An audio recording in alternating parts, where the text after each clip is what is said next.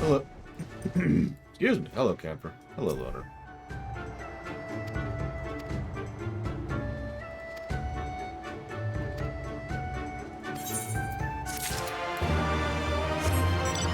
Hi, Mike Romano. I knew it. Secretly, you just wanted to be here so you could see me fail. Well, that's okay. That's what everyone does.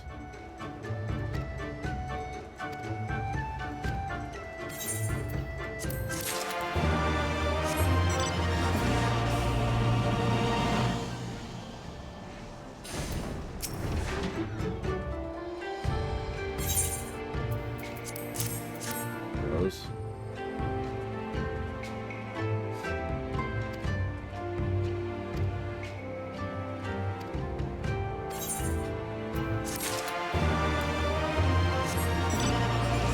Welcome to SideQuestville. Don't worry, we're not doing this on camera. I just wanted to finish this up before I got back to it.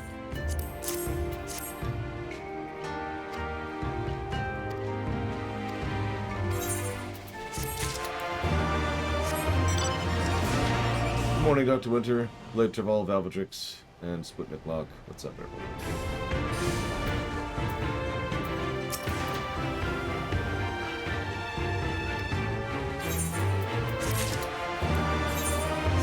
Well, that's this bundle. Nothing changed, thank God.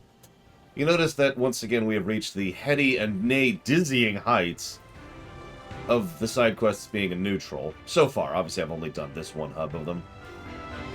Check this out though, I got to test out a brand new, never before seen, incredibly advanced technology. So check this out. I had a quest to go and capture an enemy, right? Does it actually have that mic on it? Because that's funny if it does. So you go fight something, and it's like, bam, bam, bam. But you're not actually supposed to kill it. What you want to do is you want to capture it. So, before, what you had to do is you had to fight it to a certain extent, and then stop, and then use the item, and then hope it doesn't interrupt you, because it can, or you don't kill it, because you can.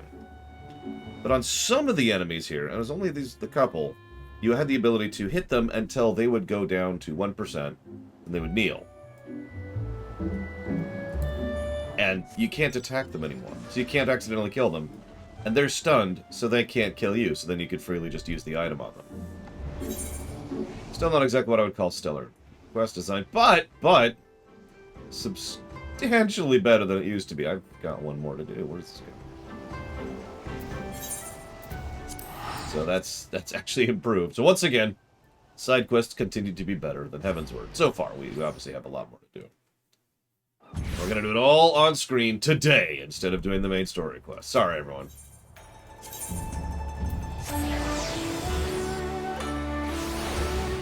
No, I ignore my chat, Blade Traval. I spit upon it. Let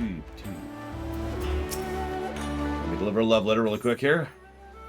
Oh, never mind. It's not a love letter. My bad. Wrong quest.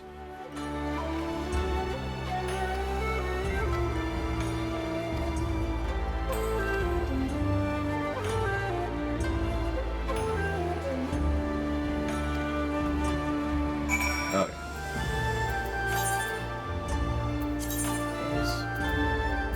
Weird, but whatever.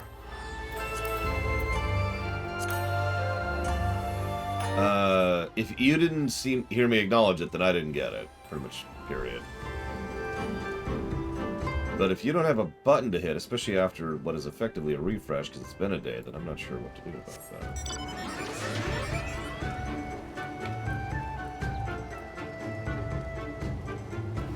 Usually there's a button that pops up and you can say, hey, they subbed, been this long. This information. And that's extraordinarily helpful when people hit that button. Yeah, like that, right there. Par exemple.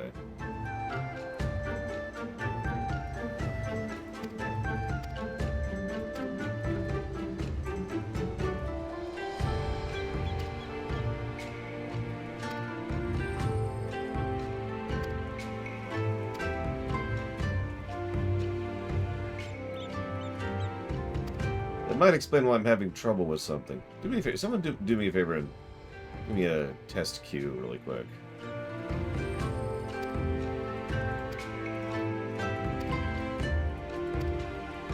a weirdly large amount of dialogue for this quest.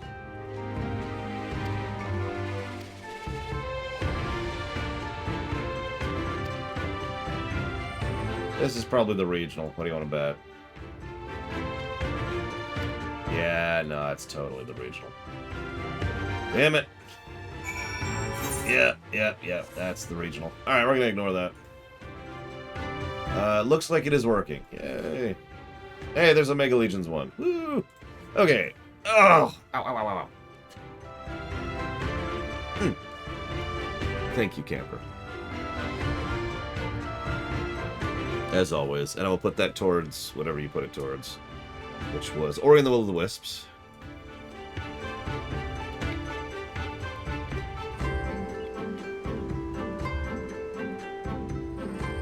And thank you, Omega Legion, very much. If you happen to know what you want to put that towards, do please let me know.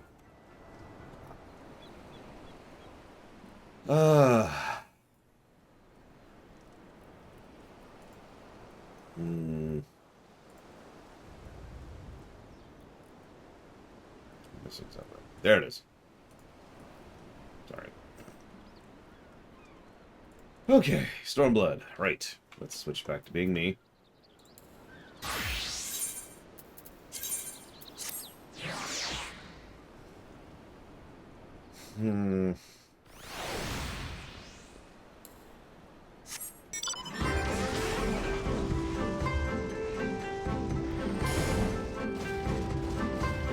I don't know how Unit 3 organizes their stuff.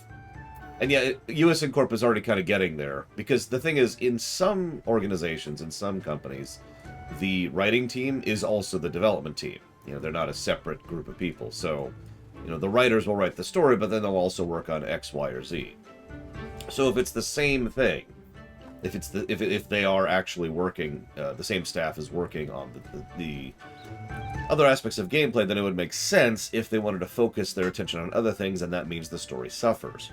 But if they are segregate, which of course I don't know, then that would make no sense, because there's nothing that prevents them from doing however much time and polishing passes and work they need to in order to make the story as good as possible.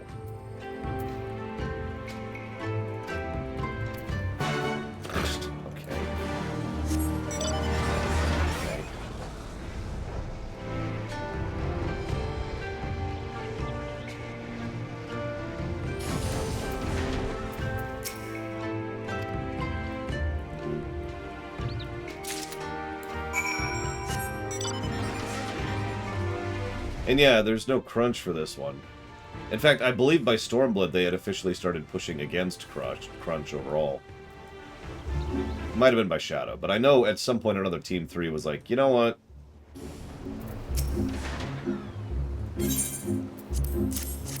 Like, we know they were very crunched for ARR. And honestly, probably for Heavensward as well. Good morning, Luke.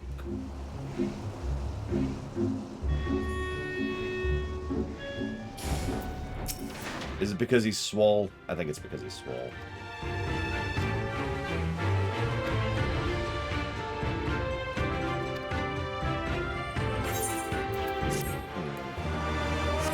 Yeah, I'm not gonna join the Confederacy, thanks, though.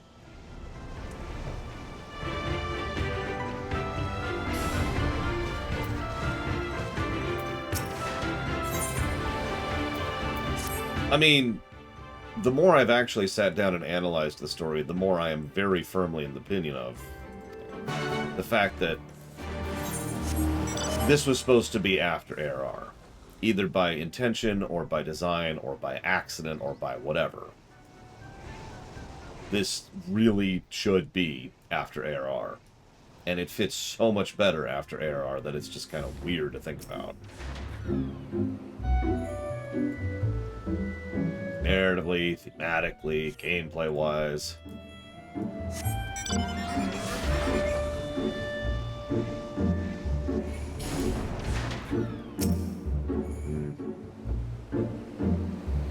I don't know.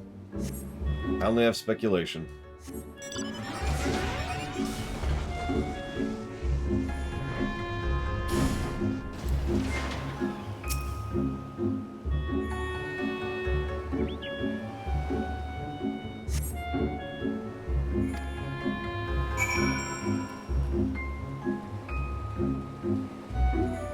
I mean, he is a one-note villain, Scion, so yeah.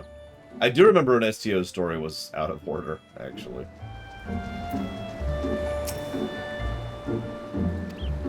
Yeah, this is Paddingville. Let's just call this what it is. Or side quest land might be a less negative sounding way to put that. Yeah, but that wouldn't fix the upcoming fight with him too quite. We just have the same problem kicked down the road a bit. I will admit this is probably my least favorite zone in terms of just design and visuals, because it's a big sea and then a couple spats of land, and that is kind of it. Now I know. There's stuff under the sea, but still.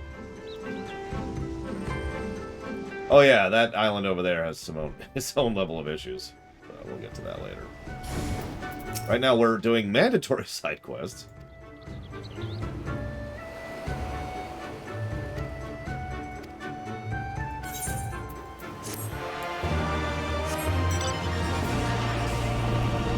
To avoid a dragon that's followed us from Heavensward.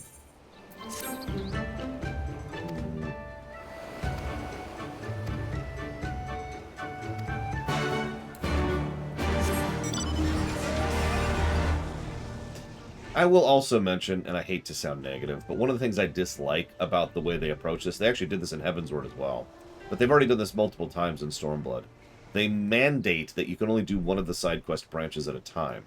Now, I don't remember if that was true originally, or if that's just a byproduct of New Game Plus. Can anyone jump in on that?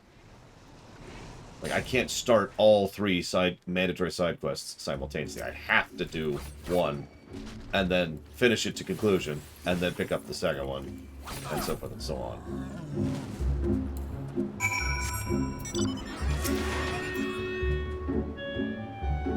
Okay, I was gonna say, I didn't remember that being a thing. That's why I was wondering.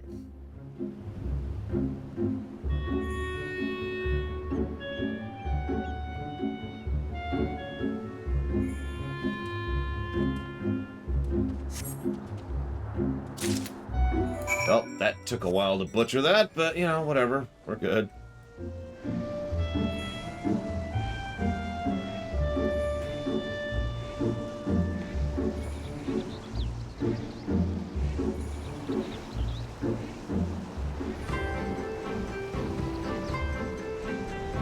Did you happen to see the very end of the VOD, by the way, Omega?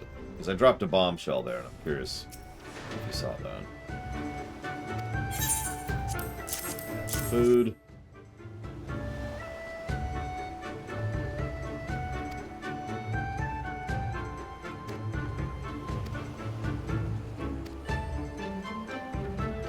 Well, if the answer is maybe, then the answer is no.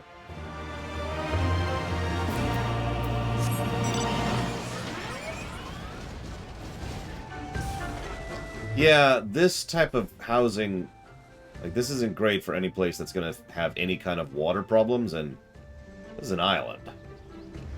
So.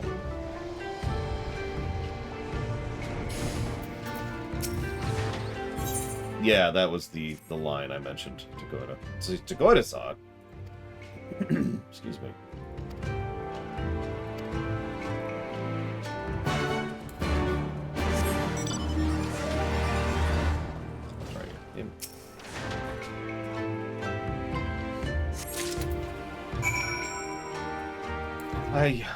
I've been asked that question a lot, believe it or not, Scion, because, spoilers, Xenos is an Endwalker. Now, we all knew this. That's not really a spoiler.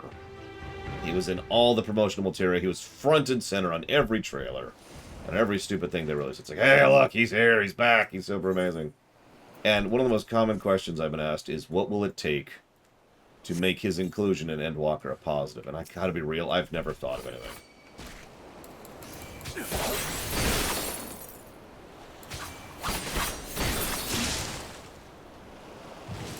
So, we'll see. Please don't answer or say anything, but we'll see.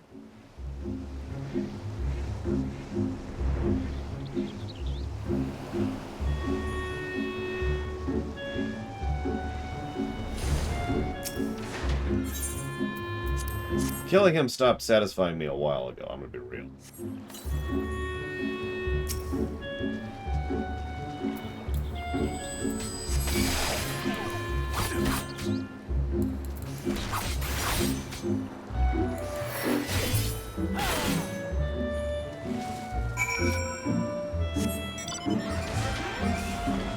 Yeah, we'll see. I'm trying very, very hard not to be negative about that, and I'll explain more about why that is later.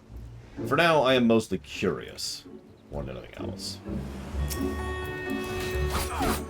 So we'll see. We'll see what they do with them.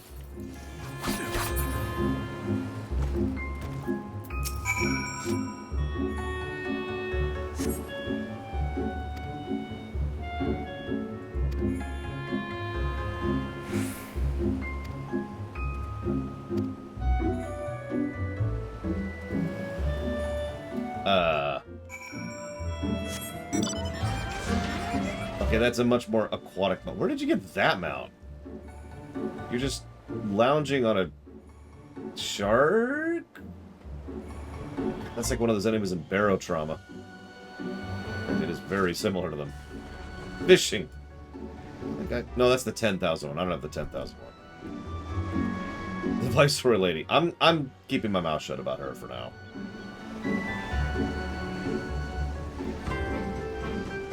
We've got a lot to talk about with her, and we'll talk about that later. She's been introduced, and that's it so far.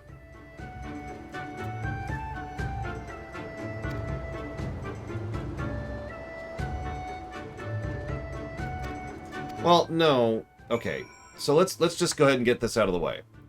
Captain Vice is awesome. Thank you for the sub very, very much. Oh, don't worry, Scion. You'll notice I've already given music positives to Stormblood.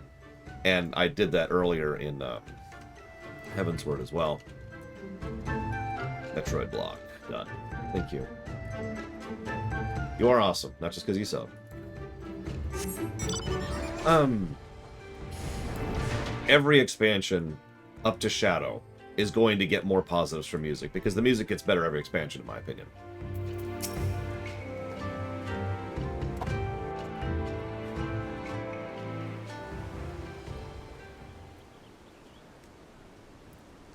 Like, I would have to think about it to come up with a song in Shadowbringer I don't at least like. Our most compassionate acquaintances return.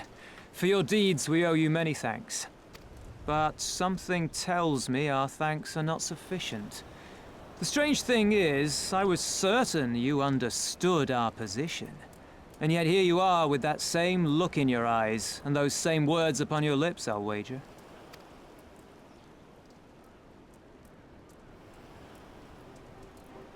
I speak only the truth. The Confederacy will not be spared Yotsuyu's wrath. You have always known this, that one day you would have no choice but to stand up to the Empire. I say to you that day is today, and come once more to ask that you join us in the fight. How convenient that recent events should lend such credence to your claims. Tell me, do death and destruction always follow in your wake? They had no part in it, Tansui. You know this. We all know this. They came and took our Doman brothers. They will torture them for her sport. Murder them for her satisfaction. So we attack and get butchered for our trouble, or do naught and let them have their pound of flesh.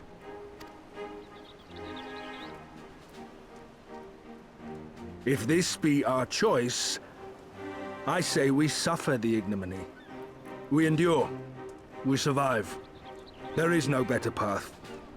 Until the day our enemy is grown weaker and we stronger, there can be no retribution. We will wait for a sign. Such is the judgment of the Confederacy.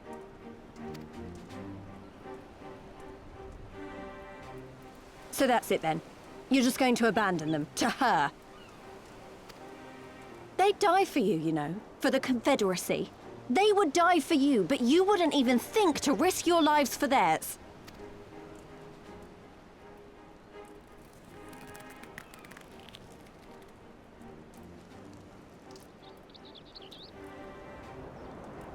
I have one last idea, if you will allow. I'm afraid it's not very good as ideas go. It's exceedingly reckless, in fact, and you may well come to despise me for ever having suggested it. Assuming we survive, that is. What if we send our our Carrack-like cruiser in there?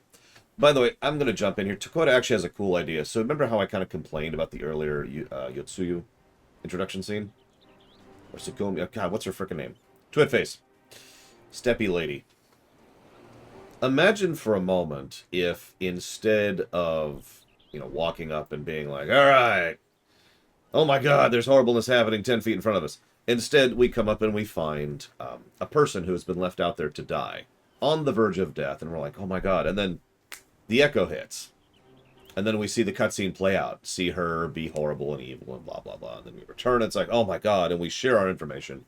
That's when, if we really want to separate Gosetsu, which I think shouldn't happen, but let's go ahead and say that for whatever reason we want to get rid of Gosetsu, us telling him this is what convinces him to be like, all right, I'm going to go do this. You figure out a way to rescue people and also me. Or whatever, right?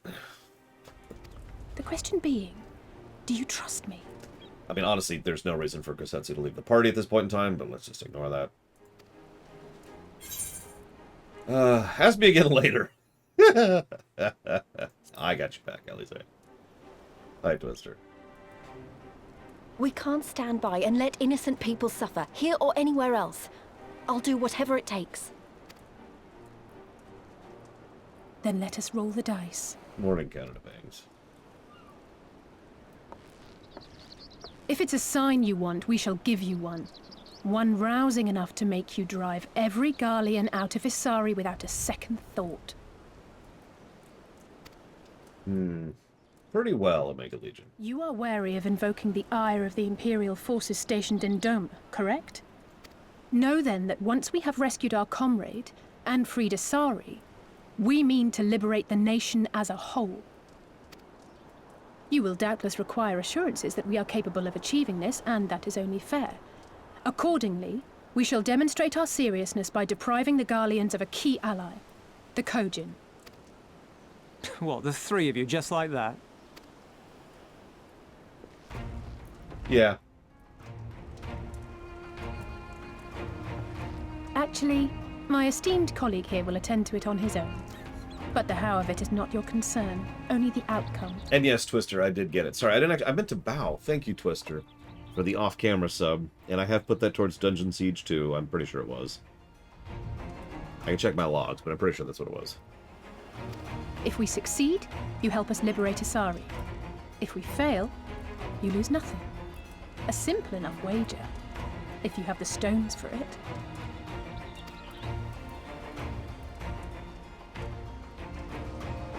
The little miss does make it hard to refuse, does she not?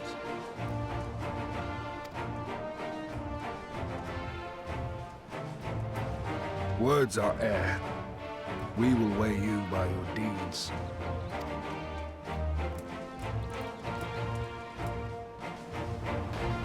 I will admit I never liked the Omega explanation of her power, personally, Omega Legion. I'm just going to go and admit that. But it's also worth noting that since Omega is raid content, that happens after the MSQ, and by the time we finish the MSQ, we are definitely back to Star Destroyer status, like definitively. So, those complaints have since gone away before we even start the Omega line.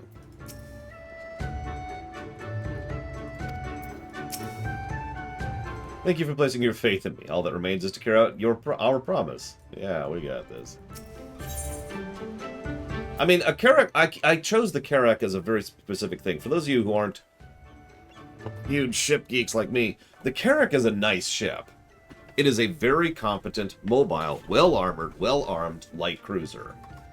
It is an extraordinarily well-built ship. It's a Carrack, you know? It is lower tier. That's all there is to it.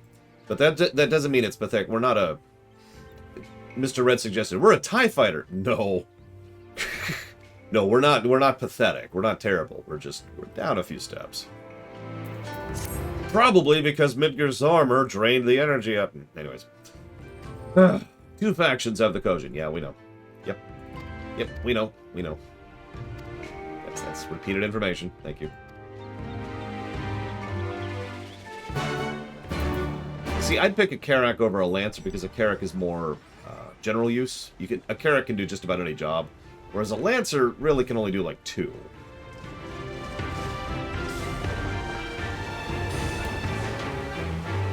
That's a good question, because Heavensward had a pretty decent build-up, you know, leading to the Steps of Faith. Stormblood's lead-up we've already seen, Belser's Wall and all that. I know Shadowbringer's build-up, and I remember it quite fondly.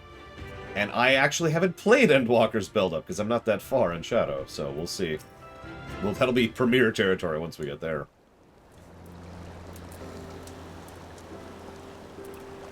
Huh? Lord, what is it? Oh, sorry, I just wanted to have a think. I actually agree with that, Omega Legion. Well, again, but... So, okay, let me walk that back. We keep talking about the difference between an Imperial Star Destroyer and a Super Star Destroyer.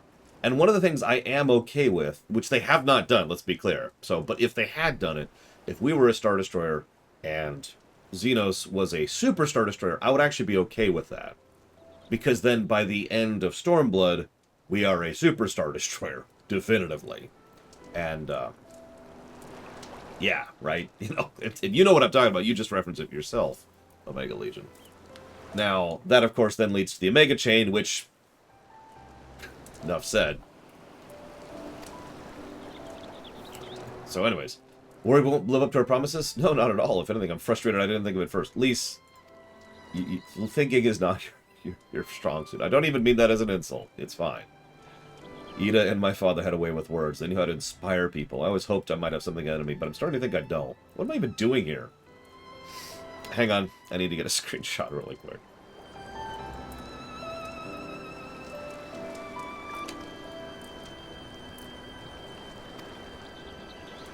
These, you... That's listening to me. I don't even know where that came from. Forget I said anything. We have places to go. Imperials to fight. Let's go do it.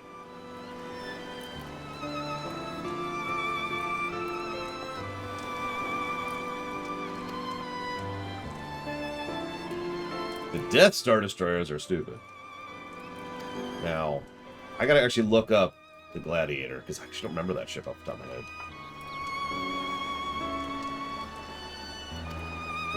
Oh, that thing! I could see that.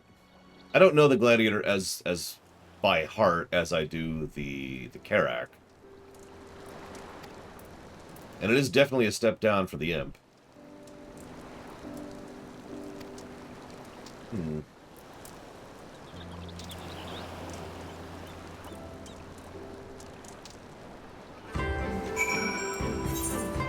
Anyways, time to do the Collision. Now, I've already mentioned that this is side quest land, and it super is.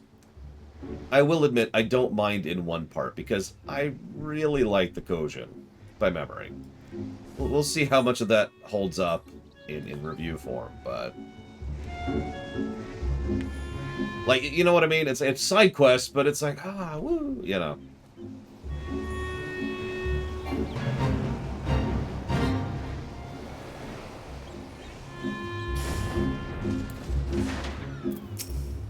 I think it's the Isle of Becco, though to be honest it looks the same as however many other islands here. Rasha said there was a cave that leads to the village. We should search further inland.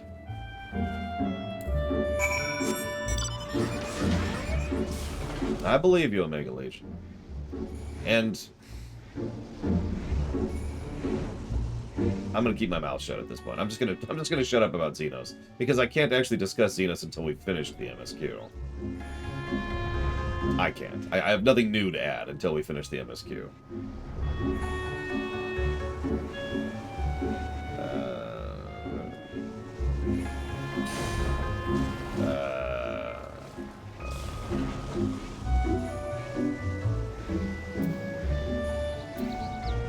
I don't know 40k ships by heart, so I can't say anything about those. Someone who knows 40k ships, what's a step down from a Star Destroyer? No, you absolutely would not have a flying mine. There it is.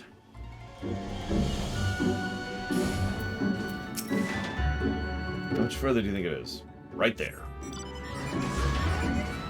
Yeah, we would have to do this without a flying mount, so... Look at that, what you will.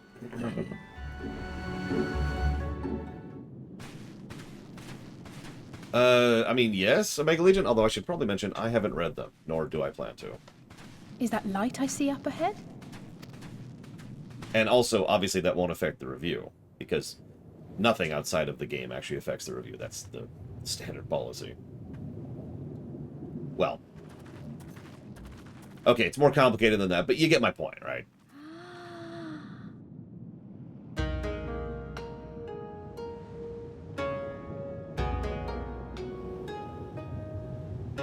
We appear to be standing inside a giant bubble. By the 12. I think we're on the seabed.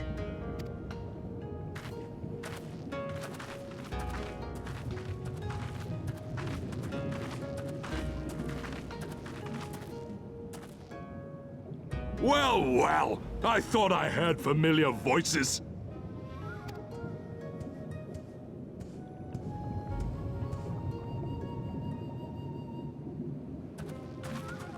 Soroban, what are you doing here? What a curious question. I live here. Then this is the home of the Blue Kojin. Just so. I bid you welcome to Tamamizu.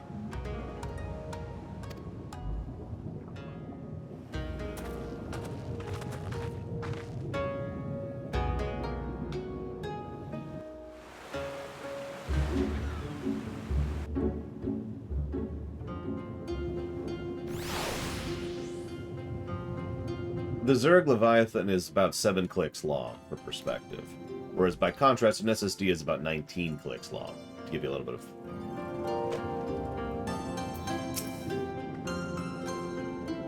How fortunate it is we should find familiar faces in this place. We should tell Soroban about our situation. Yeah, he'll help us. Tell us which god we need to kill. Oh, speaking of which quest are we up to?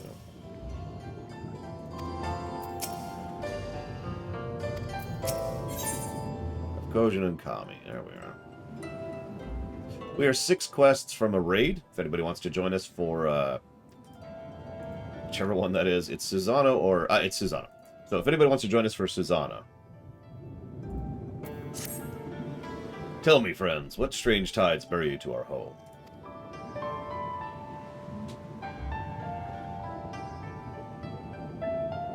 That is indeed a most dire predicament. Perhaps an opportunity for us to craft yet another profitable arrangement. Very well. I shall introduce you to our leader. It'll be up to you, however, to present your case.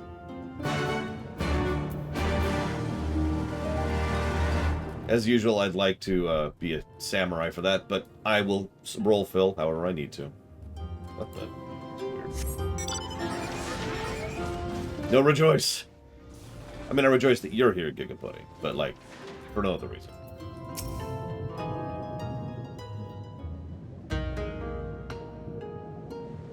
Welcome, guests.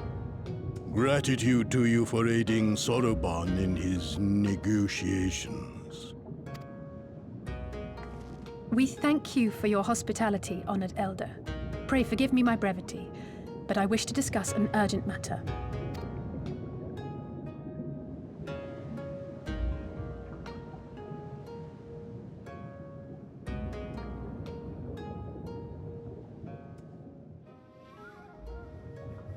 So, you seek to compel our Red Brothers to forego hostilities for a time. That's right. We know your two clans have your differences, but what with you being brothers and all, we thought you might be able to share some secret knowledge or something? Please. From far above, you have journeyed here in search of our wisdom. You shall have it. All creation is a tapestry, through which the divine is interwoven. Kami are legion, and they can be found in the great and the small. Though they come and go as they please, they favor certain vessels. The ancient, the precious, the exquisite. We Kojin covet these vessels, these treasures. We go forth and bring them home to keep them safe and bask in their divinity. They bring prosperity and joy to us and our children. Yet, how are we to seek these treasures above if we made enemies of the Garlean Empire, powerful and far-reaching as they are? Wiser to join with them. So resolved the Red Kojin. Cautiously and carefully, for the Garleans are blind to the divine, nor will they suffer their subjects to see. So the Red masquerade as mercenaries who seek money and power, and never speak of their faith in the presence of their masters. To honor the divine, they deny it. A twisted and misguided path.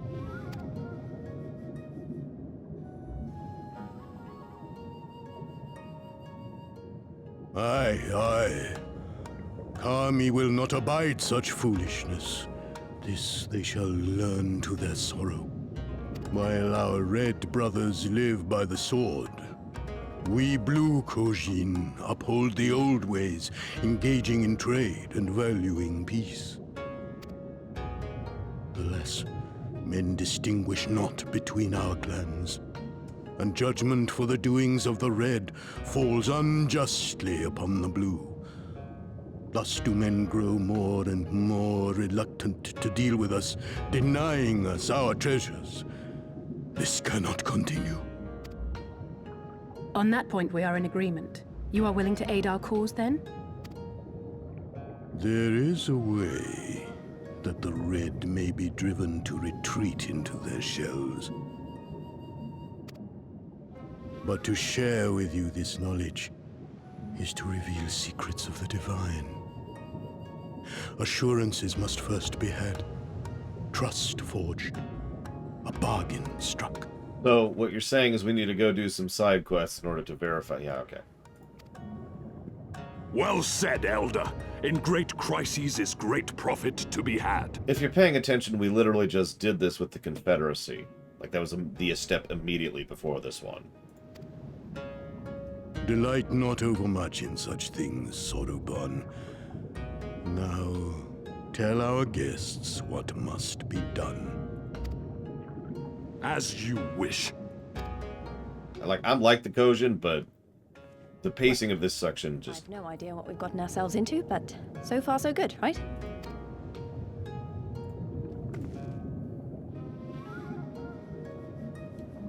Adjacent to center. I mean, again, this is there's probably going to be some story pluses here, but I think I'm just going to go ahead and codify our first pacing negative.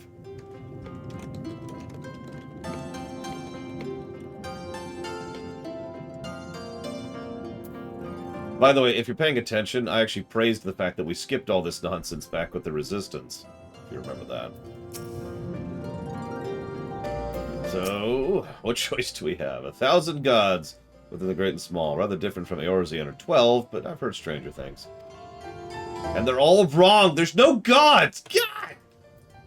God! Listen well, my friends. We require your assistance for the search of a priceless treasure. The Asakani no Magatama. This jewel, this most sacred of Kojin relics, was in the possession of the Hingashi until they decided to present it to the Garleans as a gesture of conciliation. The Red would not abide this, so they plotted to seize the vessel, bearing it to their imperial masters. Alas, though they succeeded, in the ensuing chaos, the Magatama was lost to the sea. We wish to recover the sacred jewel before our brothers. However, were we to come in conflict with them, it would be problematic. Therefore, we turn to you. So you want us to search the ocean floor for a treasure. I'm not sure how we're supposed to do that without, you know, drowning? Fear not. There's a ritual I can perform, which will allow you to swim in every expansion after this point in time. While mounted. Which gets really funny if you consider what my mount is for a second.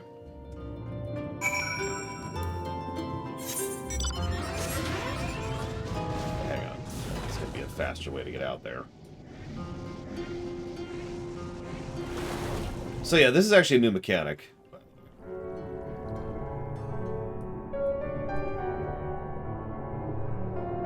If you're paying attention, it's a whole other mode, but it functions like flying. It's the same general mechanism as flying. I think what they do, this is just guessing on my part, I think they technically parcel out the zone into subzones and apply different rule sets to the zones in order to allow that kind of a thing to happen. That's why there's a mini loading screen each time we go in and out of the water. Now, that's presumption. I don't actually know if that's true.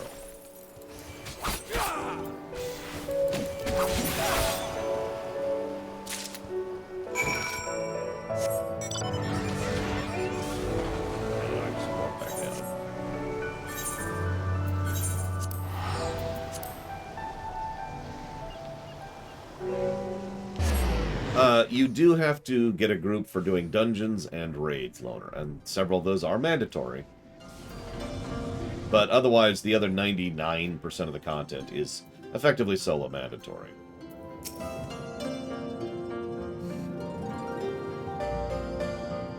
Well, that is a good question, Scion.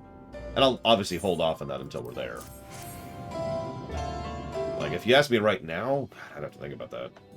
Although I like the idea of retiring in the Crystarium, admittedly. So, sea snail shells, about the size of my fist, though I realize now you may have meant yours. These are more than sufficient. Next, we need to present them to the sea. Perform the ritual. Out of curiosity, how large is this sacred jewel of yours? Unless it's too far... Unless it's far too large to be carried by the three of us, how are we supposed to even find it? The Ruby Sea is not small. Surely you realize we've been searching this whole time. The area we wish to explore is but a small fraction. Already we have scoured most of the seabed, near and within our territory, to no avail. All that remains is the western region of the sea. Sure.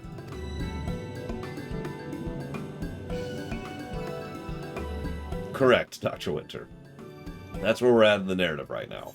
We've also lost Gosetsu, for no reason, and we're still trying to connect with the Domans, and not even sure where Yugiri is, because she decided to bail on the group, for reasons we'll cover later. It's not like a big secret, it's just not relevant right now. Are you ready, my friends, to explore a world unlike you have ever known? Under the sea, boop-a-doop-boo, under the sea. Down where it's wetter, here it is better, take it from me.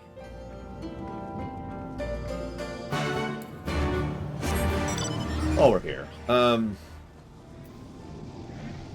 Let's see here. I had a question I wanted to answer. Oh yeah, Dr. Winter asked a question. It's a valid question, but I'll actually wait just a second. But it'll be the next question I answer.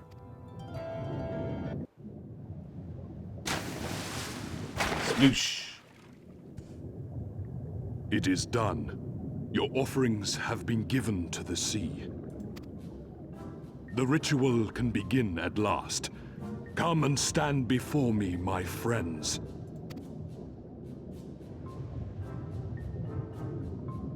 I could see the Dome and Enclave, especially rebuilt.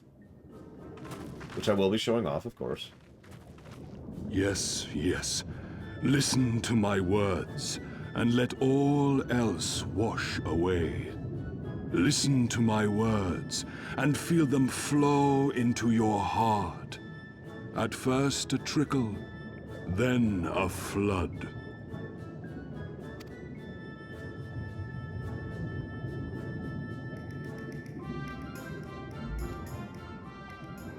O Kami of the fathomless waters of the fallen, the ascended, the flowing, and the becalmed, caretakers of the shallows and of the depths. Receive of us our meager offerings, cleanse these ones of earth and stone, and grant them your blessing, that they might drink deep of the divine.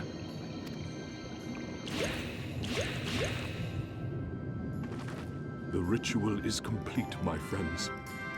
You may now breathe in the depths as you would upon land. Strange. I don't feel any different. Are you sure it worked? Reasonably. The blessing does have its limits, of course. While it will allow you to dwell in the depths, it will not help you traverse them. I can swim well enough. How about you, Alize? Oh, like a fish, in contrast to my doggy-paddling brother. Somehow, the boy just isn't very buoyant. Skilled or no, your bodies are ill-suited to the sea. Your cause demands alacrity, and you shall have it. But first, let us take to the water. Yeah, I hate to jump in here. This seems like such a little thing, but this will come up multiple times after this point. Like, our ability to survive underwater is kind of a really nice utility ability.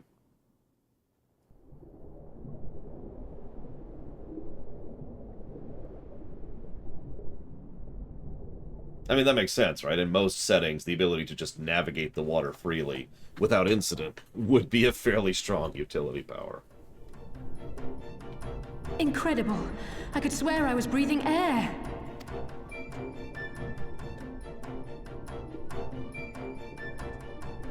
Now I shall summon for you noble steeds of great strength. No, it's okay. I got a Magitech armor. Yeah, no kidding about it. I myself actually almost drowned to death once when I was very young. Thankfully, my mother was, you know, paying attention. But, you know, it's such a simple little thing and so easy to do. Being able to just kind of bypass that would be nice. Wow, look at them! I bet they could take us all the way to the deepest depths of the sea. And so they may. After we've won over the Confederacy, rescued Kosetsu, and liberated your respective homelands. Yeah, so, speaking of water pressure... Become parted from your steeds. Return to me, and I shall call them again. Take care, my friends, and may the Kami speed you on your way. We'll find that treasure in no time, come on! In my case, it was a dog that was being a dog, barking very loudly and chasing me, which was scaring me. I was like 3. And the dog chased me into the pool.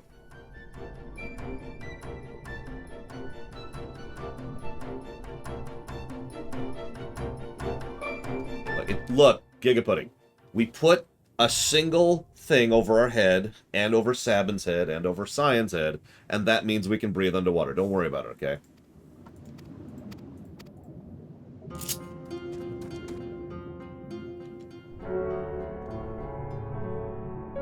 There's this crap mount, which I will tolerate for now.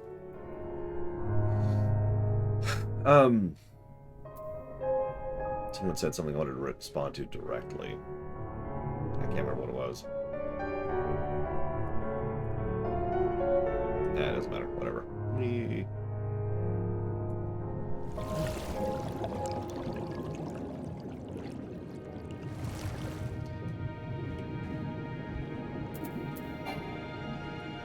Oh! Barotrauma.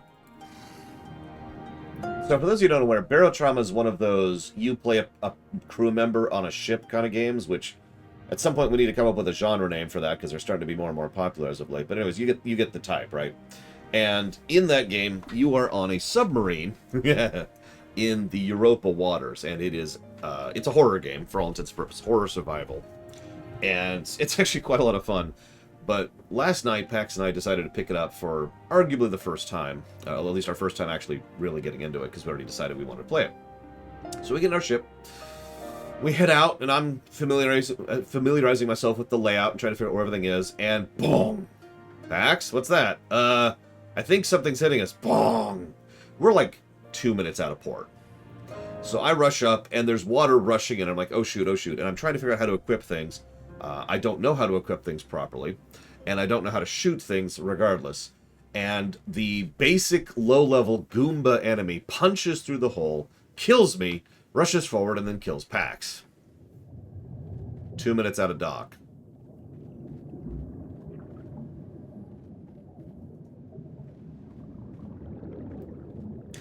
Now, our second attempt was a little bit more successful. We managed to make it a little bit further, but in the course of heading out, so Pax was relying on the autopilot. Never use the autopilot in that game unless you know what you're doing. Because we were like, all right, let's go over here, let's go over here. Oh god, what, Pax, what? We're taking hull damage everywhere. Water leaking in, water leaking in. Now, I'm a little bit better at figuring out what to do. I've figured out how to use items at this point, and a lot of the other interface things. It's kind of a jank game in terms of interface. But it's like, okay, cool. All right, I get down, start sealing up the things, and I die, and I'm like, wait, what? Because I had my breather on, and I'm not sure what's going on. Well, it turns out that at a certain point, if a compartment gets too flooded, it starts to take into account the water pressure. I got crushed to death. Now, what's funny is we actually salvaged that. So what happens is you can choose to respawn with a penalty, which is its own other thing, and then you get spawned on like an emergency sub, a little shuttle thing, near your ship. So I went ahead and had to figure out how to navigate the ship. Again, never use autopilot. Had to navigate the ship manually, and couldn't figure out how to dock, so eventually I just said screw it, got near our sub, got in a suit, got whatever equipment I could carry with me, swam out, repressurized, and started, because I was the mechanic, by the way. He was the pilot, he was the captain. So I started fixing the ship, which it's just, everything was broken. But we did actually manage to salvage it, get the ship functioning, and got up and got to our destination, which was the 1-star difficulty quest we were trying to do. So, woo! But, yeah, I like to picture what it felt like to be like, all right, I just need to swim in here. No, we didn't have any AI bots. We haven't hired anybody yet. I have my doubts, but this blessing is worthy of the name. Yeah.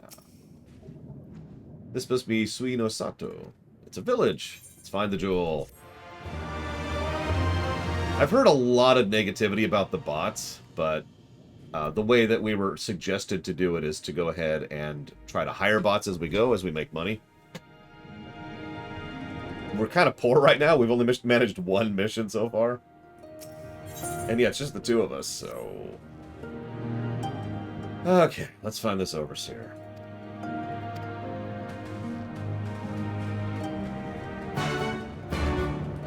Alright. You! Tell me who the overseer is, or I'll kill you! Oh, I can't talk to you.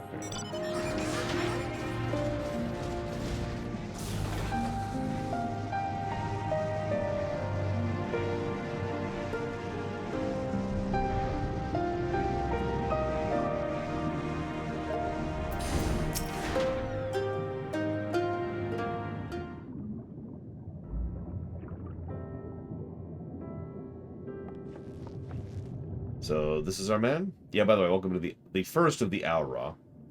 Leave this place and never return! Yeah, that's the Aura. Alright. Sorry, I didn't mean to stare. My name is Lise. These are my friends, Laura and Alize. We're looking for the Overseer. Is that you?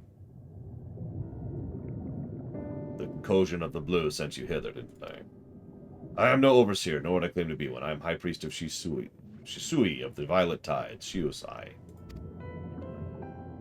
Oh, congrats, Zakdeft.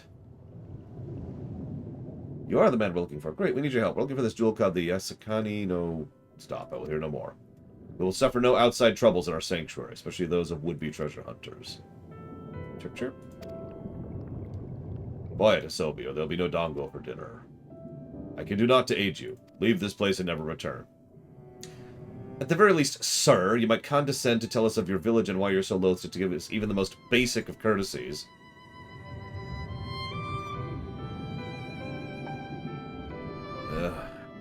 Sui no Sato is our sanctuary.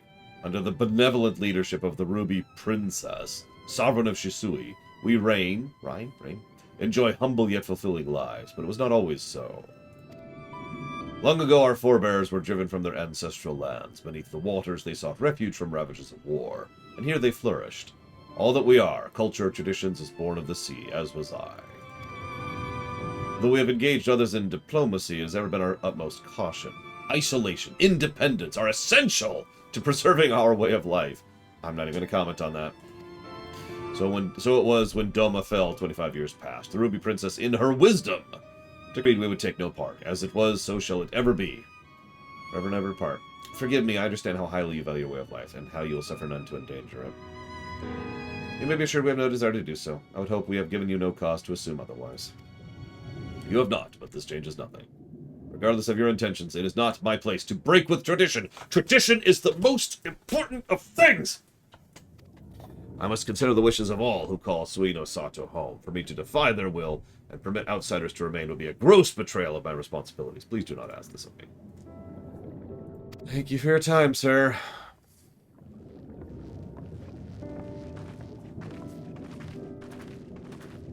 Frickin' Jedi.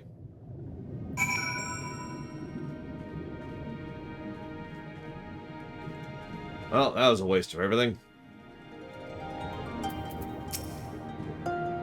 Another village, another death here. Yeah, it's 3 now. Clearly, Girabani is not the only place with walls. I'm starting to wonder if this is all a huge mistake. Gosetsu couldn't have known we would take this long. Yeah, it's almost like he shouldn't have slept the party. But you know.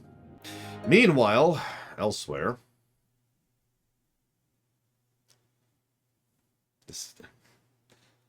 This is the exact moment I had to ask my friends, what the hell is going on?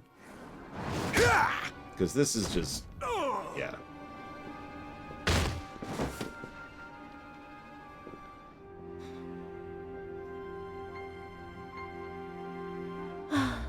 I tire of this filthy tavern, and its still filthier clientele.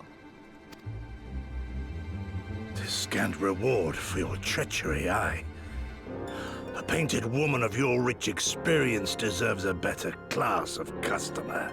Coming from Gosetsu, that's probably the worst yo mama that I've actually heard him say, so... Oh. Name-calling.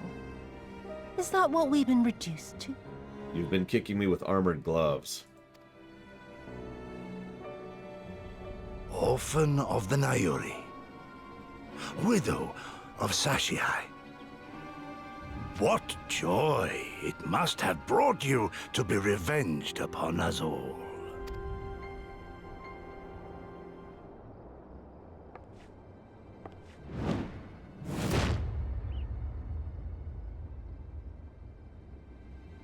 Not enough. Not nearly enough. My appetite for your agony is as an abyss. Bottomless. Insatiable. Before you die, you will cry and beg and prostrate yourself upon the earth. You will crawl on your belly through the muck and the piss and debase yourself for my amusement. All of you. I don't want to give away too much right now, but let's just say that broken people is certainly a trend in this game.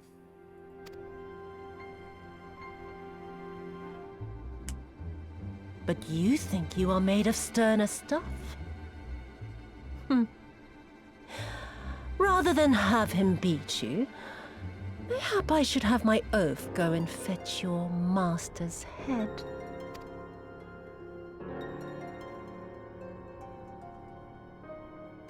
Oh, poor Lord Cayenne. Kami rest his soul.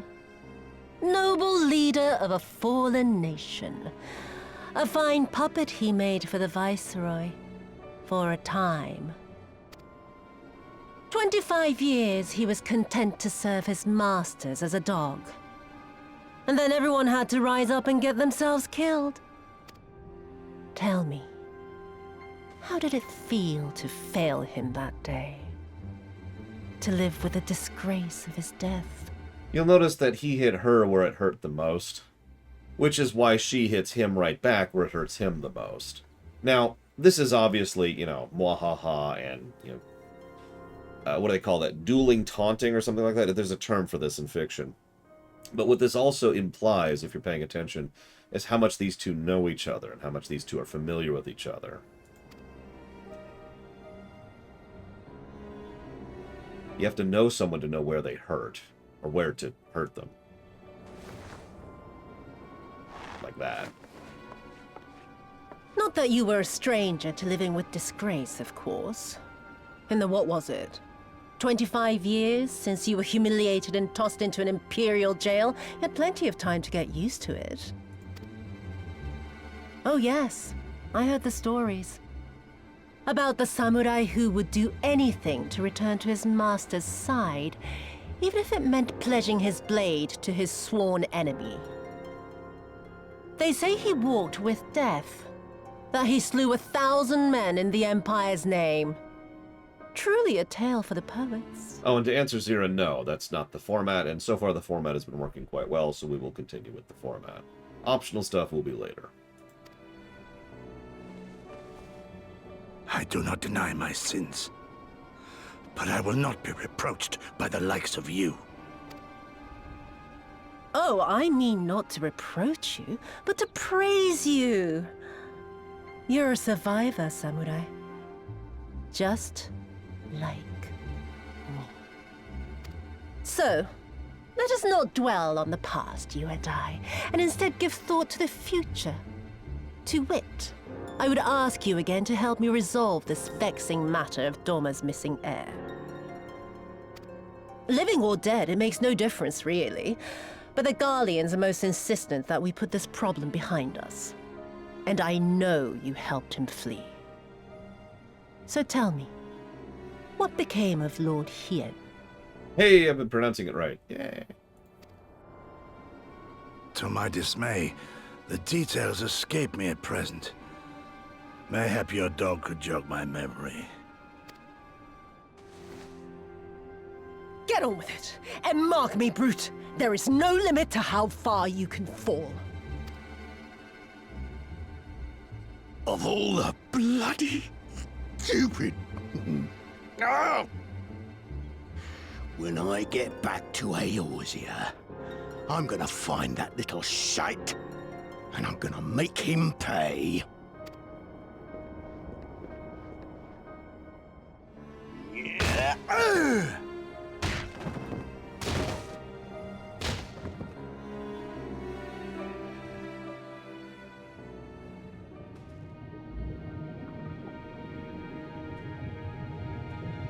Yeah, you notice how... Okay. I'm giving that scene a positive and an aggregate negative. Can you guess why?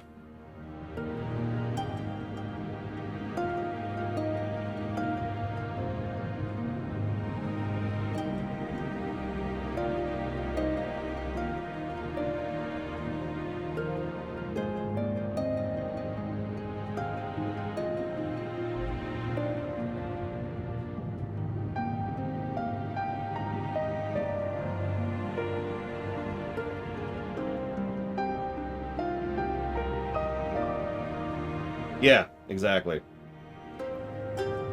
Like, he legitimately ruins that scene, which is otherwise a very good scene. You notice that's actually a good utilization of exposition, too. Two people who know each other very well and are using it to hurt each other, so it's actually natural and in character for them to essentially tell us details about their respective pasts. So, well-constructed scene, and then Joy Boy is like, hey, I'm here too. And also I'm angry. And I'm gonna punch someone. Boop. Boop, boop, boop. Anyways, 1, 2, 3, 4 quests to Susano. Seem to have reached an impasse, and to make matters worse, every solution I can think of will only take more time. Yeah! Meanwhile, if I could just add one other thing, why the pacing negative is something that's already bad here. We have literally just been shown that Gutsetsu is currently being tortured while running around doing side quests. Like, can we frickin' get on with this?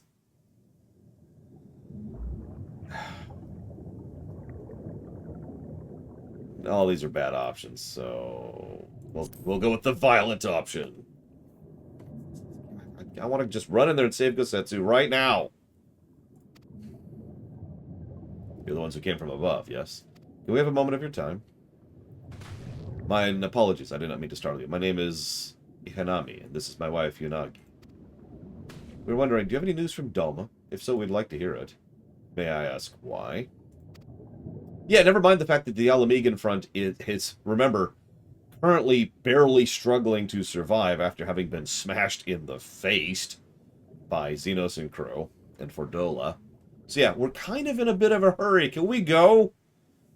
Our daughter fought in the rebellion. We have heard naught from her since. 'Twould be too much to hope you know of her, but her name is Yugiri.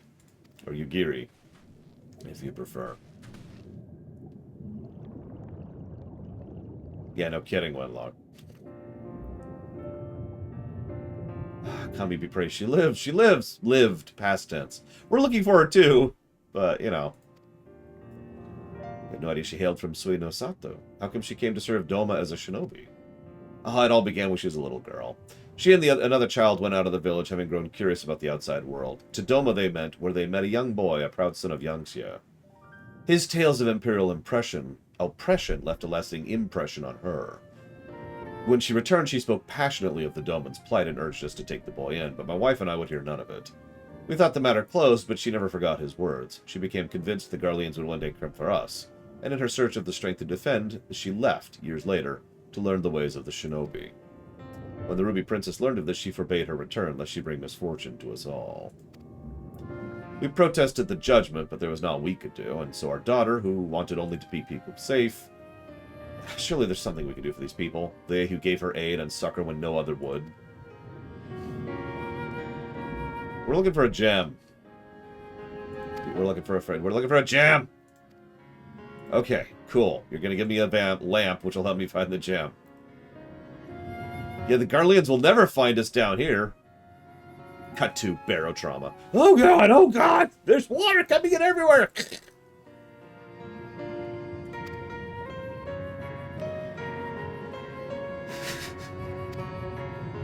I do hope you'll find that which you seek. I only wish there was something more we could offer you. And when we next see your daughter, pray tell her not a day goes by her parents and brothers do not think of her. Yeah, there's an interesting question. So the Garleans could, you know, invade and probably crush this place with a single squad. But here's a funner thought. See that bubble keeping the water out? How hard do you think it would be to break that?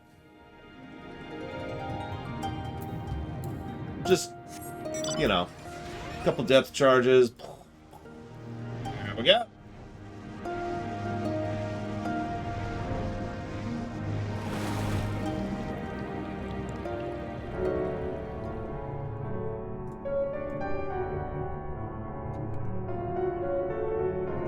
Honestly, probably not, Dr. Winter. Because what that scene has done has built in a player sense of agency. So let's talk construction-wise, what the significance of that scene is, other than the exposition. That scene is someone we care about because most players have been... Let me walk this back a second. Gosetsu is a fond character for a reason, and they've done a lot to make him likable already. Like, even back in Heavensward, they worked to make Gosetsu likable. So we have built a character who is designed to be likable, who we are now torturing and berating and beating to death. Which means the player is now automatically A, disinclined towards the people doing the beating, and B, in a hurry to rescue him. So the moment you pull that trigger and show that scene, you have now built into the player, admittedly a meta, a sense of agency. We need to frickin' go. So you can see why the more you put that away from the actual rescue, the worse that can feel. Now there's gradients and malleability there, but you get the idea.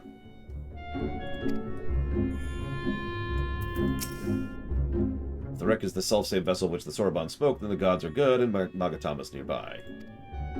Yay! This is cool. Everything's cool here. Here, I think? I'm trying to remember. I had to do with this last time.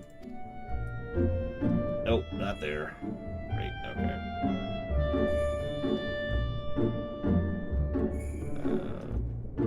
God, why am I so slow? Strongest oxygen money can buy. So, just plain oxygen? Where's the stupid thing? Oh, there it is.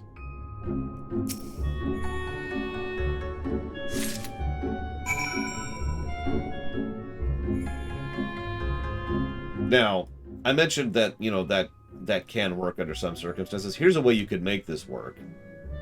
So, we have player agency, but not character agency. So, okay. And then we go and we get there, and oh, Gosetsu's dead because we took too long. Now, I wouldn't do that personally, but you can see how this kind of scenario could be constructed to be a tragedy. Gosetsu will have died of old age by the time we finish. Yeah, can we get on with this? Please. Okay. Vanalize is getting impatient. Okay. Much as I would like to return and thank you, Goodry's parents, for the assistance, time is of the essence. Yeah, that's the other thing. Alize, in character, is starting to get, you know, a little bit impatient, too. And I would not kill Gosetsu, at least not here. How should the game provide rep through means that's not mandatory side quests? Oh, jeez, I don't know.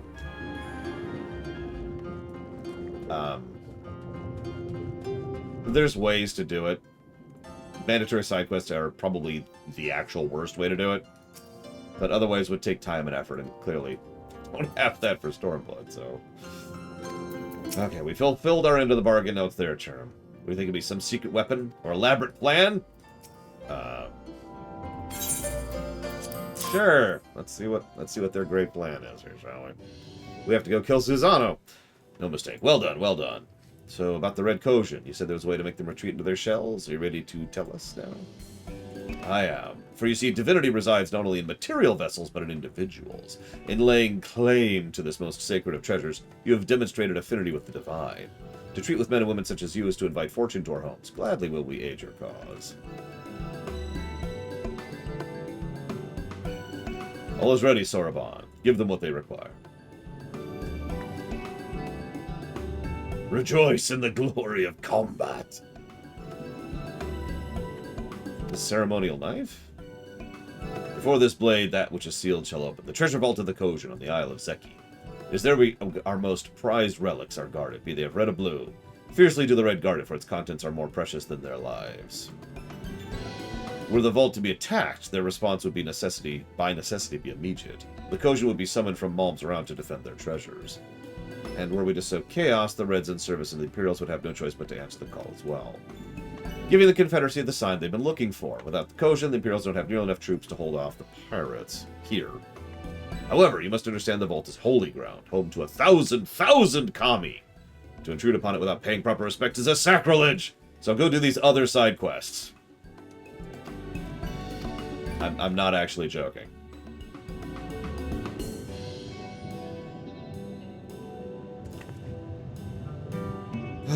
So we're going to take the thing there and deliver it. Sorry. I'm actually just tired. I keep meaning to go to sleep early some night, and it keeps not happening.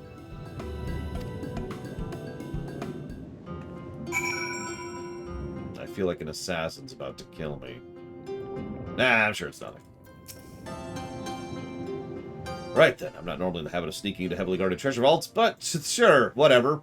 This way we'll convince the Red Kojin to no longer be with the Kojin, or with the Empire. That'll convince the Confederacy to no longer be with the Empire. And that'll allow us to rescue Gosetsu, which will allow us to go to Doma, which will allow us to... I'm sorry, Omega Legion. Nervous? Me? Nervous? Come now. It's not that I haven't risked my life in ridiculous ways before. Well, okay, maybe I am a little bit. Strangest thing, that completely out of character.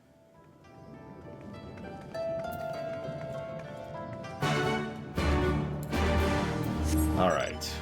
Now, I'm not afraid of Zira, because I've got my mech. No ninja can defeat a mech. Wait, I've played Cyber Shadow. Crap! Run! Run! Where's the door? Where's the door? Hold the door!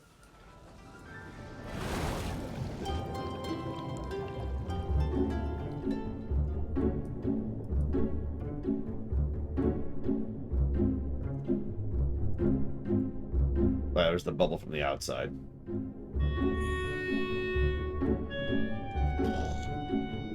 I love how they have... So, I'm sorry, I gotta show this off.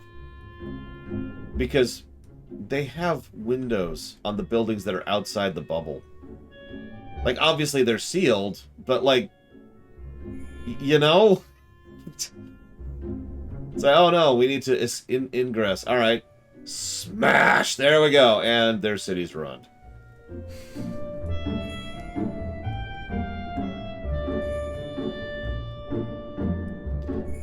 Garlean Wi-Fi should be pretty good. Paper doors. That's even worse! That's actually worse! Alright, anyways, while we're traveling here, let's see. Okay, so. If the Empire from Tyranny was dropped into the setting, how well do you think they'd acquit themselves? Not very well. First of all, their main thing wouldn't actually work in this setting. And second of all, this is a pretty decently high tier setting, so... Tyranny is a pretty low tier setting. Assuming this is the right cave, it should lead us straight to the heart of the Isle of Zeki. Do you have a plan? How about the two of us get the guards' attention while a third heads for the vault? Meanwhile, two join them there, we make a stand, and there we go. Fine by me, I like simple plans. I will be the decoy. Yes, I also have mind to ask Lore to be one, given his peerless martial prowess. No, it's okay. I'm only a Carrack right now. The two of you will make a way to the stronghold. Have some fun. Meanwhile, I will attempt to go in and contact you via Link Pearl.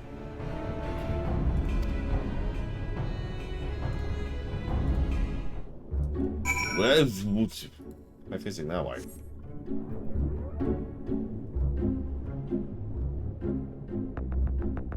Yeah, Tyranny's overall tech level is very low. But Dakota is correct. We're not sure how Archons would work in another setting.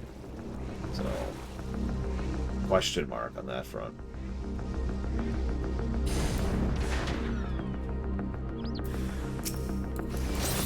Hello. I'm a distraction. I'm a distraction. I'm a distraction. Look at me. Ba-ba-dum-ba, ba-dum-ba-dum-ba. As I say, we need to start getting the group together soon. We're still 5 quests out. It is gonna, you got like 10-15 minutes for anybody who wants to join, but we are getting there. Ba-ba-dum-ba. Ba-ba-dum. Ba-ba-dum-ba. Oh, more. Okay. What's up?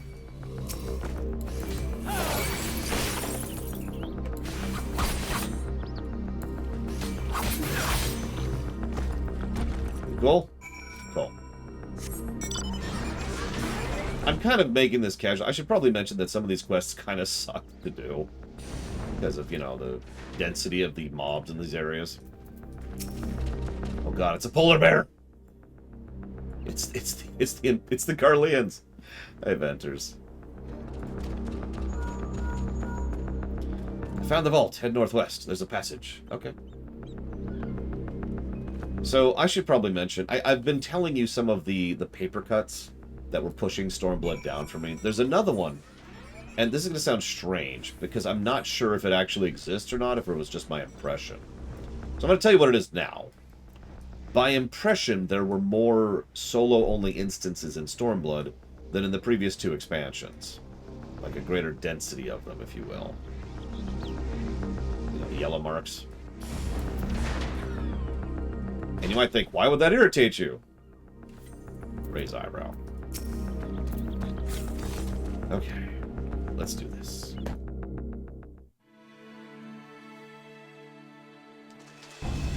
Thieves! Thieves! Come to steal our most precious treasures? You will pay for this sacrilege! That's the spirit. Now don't be shy. I'm more than ready for another round. Seize them!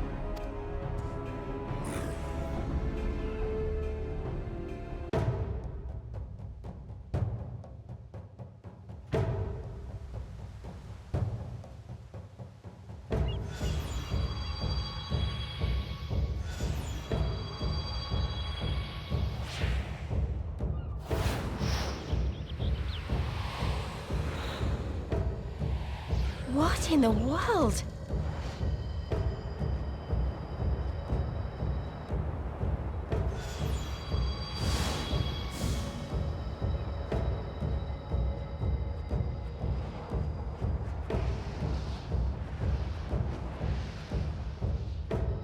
I mean, I'd say Y'shtola, but that would just mean, you know, 2 mages and us.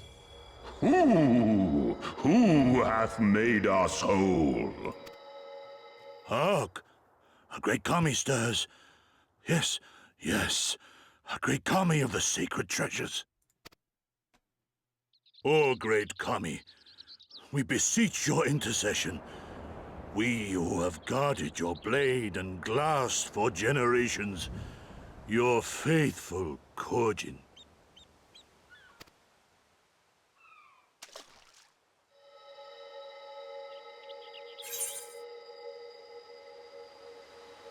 I'll be honest. It was I who made you whole, but it was not my intent. I but carried the trinket.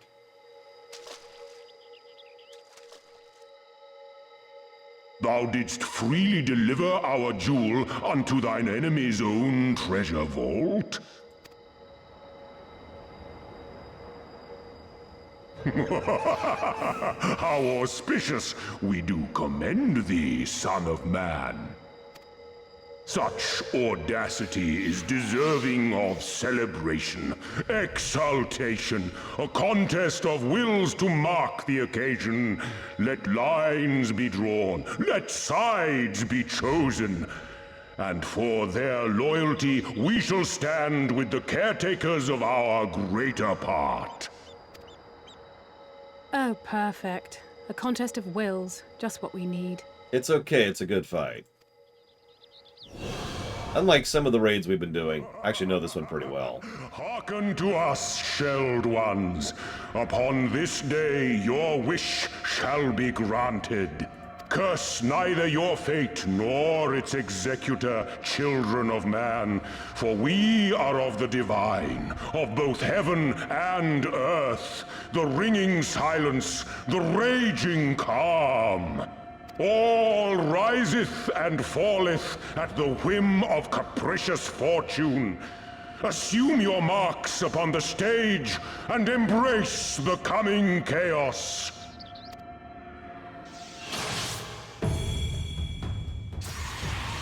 And yeah, you can tell it's Urianger underneath that. He has the same overall intonation, he just changes up the boisterousness of it.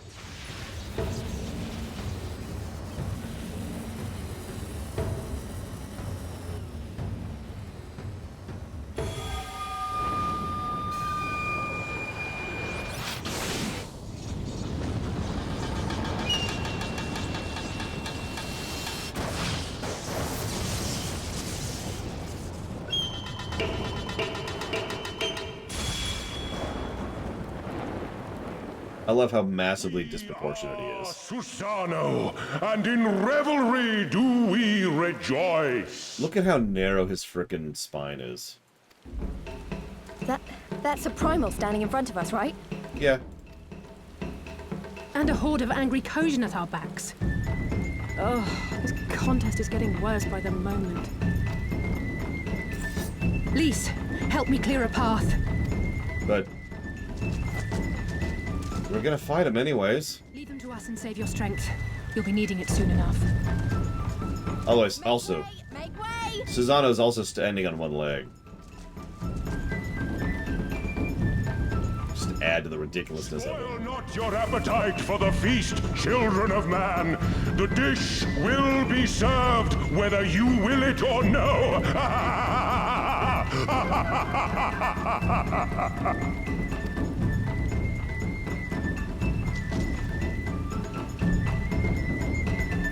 Thancred's a good pick for being here instead of Lise.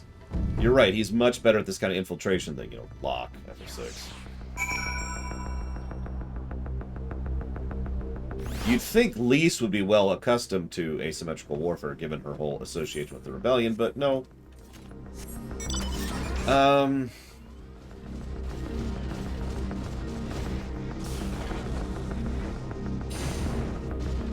I'll tank it. I'll tank it. And I'll fail at it. Certainly there's a perfectly logical explanation involving the ether stored in the treasures, religious fervor with the Kojin guard them or something. A pity Alphino isn't here to provide it. And just when I thought our fortunes had changed, I swear if Soraban and his people knew this might happen. No, I doubt that. Even the Red seemed surprised. All boop. Ah! Ah! Ham. All rises and falls at the whim of capricious fortune, does it not? Same goes for him. We have to defeat that primal. Yeah. As before, our numbers limit our options. I wish I could claim to have a brilliant plan, but I don't. All I have is a desperate one. Lise and I will do our best to draw the Kojin away from the primal. We'll lead them on a wild dodo chase around the isle. The rest of the plan, I'm afraid you can guess. I'm sorry, Laura, I truly am. But neither of us can even approach Susanna, much less hope to defeat him, which means you're on your own. Well, who knows? He does have an awful lot of adventuring friends. Maybe one of them decided to take a fishing trip to the Far East. Aha, game.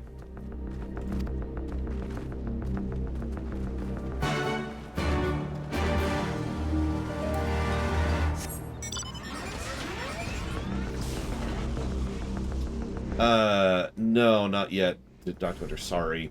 It's been a lot of reading and a lot of voice acting, so I haven't had a lot of pause moments to really answer questions. Bullet Tribute, now available. Alright, so I'll go ahead and take it. Or, I could do it as a samurai. No, we shouldn't do that while synced. That would be awful. I don't think that's even possible. While synced. So fine, you can tank Zira. Is it? I mean, we should totally go for it, just for the meme. Just for the meme. And if we wipe, I apologize.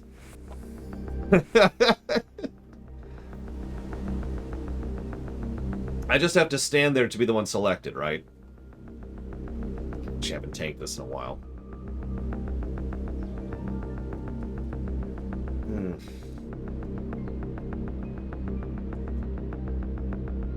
I have to interact with it, okay.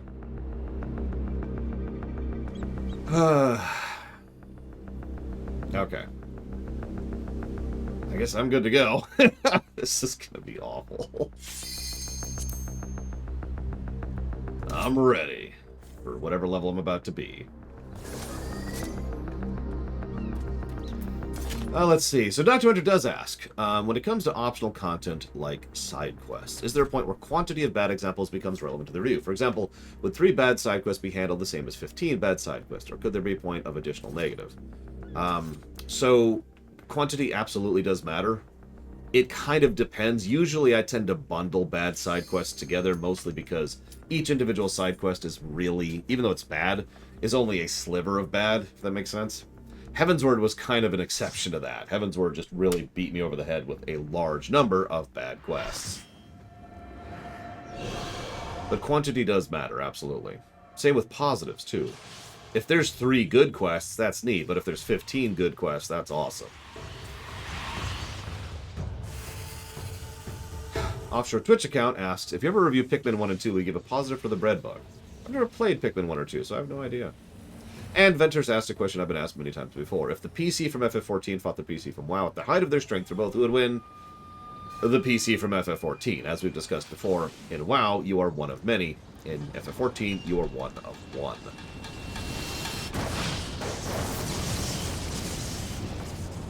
Jokes about my comrades being here for fishing notwithstanding, let's be clear, we solo most of this crap in lore.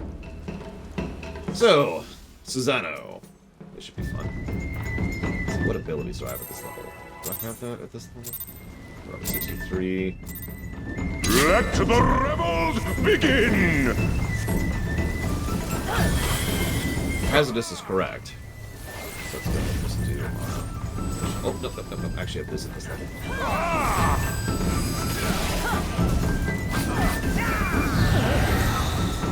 Water Death.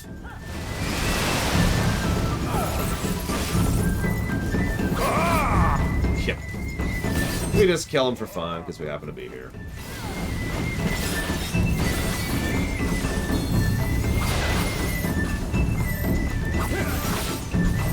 So, nothing really fancy yet, although you'll notice we're starting to get very close to the point of actually having truly universal markers, since we haven't seen a lot of variations of that yet.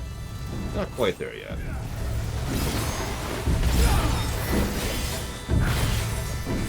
And yeah, everyone should probably stack up. There's going to be a lot of reasons for that. There's like 3 or 4 separate reasons to stack up. Makes it easier to dodge attacks like that one. Makes it easier to dodge the water splashes he does. Makes it easier to stack up for the line attack he's going to do. Stuff like that.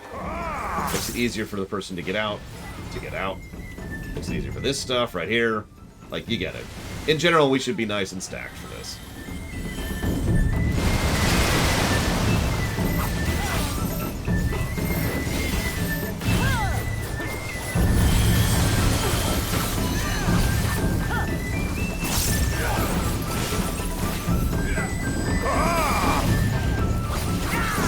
Oh, I do have that ability at this level.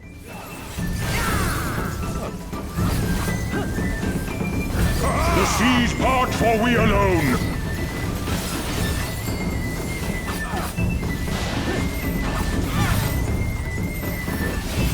Yeah, notice we're starting to do the stagger thing, which they become very fond of.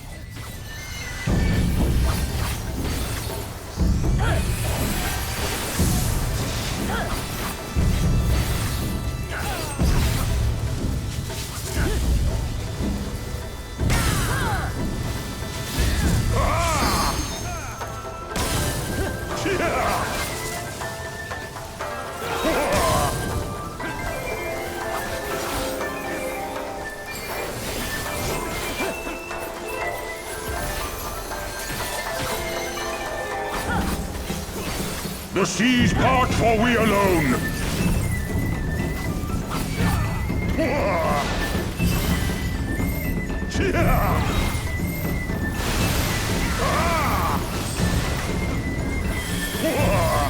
We haven't even phase 2 yet. Come on. I'm gonna try to take the first one, by the way.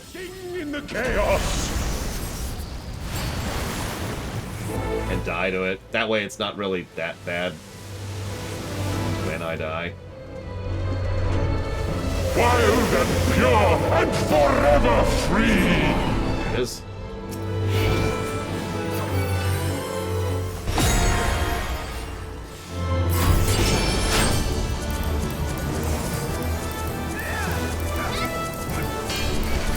In case it's not obvious because I can't zoom the camera out that far, I am parrying his sword.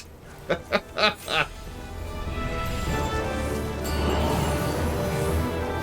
guess I'll do it again. Sure, whatever. Screw it. I got this. There you go. Now you can see a little bit better what I'm doing there. Let me see. I can't zoom the camera in. I can't stop clicking. I'm sorry. Yeah, they're attacking the sword while I'm parrying it, is the construction of what's happening here. Rejoice! That did way less damage than I thought it would, though. I actually was under the impression that really was a tank-only thing. So phase 2. Phase 2 is actually the same as phase 1. It's just much more staggered. So we're going to have to deal with all the stuff we've been dealing with pretty much all at the same time. I have wiped at this phase before, so we'll see how we do. That's probably what I'm thinking of using. I always have that problem of mistaking extreme strats with regular strats. And I have actually done this one on extreme. But yeah, it's also why, if you're paying attention, hang on. I thought someone else had to take it. It's this one. It's this one.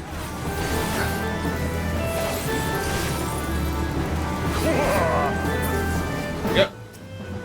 He saved Giga Pudding. Rejoice, Giga Pudding!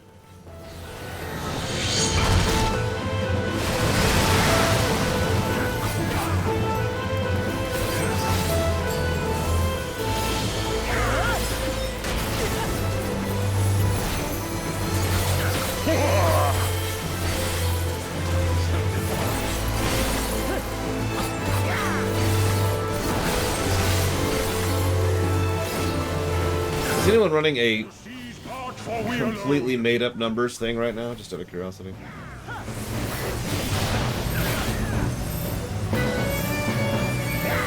No reason. A little bit more on my rotation than I usually have. At least than I was in Alexander.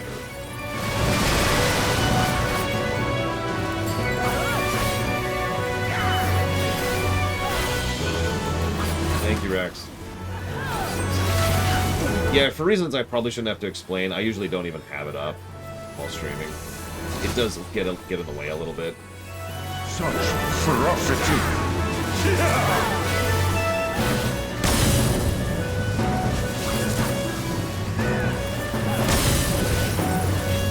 Nope. Oh, that's probably gonna hit me.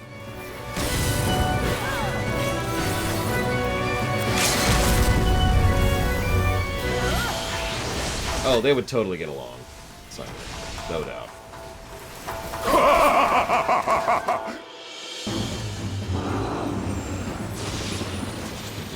Good job, everyone, as usual. I'd say good job keeping me alive, but apparently it's not nearly as bad as I remember.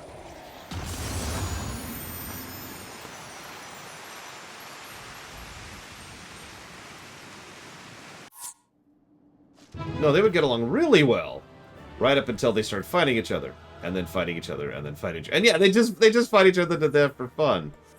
Hang on before I go. Rejoice! Oh, there's no rejoice emote. What? Okay, fine. Cheer. There we go.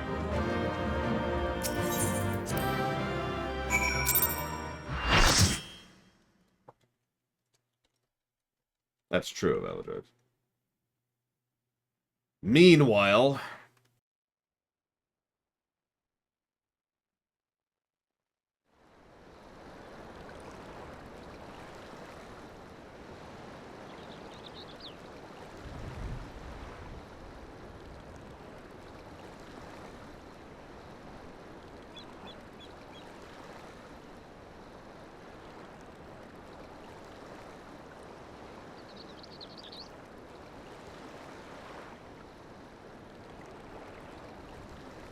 Nary a peep from the shellbacks, sir. It's enough to make one wonder.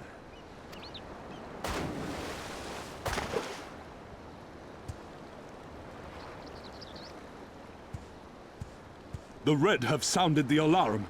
The Isle of Zeki under attack. Fierce fighting in the stronghold. The vault breached by outsiders and strange tales from deep within. All this the Red cannot ignore.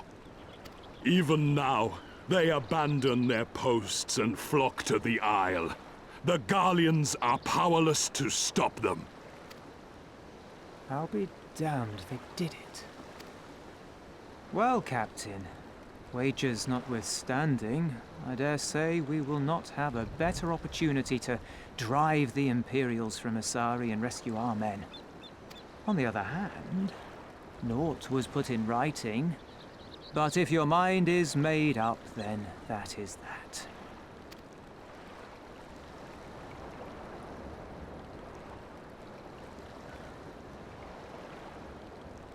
I should add that if you were to change your mind, none would gainsay your decision, nor think you beholden to your past.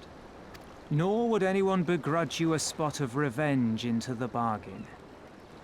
Like the little miss said, we knew this day would come.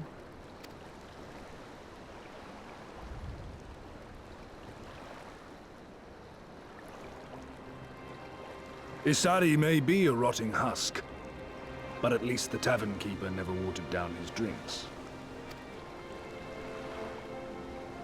Well said for a temperate man.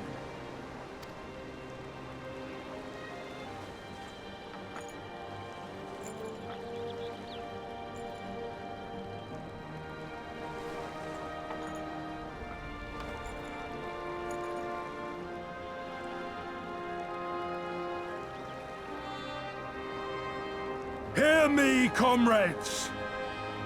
We made a bargain with the Eorzeans, and I mean to uphold our end of it. I mean to remind the Garleans that this is our sea, that all here belongs to the Confederacy.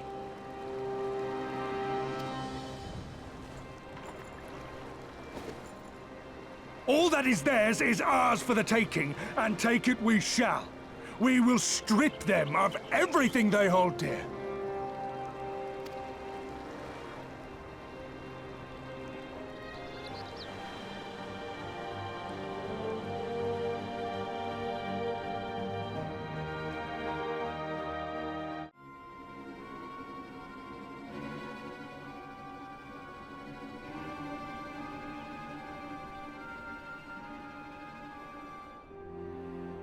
This one is iron. My hands will break before he speaks. Come, give me strength. Are you good at anything? No.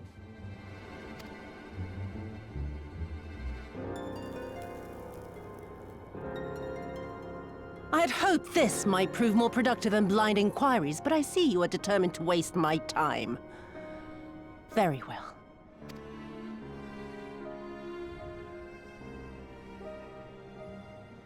Line them up. Kill one for every question he refuses to answer.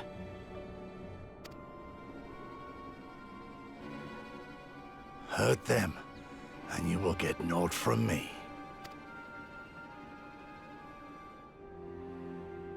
You have given me precisely that thus far, so what have I to lose? Mark me, samurai. I will find Lord Hien, be it with your help or with your heads.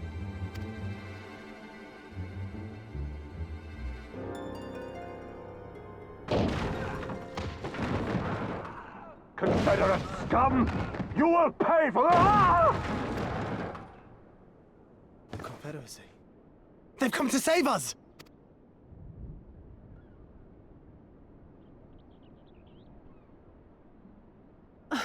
And this after I took such pains to cow them. Even pirates have their pride, I suppose.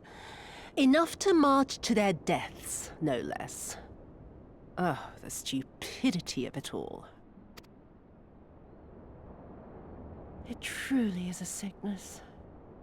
I shall just have to lance the boil. Drain them of every last trace of honor and compassion. Every last drop.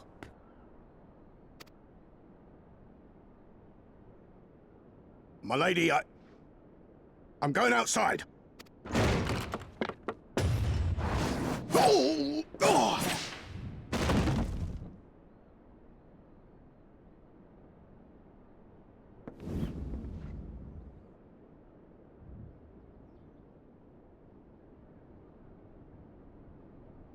The Kami are not finished with you yet.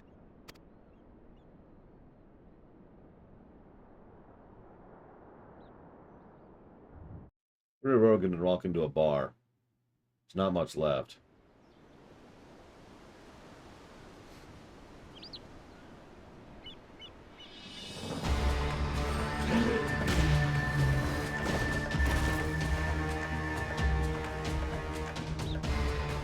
There's no end to them. They just keep coming. Then we must be doing something right. We have to hold out for as long as we can. He's counting on us.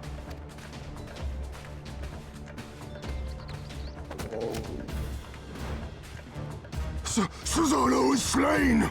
Slain by the Shellless One! You're welcome.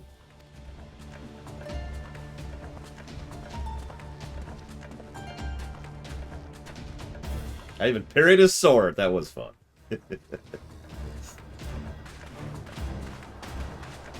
Is it true? Did you defeat him? Really, Lise?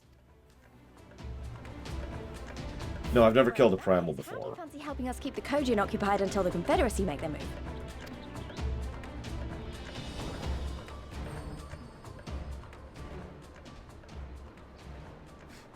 Speak of the devils, that's coming from Isari. I think we've done all we can here. Let's withdraw and make for the village. Right. Although, they don't seem keen to let us go. Yeah, that's true. We've kind of pushed up from a Karak. We would actually be a gladiator at this point. Hear me, Kojin of the Red. We have no quarrel with you. Only your Imperial masters.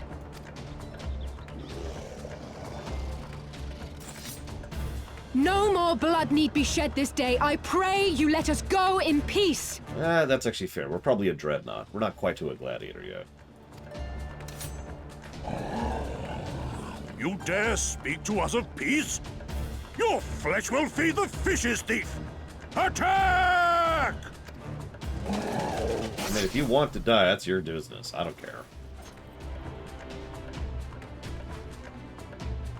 Now's our chance. Don't worry about her, she can handle herself. Or we could leave as a grow. Do you see my sword? Come on, let's go. Let's go. Let's go.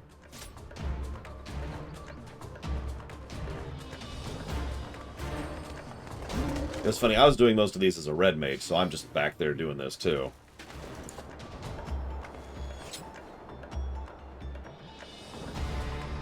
Oh, standard one, Loke. We're not to a refit yet.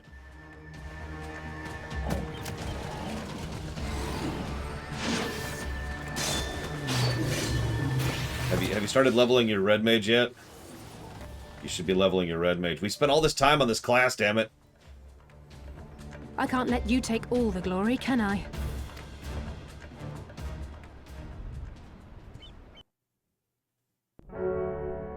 Ah.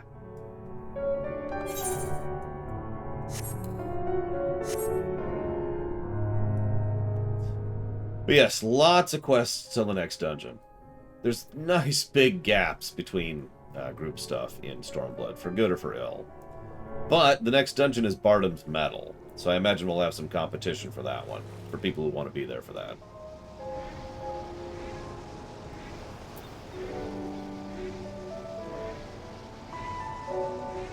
Because it's Bardam's freaking Metal.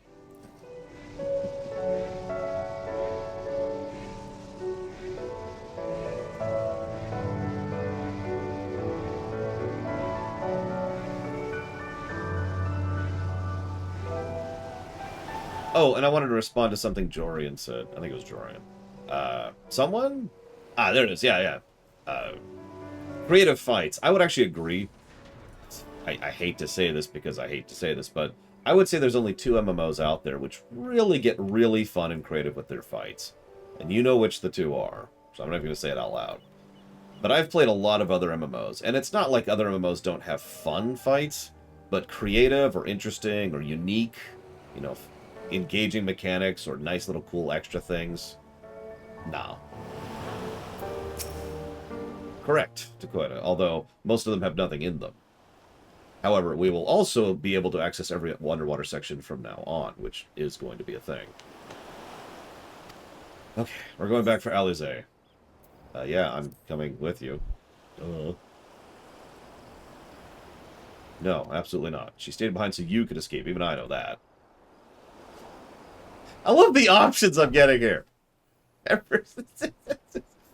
Hello Kitty Online and Star Wars Galaxies, which didn't even have boss fights.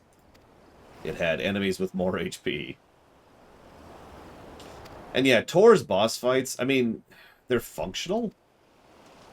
But that's it. That's as high as they get. Now, granted, I haven't done the expansions. Remember that. So I don't actually know if they get better. But all the vanilla bosses get to the heady heights of being there.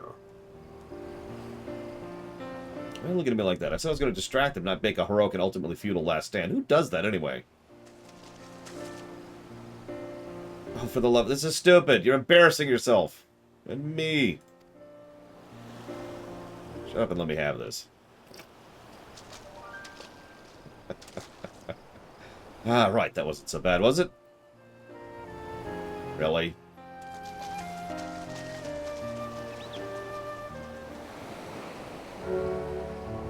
No, clearly the answer is Shattered Galaxy, which actually had no boss fights whatsoever. Well, everyone in chat, what the hell is Shattered Galaxy? Yes, you gave us time to escape, Alize. Good to hear my selfless act of heroism achieved the desired effect. You needn't worry, by the way, I'm not intending to make a habit of this.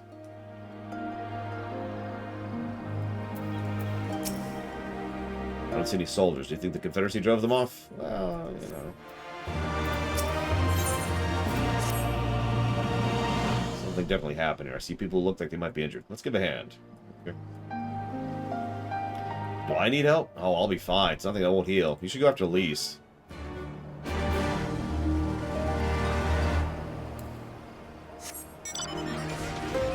Oh god, I played that, Zira. I played that at launch. Ugh. You're the one who saved him from the Doman Archers. Thanks to you, I've managed to join the fishermen, and we've saved people, and everything's cool forever. So cool.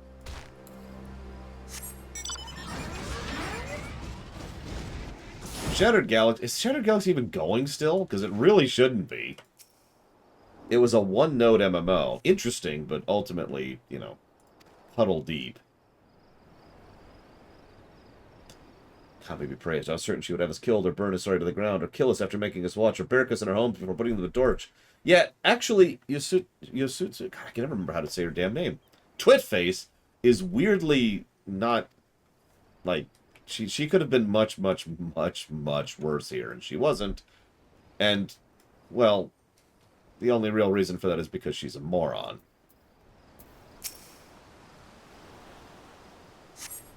Thank you, my child. When the fighting started, I tried to run and hide, but fell and could not regain my feet.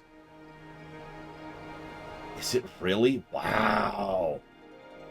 I thought for sure we'd all be slaughtered, but the pirates came and drove them off. Never thought I'd see the day when the Confederacy came to our aid.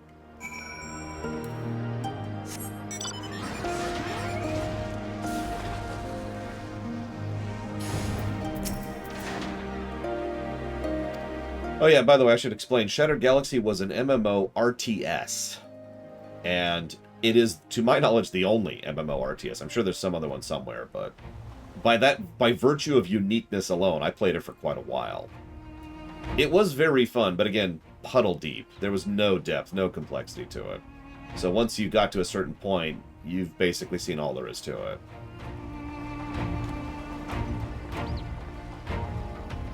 Desetsu!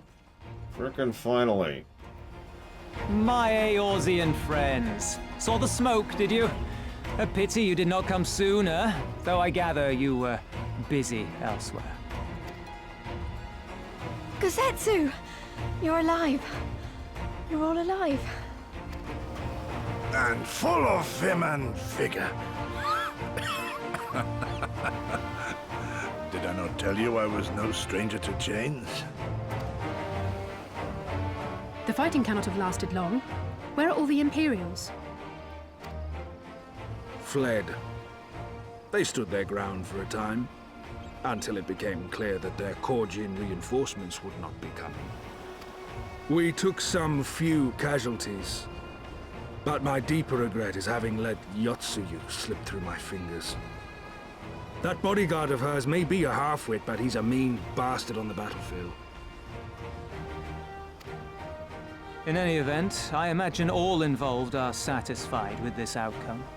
So far as the Empire is concerned, the Confederacy attacked Asari in retaliation for the Viceroy's actions. And without the aid of insurrectionists, I might add. Suffice it to say, we are prepared to be the subject of their undivided attention for the foreseeable future.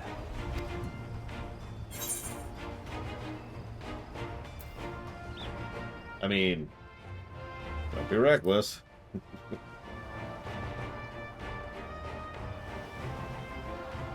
Nor you. Our fates are intertwined now. If you fall, so do we. Your assistance would be most welcome. Nevertheless, we shall do our utmost to spare you undue danger. We are already in your debt. Nay, little miss, all debts are paid. For by your deeds, many still live who elsewise would not. Let both parties count their blessings, and may fortune continue to favor us all. You still seek to bring freedom to our people, then? You will go to Yansha. I have faith that our allies yet live. Once we have found them, we will plan our next step.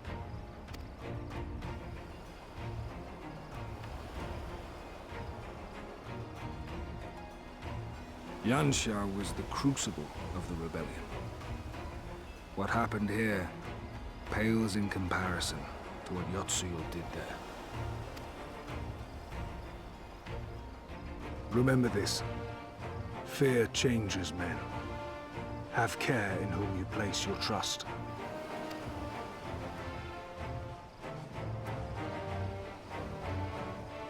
And with that, we must take our wounded home. Oh, your Shellback friend sends his regards and looks forward to your next meeting. Try not to die before then, eh?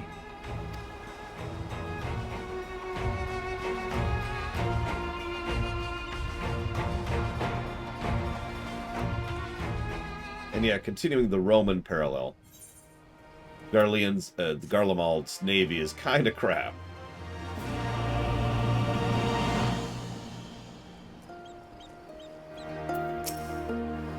According to my map, the plains of Yangshu lie to the west. Of note is the One River, upon which the shores of Doma was built. This is it. We're finally heading to Doma. A little late, but you know. You did well. Were it not for the tremendous strength and bravery of you and yours, many innocent souls would have suffered terrible fates. Although I knew the Confederacy would be loath to meet the Imperials in battle, I also knew that if any could win them over, it would be you. Truly yours is a heroic spirit that inspires men to rise above their circumstances. It'll be an honor to travel with you again. They do have airships. Their air fleet is supreme. Like, the only air fleet that was ever better than the Garleans died, like, 5 millennia ago.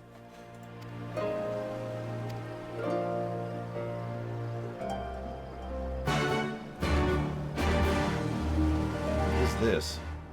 I keep seeing a dot over here.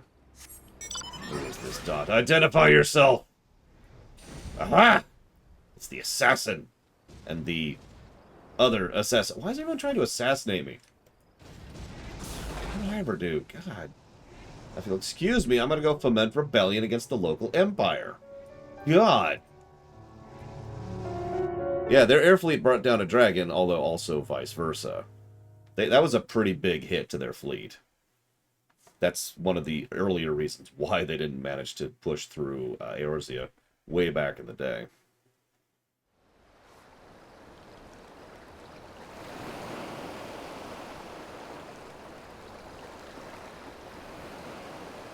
Exactly, Terra. They had a crap navy. Then they made a good navy. We cannot rest here for long. This place is not safe. Mayhap nowhere is, if thieves can breach our vaults. Nevertheless, it is our duty to protect these treasures, and we shall not fail for want of effort. So, this is why you abandoned your posts. And without a word of explanation at that. Rather thoughtless of you, was it not? Lady Yotsuyo, pray forgive us our absence, but our home was under attack, our vaults plundered by outsiders. Did you even pause to consider the possibility that it might be a diversion? What is the point of contracting your services if you are not here when they are required? It is my solemn charge to bring these vermin to heel, to torment them, body and soul, until all they hold dear is as bitter ashes in their mouths. And then you go and ruin everything!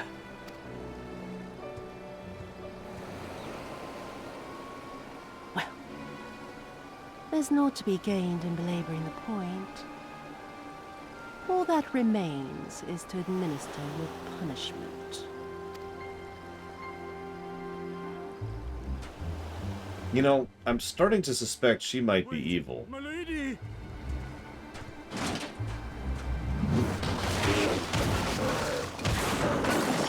Exactly, Terra. See? The Garleans have no real need of a strong navy. And consequently, they don't have one.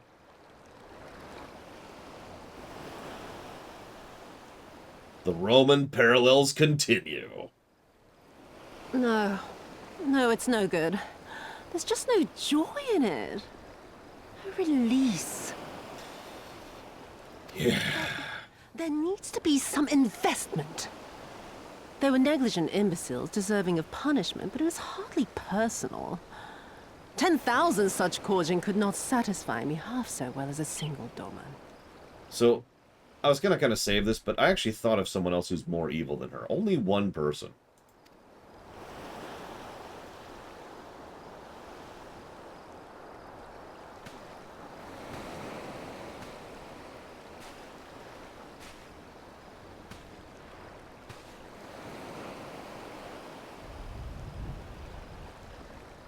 We'll talk about him later. And what do we have here? One of the vaunted treasures of the Red? The craftsmanship is certainly impressive. Mayhap we can use it to make amends.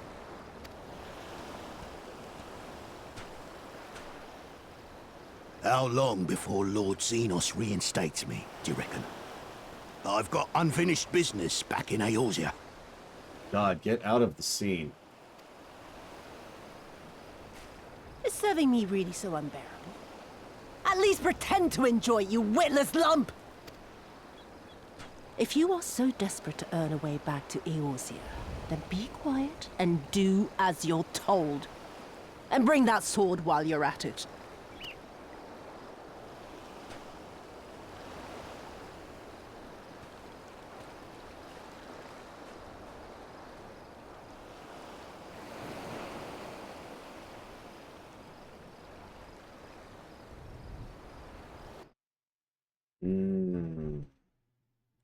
Now there's an interesting statement. Do Yotsuyu's parents qualify?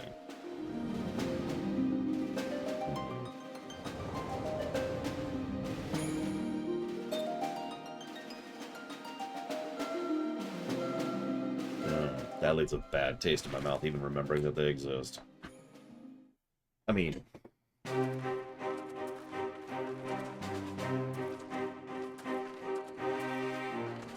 I remember the silence. How the talking stopped when we first set foot on the plains of Yansha.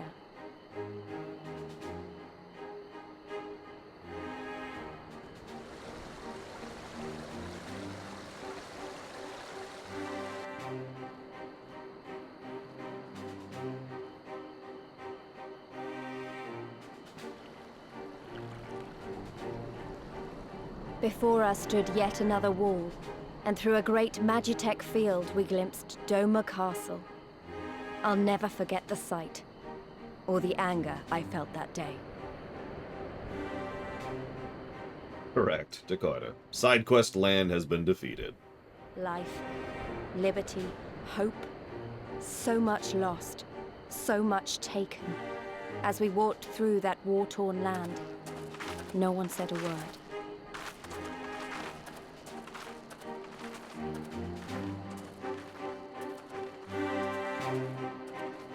Could I have somebody do me a weird favor?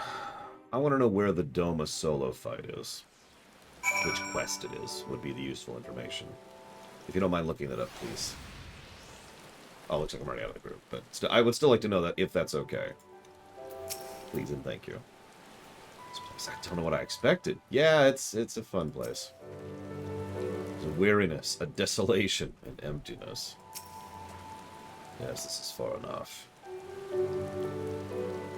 Ere we proceed further, I would speak of Yangsha and what became of her, of what lies at the great hot wall at the heart of Doma.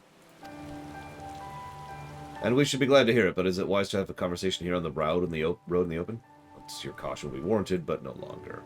Xenos did not linger after he crushed the rebellion. He appointed Yotsuyu to act in his stead and quit these lands for fresh sport. The acting viceroy was no less merciless than her master. Without warning, her men would march into villages, search for radical elements, kill and torture any who resist. And then they would leave. Time between the sounds. Do you mean time between the seconds? Okay, I was gonna say, I see time between the seconds. It's right there. Perfect. Thank you. That's what I wanted to know. Satisfied the memory of the purges would keep the people in line, she relaxed her grip on Yangsha. What need for a leash when the dog is broken? The village of Namai lies to the west, though I doubt the Imperials are present. Let's proceed with caution.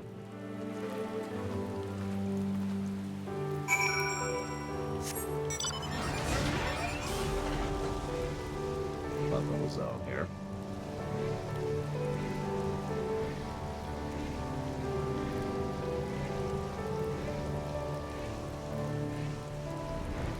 So we've seen what the Western oppression is like in the resistance areas of Alamiga. It's time to see how Doma handled it. Has been handled? Even if there aren't any soldiers, it would be foolish to simply stride in and announce ourselves. Seems peaceful enough to me. I think they'll be better, Tim, by sheer virtue of not being as bad. There she is, the humble villages of Namai. How delicious her rice, how sweet her persimmons. Persimmons? Too long has it been since I saw with my own eyes, and for mercy the Imperials appear to be absent.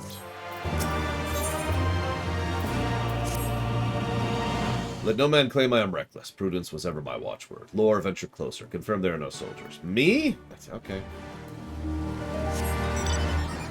Hey! Hey, are there any soldiers here? Hey, you, assassin. Have you seen any soldiers here? I just need to know really quick. I need to know if there's any Imperials here. Hey! Hey! Hey! Oh god, there's a tank! Run! Run! There's a tank! Oh god! We're okay. Everything's cool. No one saw me, I don't think.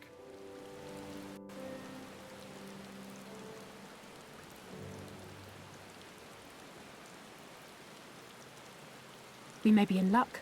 I don't see a single Imperial soldier.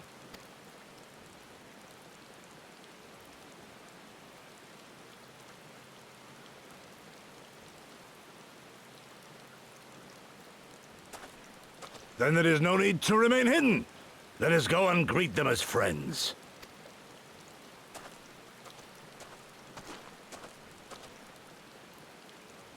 I'm going too.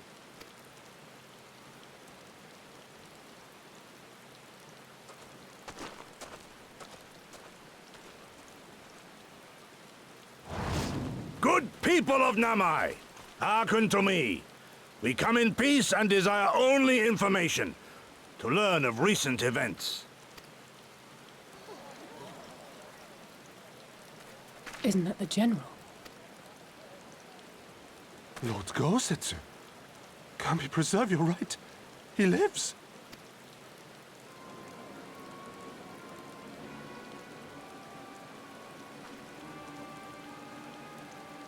I say, brothers and sisters, is aught amiss? Why do you regard me as one with a wild beast? Why is there fear in your eyes? Why do you tremble so? Oh, by the way, this is when we introduce the, I forget what they're called, but the fox people too. Wolf people? Ah, but of course, you fear me, a vengeful spirit of the dead. Rest assured, naught could be further from the truth. For am I not corporeal? Are my feet not firmly set upon the ground? What should we do? If they catch him here, you know what will happen. Of all the times for him to turn up. Has the old fool lost his mind?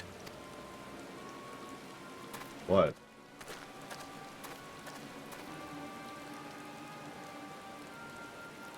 Now there's a face I remember.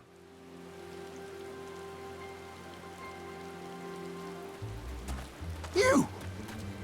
But why have you come here? What do you want from us? I know not who you are to speak thus to your elders, boy, but mine only desire is to be received with the hospitality owed a humble traveler, not the fear and trepidation one might afford a wrathful shay. What you going on about? Actually, never mind. Just come with me, now!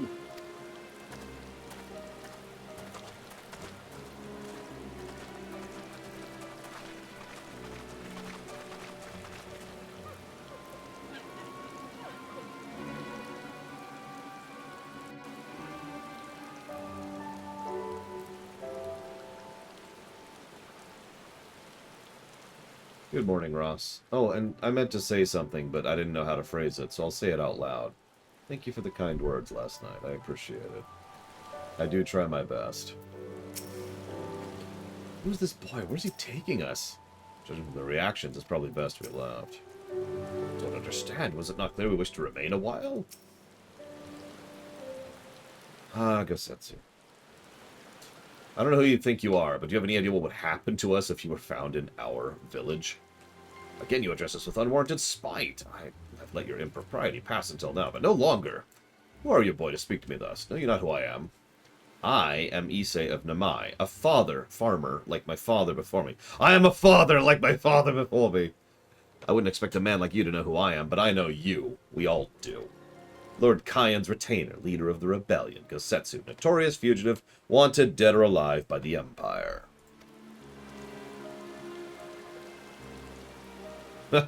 Is that what this is all about? I'm hardly the first man to earn the ire of the Empire, nor will I be the last. Was not Namai home to brave and true warriors who fought beneath our banners for king and country? Now, they fought and they died. Every last one. And then the Imperials came looking for more because of them. They were this close to killing us all, burning our village to the ground. We've only just begun to enjoy some semblance of peace. Never again. Never again, do you understand? We've had enough of you and yours. Whatever it is you're plotting, leave us out of it. Passionate as his pleas may be, surely he must know I cannot leave things as they are. For now, I shall respect his wishes. We will continue onwards to our final destination, the House of the Fierce, proud headquarters of the Dome and Liberation Front. There's a secret entrance. Come, I'll show you. Yeah, in English it would be spelled differently, but it would be pronounced the same. Cayenne. Cayenne, if you prefer. Uh-oh, there's the assassin. Excuse me. Hey! You see any Imperials? Hey, you! Are there any Imperials up here? Nah, okay, whatever. Nobody knows anything around here. God.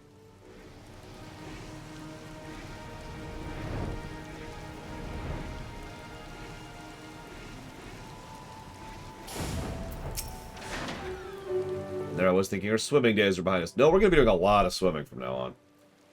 This way, we must dive. Dive, dive, dive, dive. You need to hold your breath for long. I don't need to hold my breath at all, Gosetsu, but I appreciate the concern.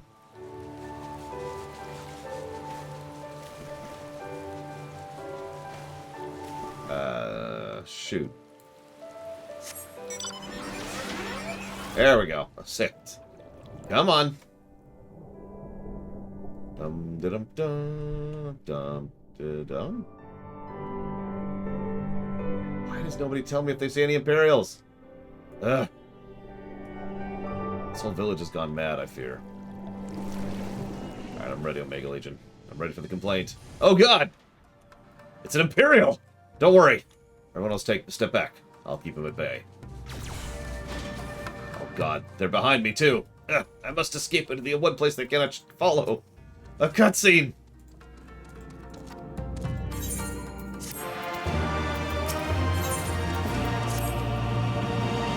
Told you you're coming. Houses, heroes of Eorzea, we of the Dome and Liberation Front are honored to receive you. It would be that you follow me. Oh, I'm safe.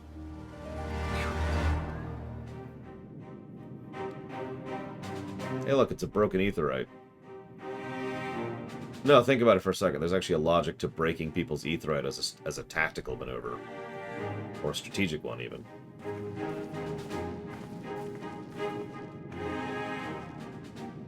This is the House of the Fierce. But there are so few of them. Please, have you not been paying attention? They all died! The rebellion failed! Damn it, Lise. Sorry, just... okay, I'm okay, I'm okay. You know, I don't remember disliking Lise, but she's been... What's the opposite of growing on you? Grating on you? She's been grating on me this particular run. I don't even know what's wrong with me. Lise? I'll be right back, sorry.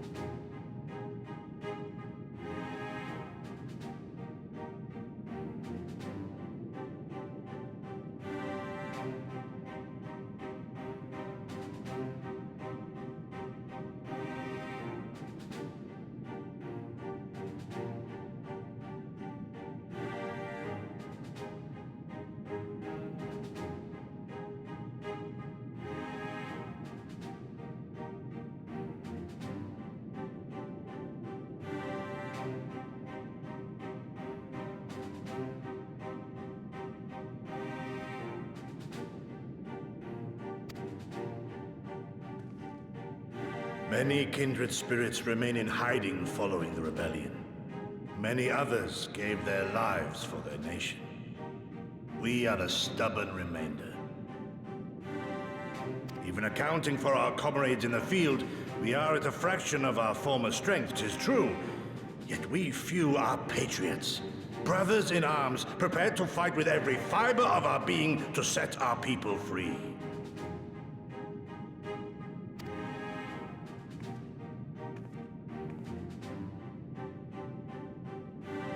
Ever are we hopeful that others will join our cause, but never did I dream that you would journey so far. Hugity! Oh, thank God. Yukiri! Gods, it's good to see you. You look great, by the way. Have you been here long?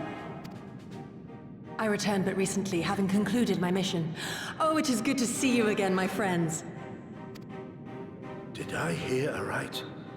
Your mission is concluded? Then you have found the young master. Ere we speak of that, I would know by what fortuitous circumstance our friends came to be here. Well, we did a lot of side quests. Now we're here. Oh, and I killed the god while we were there.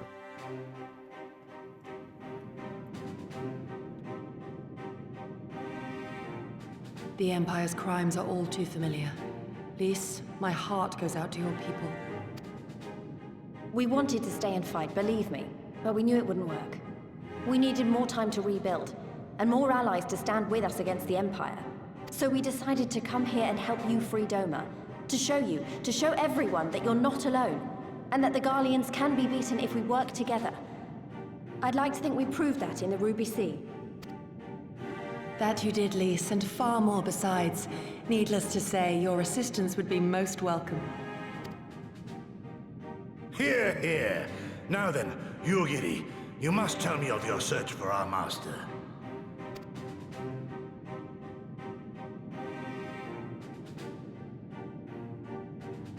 Lest you wonder, he speaks of Lord Hien, son of Lord Cayenne, who perished during the rebellion. When it became clear that all hope of victory had gone, Lord Hien bade us deliver as many of our people as we could to safety beyond our borders. But as his father's heir, he was determined to fight on, and so he did, until he suffered a grievous wound in battle and vanished without a trace. Until now. For I have found Lord Hien, seen and spoken with him, on the Azim steppe. Oh, boundless and merciful Kami, the young master lives. Tell me, was he well? Did his wound yet ail him? Where is he now? Have you brought him back to us?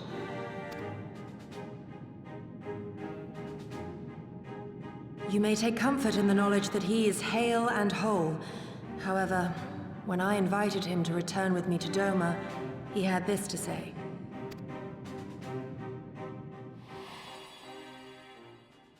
If Doma yet thirsts for the blood of patriots and tyrants, I shall offer unto her my blade. But if she has had her fill of bitter draughts, I shall offer unto her conquerors my head.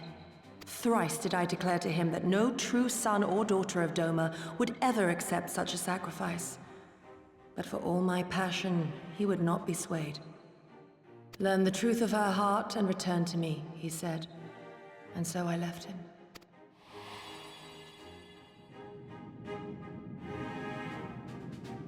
The words of one made to wear the mantle of leadership too soon. Yet there is wisdom in them all the same. If the people no longer yearn to be free, 'twould be folly to rekindle the fires of war. One of the only successful repeating themes across the two sides of the story. Should we fight for people? Rather, do the people want us to fight for them? Might be a better way to phrase that. To suffer our master, to surrender his life and forsake all hope of freedom is by far the greater folly. I will not go to face my fallen comrades having done naught to stop it. Nor I, Shadow Walker, nor I. But we need not rouse our comrades to battle this day. Let us instead welcome our honored guests and allow them a moment of respite.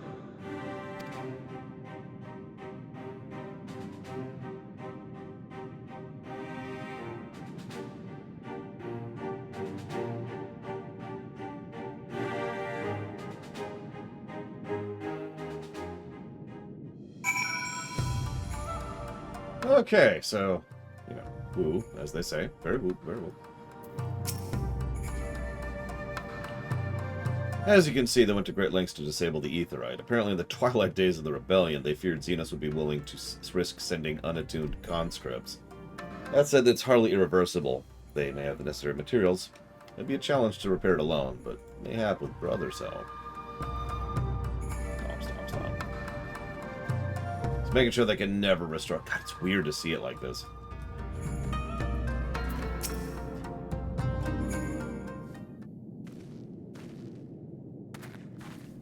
You should hear this, lore. He was telling me about Xenos and the rebellion.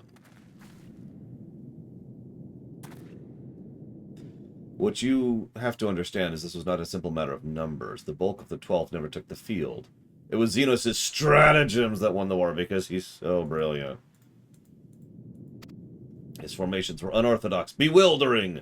We thought we had him on the back foot. One moment we were pressing homeward advantage, next we were surrounded at his mercy. He's just so good at strategy. And then he stood as before us, his cornered prey alone and unarmed. He beckoned us to come forward and fight for our lives.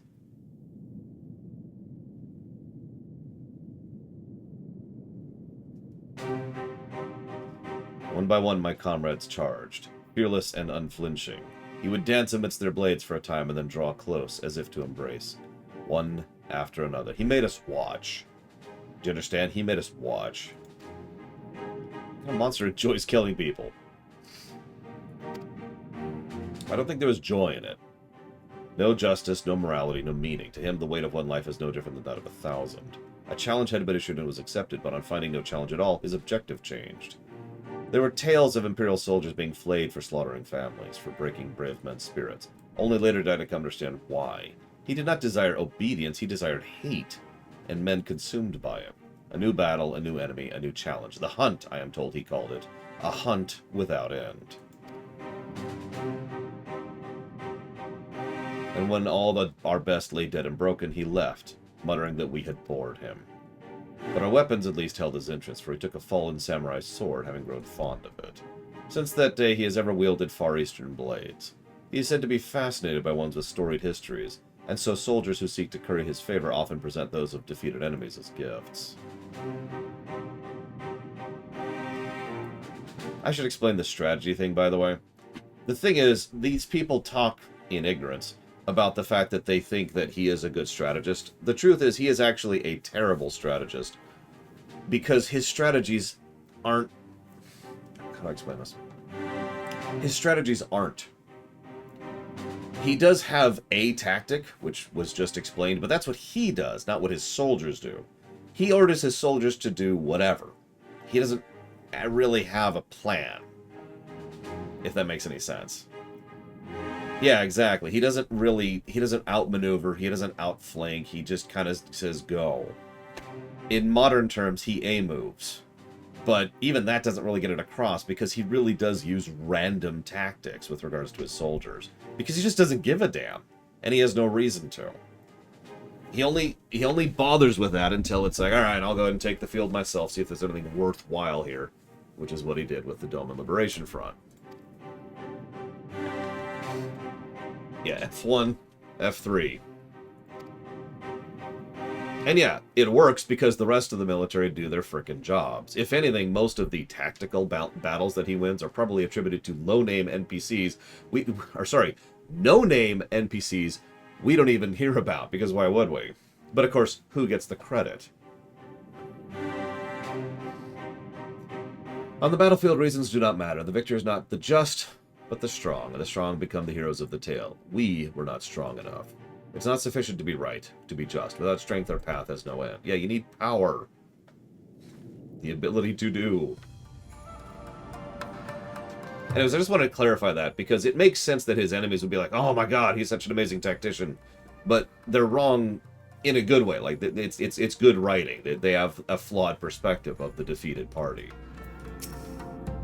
A half a brief respite is in order. Were I 20 years younger, these wounds would not warrant a second glance. Alas, no samurai has the strength to defeat the villain of old age. Well... But what say you to the House of the Fierce? Compared to your Rising Stones, I concede it's somewhat lacking, but it's been a haven these past 10 years to those who would see Doma free. Probably Blade Traval, and it would track for Varys' overall approach. When the Emperor died, we were so sure our hour of liberation was at hand, but Xenos had put paid to that, with the aid of Yosuyu and the secrets she sold. All the things, classic game lover. Including an answer to one of your questions. But I'll repeat it. Which FF is the weakest in terms of overall power tiering? And that's easy, FF1. Of all the FFs, most of them have at least a spike or two of strength, like FF2 has the Emperor in his capacity, or FF3 has the Ancients and the Cloud. But FF1 doesn't have much. Even FF12 has the Ocuria, for example.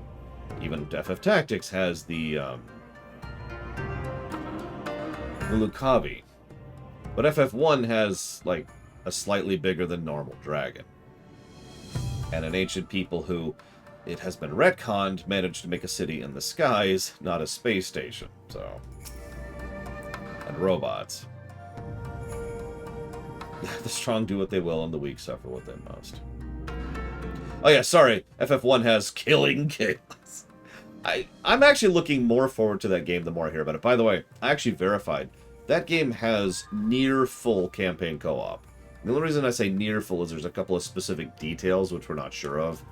But one way or another, like if I host a Strangers of Paradise game and PAX joins me, we can play the whole game 2-player co-op.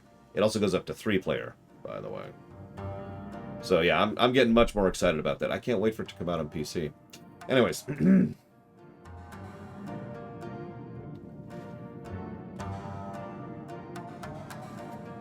It is well that you spoke of one with the survivors of that massacre. To defeat one's foe, one must first understand his true nature. As the Alamegan resistance has struggled, so too has the Doman Liberation Front. More so, perhaps, given the precarious position in which we find ourselves in the wake of our doomed rebellion. We are few, our enemies legion. We are weak, and they are strong. Yet with your help, I believe there's little we cannot achieve. I only hope the depth of our predicament has not shaken your commitment. I demand, I relish the challenge! Because I'm secretly No, we got this.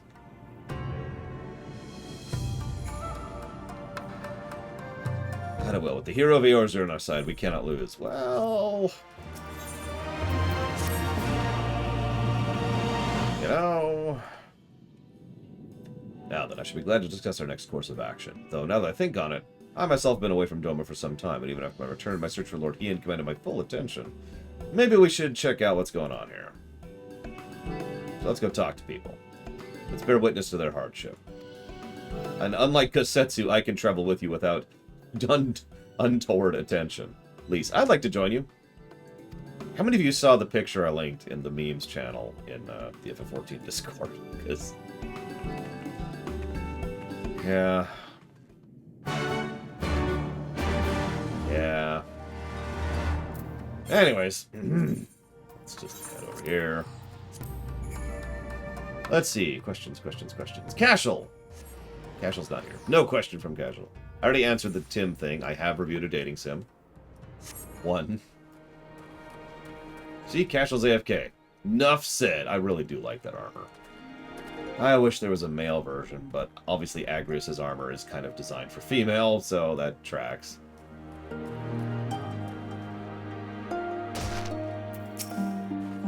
Yugiri told me to wear this outfit. My legs haven't felt this light and airy in ages. Yeah, wait till you get your next outfit upgrade. Ah, Laura, I'm glad to see you two put thought into your garments. Right. I am definitely hidden. I'm apparently the leader of traveling merchants. These are my assistants. I'm not the merchant type, but okay.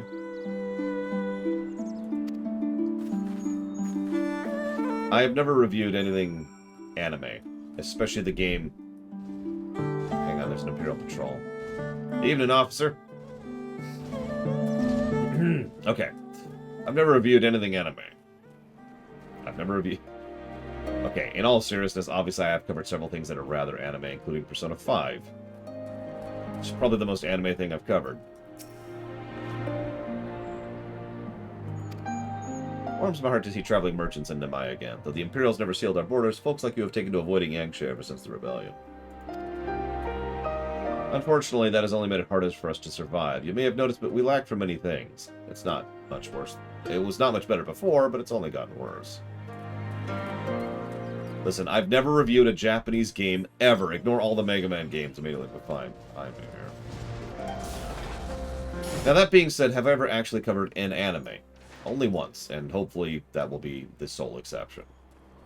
That is not intended to be a repeat. There it is.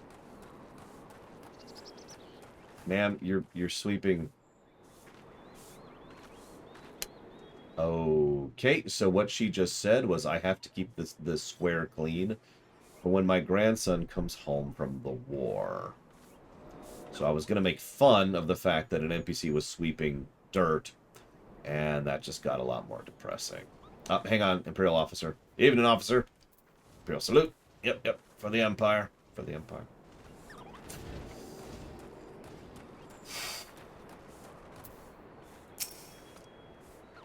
Traveling merchant, with meat perchance.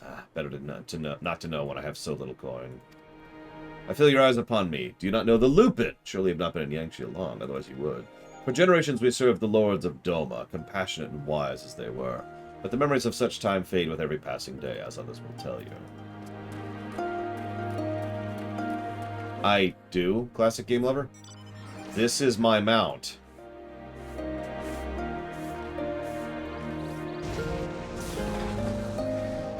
My only mount. This is the mount I've used this entire run. And ever since I got it, quite frankly.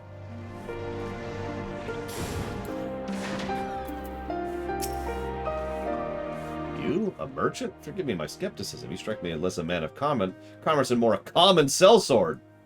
I'll kill you for saying that. I'm gonna give my best impression of Hancock. Hey, I'm totally a merchant. Oh, that does little to assuage my doubts. If anything, makes me clutch my coin purse tighter. Okay, fine. Apparently I have to hit the other option.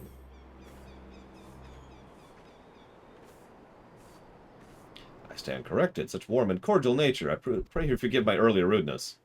I'll only kill you 20 times, while making you torturable. It has been some time since the Viceroy came to our village to purge it of insurgents. Those who resisted suffered terribly, and those who did not fared little better. We who remain know better than to risk her ire. If the Imperials demand laborers, we comply. If they demand conscripts, we obey. Ours is a difficult life with no luxuries. I know not what you can sell, but I doubt I or anyone else can afford it. Okay. And then I kill the Imperial! Hey, look, persimmons.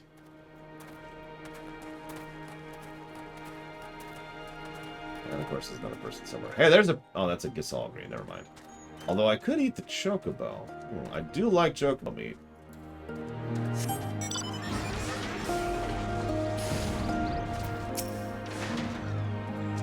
Foreign peddlers into my... Whatever it is you sell, I have no money to buy. Saying that, I know of no village in Yangsha that's fared any better. Once I would have directed you to the samurai lords of Monzan, had they not all died in the battle or the purge. There's the Doman Enclave, of course, but that lies beyond the Dario Moon Gates. Needless to say, the Imperials are disinclined to let any but their own pass. Well, thanks for the info.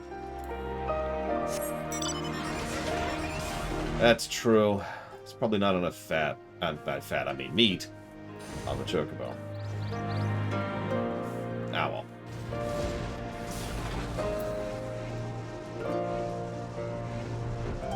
My god, Rex. True, though. It is a new recipe. Laura, what have you learned? Well, this place sucks. Hopefully we can help them. Lisa and I encountered much of the same. They have been pushed beyond the brink. I expected frustration and disillusionment, but not so much that they would come to question the wisdom of opposing Imperial rule in the first place. Unless we can convince them otherwise, I fear I cannot convince Lord Hien to return, and without him, there is no hope! He is our only hope! We must bring... Okay. One of the reasons I don't like Lord Hien is he's built up a lot. Like, if you notice, we've been building him up, frankly, since before the expansion even began. And we're still building him up to be the big savior dude who is the only way we can ever possibly blah, blah, blah, blah, blah, blah, blah. And, that build-up doesn't help. Let us not yet lose hope. Though the situation in Namai is bleak, mayhap it is not so elsewhere. I wish to speak with others outside the village. Laura, go to the south.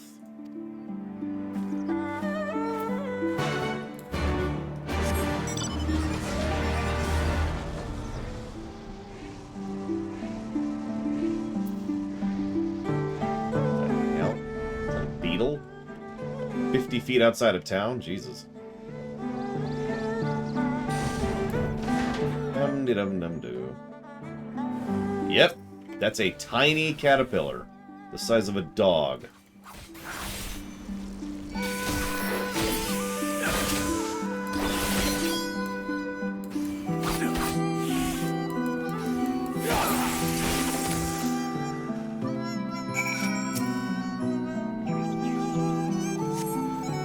Thank you, thank you, thank you. If you hadn't come along, I don't know what I would have done. It's okay, Azami. I got your back.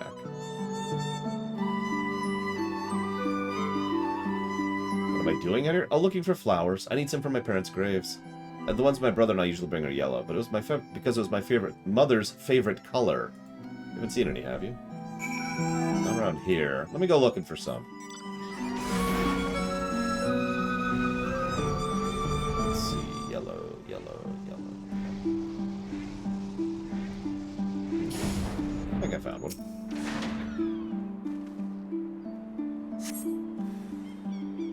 It's a slightly larger caterpillar. Hello.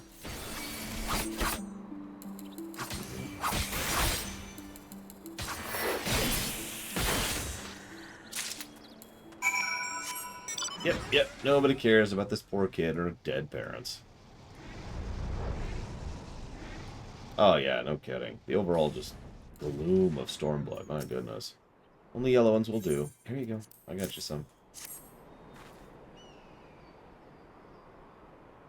Well, you found some. Thank you so much, sir. That's twice you've saved me now. You've got some time to spare. Maybe you could come with me? I'm sure Mother and Father would want to meet the man who showed me such kindness. We buried them on a cliff to the west of the village. I'll show you.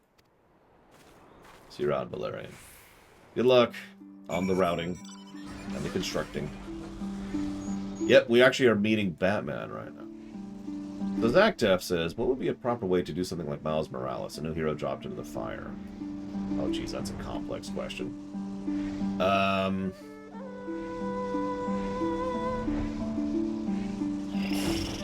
I mean, I don't know how to answer that. You do it.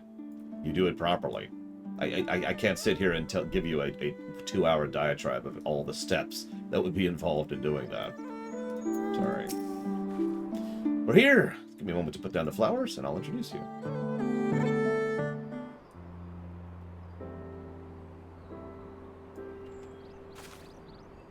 They love to meet travelers and hear tales of faraway places.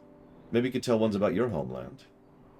I come from a place called Earth, which is horrible.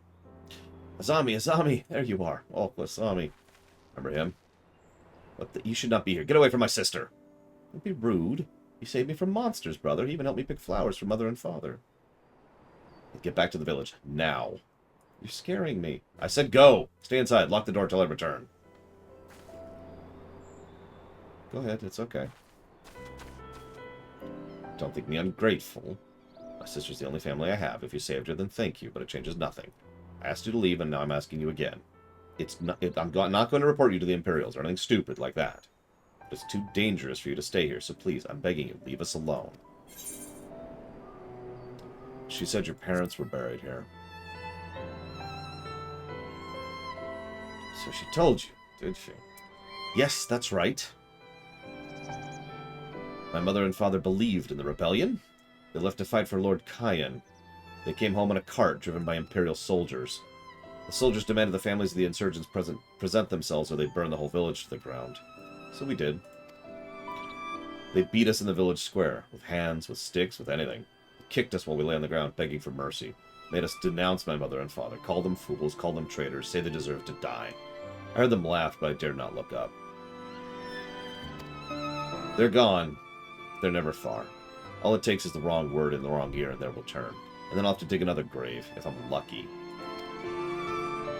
Whatever you came to do, leave us out of it. If you want to fight the Imperials, go fight them on your own. You can't help us. No one can, and this is all we've got, so please don't take it from us.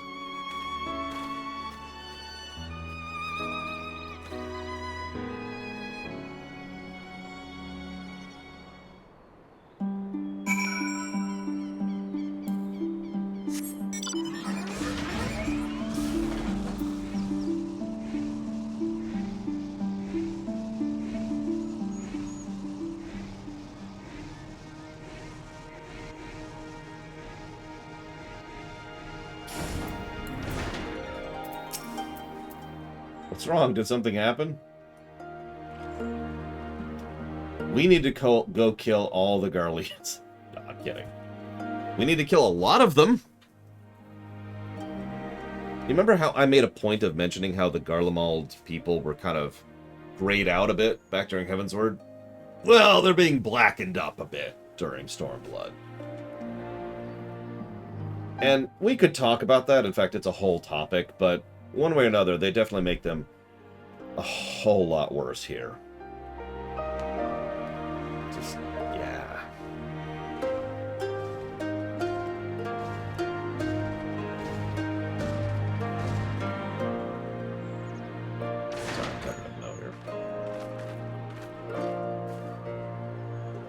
Hello, fellow very loyal Imperial. Yep. Salud. You know what, see, I can't be fair about that, Omega Legion. Because we can talk about that, we can have a big discussion about that, but that's not how this is being designed. The intent is very clearly, this is Garlemald equal evil. Now, from an external perspective, from a discussion perspective, I would like to agree with you. I would like to think that there are Garleans, I keep screwing that up. There are Garleans who are cool. You know, we do meet Glasses, right? In this expansion, no less. And he's cool. I like him a lot. And we do start to see shades of the fact that there are decent people there. But this expansion does a lot to try and make them seem horrible, and it does it primarily in order to do the main thematic and core point they're doing here. I talk about now what stories. One type of a now what story is the inverse of the type that usually happens. So to explain that briefly. A normal now what is, we did it, we beat the evil emperor and killed the demon king. Now what, right? But the inverse of that is, well, the demon king won. And the emperor wins and we're all screwed. Now what? And Stormblood in many ways very much feels like that type of story. They had the big rebellion. They had their moment of triumph. They lost. Now what? And you'll notice how almost every zone, including the side quest, has been hammering that point in, honestly, a little bit too hard, if I might be so bold, of just how ground down and just how awful the oppression of occupation is. So, I am actually going to give it a positive, no less, because the way they showcase this and the way they try to hammer in, at a personal level, no less, they try to show us individuals and what individuals have suffered as a result of the occupation. That being said, it's very easy to overdo this. It's very easy to hit this point too hard and too often. I don't know if Stormblood's going to. I'm just mentioning that for the sake of concern, because there is such a thing as excessive, right?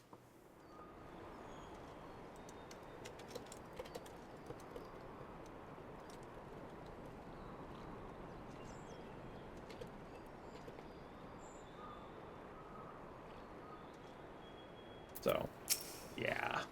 We came at a good time, but recently completed our inquiries. What of yours? Yeah, this place is screwed. We need to do everything to fix this. Just everything.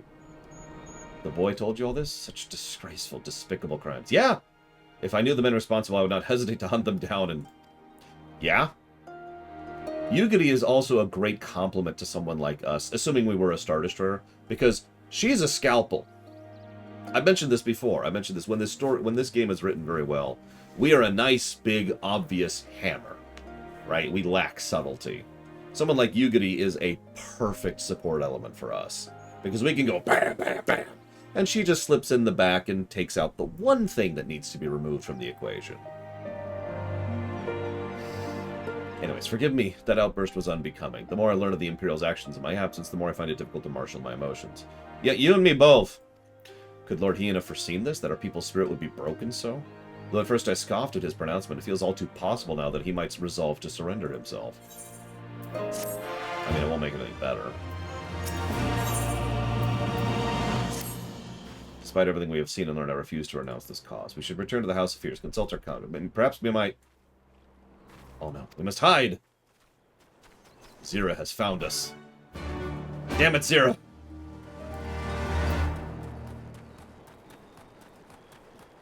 I didn't hear anything. Yeah.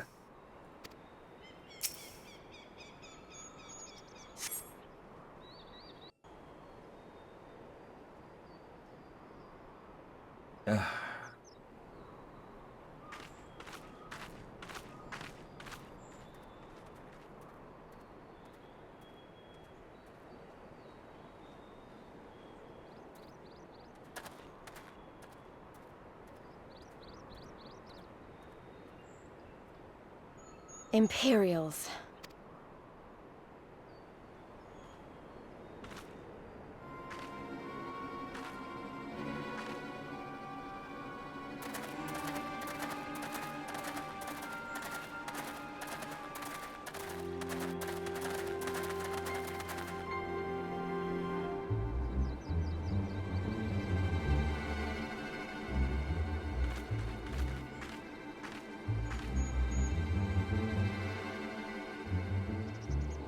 Why are you milling about like a pack of slack-jawed mongrels? Form a line! Now!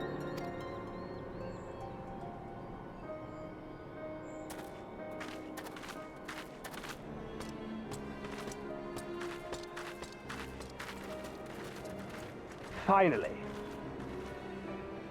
I come before you today to deliver an announcement of the highest import. So listen well. While on a charitable mission to Isari village, the acting viceroy and her personal guard came under attack from Confederate forces. This brazen, unconscionable act cannot and will not go unanswered. As loyal subjects of the Empire, who enjoy her safety and prosperity, you have a duty to defend her as well. There is no cause for alarm. We have no intention of sending ill-trained fodder to the front line. Those who are selected will be expected to perform rudimentary tasks, cleaning and maintenance and so forth. You will serve only as long as you are needed. Afterwards, you'll be free to return to your homes. You first.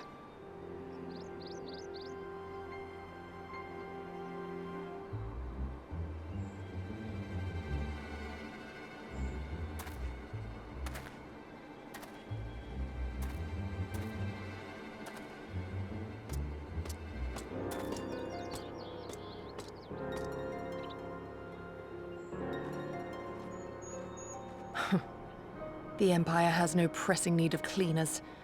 This is but a thinly veiled attempt to intimidate those who supported the Confederacy's actions, and isolate any whose loyalty they already suspect. And lastly, you. That should suffice for now. Don't worry. I will be back before you know it. Listen to the elders while I'm away, and do not play outside the village. Everything is going to be fine. I love you, all right? Remember that I love you.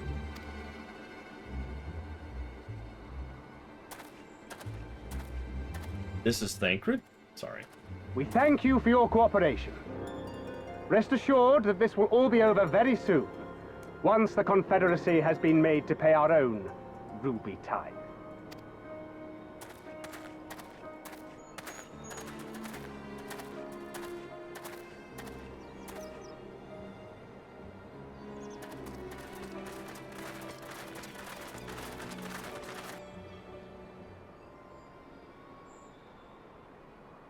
There's no telling what might happen to those people. We have to help them. And we shall, but before all else, we must needs ascertain their destination. I doubt this is the first village the Garleans have visited, nor is it like to be the last. I will track these men. Will you help me? Pray return to our headquarters and tell the others what you saw here. Should we have need of reinforcements, I would know that they are ready. But I should be going with you. I came here to fight! Why are you here again, Lise? Soon enough, Lise. Soon enough.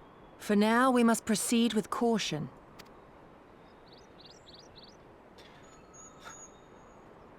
I know that. I do. It's just... when I saw them rounding those people up...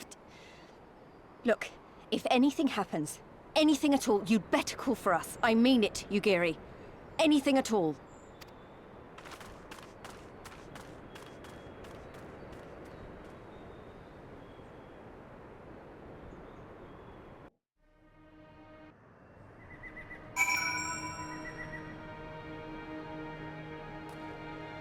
I wouldn't mind Lise as much. Her one note makes sense if she would move beyond that one note.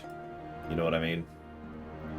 Some of you who've been watching the document may have noticed that the negative I jotted down for Lise is the fact that she has no movement in her character arc.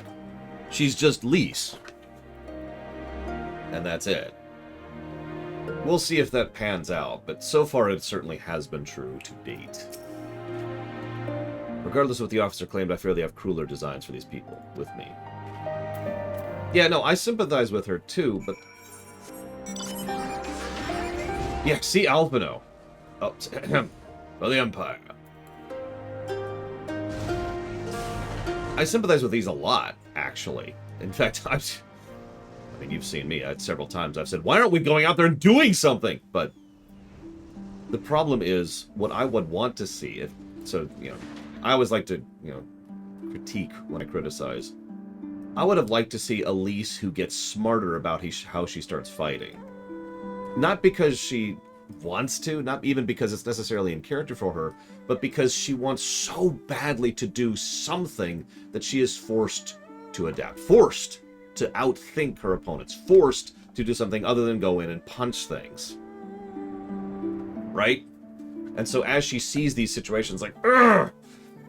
Okay, maybe if we do this, maybe if we lay this trap, maybe if we go this direction, and blah, blah, blah. And she starts, actually outthinking her opponents. And it would have to be gradual, right? It would have to be a slow incline of change. But at the very least, a slow incline of change, an actual gradient in her character.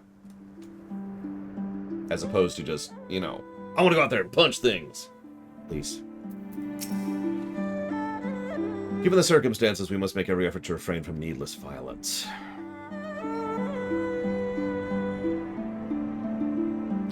Here, it's a shinobi's tool for when a more discreet approach is required. Use it with these darts. There are soldiers patrolling ahead. Were circumstances different, we would engage them directly, but for the village's sake, we dare not risk it. We'll use the blowguns to incapacitate them. Regardless of your familiarity with these weapons, you are a practiced warrior, and I'm sure it'll come naturally to you. But we need to show off this new mechanic. Now, actually, this mechanic has already been in the game, but only in side quests, which we have had access to before now. But if you're just doing the MSQ, this is the first time you see this new gameplay gimmick. I'm not sure what I think of this gimmick. Whoops. But it's interesting the way they do it. I'm pretty sure this was at least partially inspired by Pandaria, back when they added a similar gimmick to WoW. It also acts weird, because if you pay attention, we aren't really zooming in the camera, technically. We're actually moving. You can tell by how the camera moves that what's happening is as we zoom in, what's actually happening is there's an object that we are moving forward. So it's a little disorienting at first, especially because the camera moves weird because of how we move. But you kind of get used to it, and then you do stuff like this. Hey, Elizar.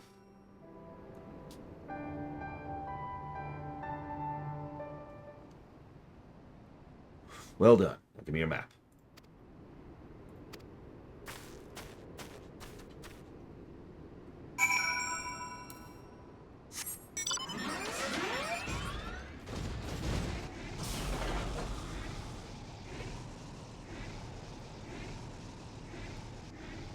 No, I agree. It's nice variance. I mean no negativity here. It's just, it's you could tell they're just kind of spaghetti rewiring everything to make it make sense. Some of these are actually really frustrating because it's just hard to see certain things or certain targets in the midst of all the nonsense.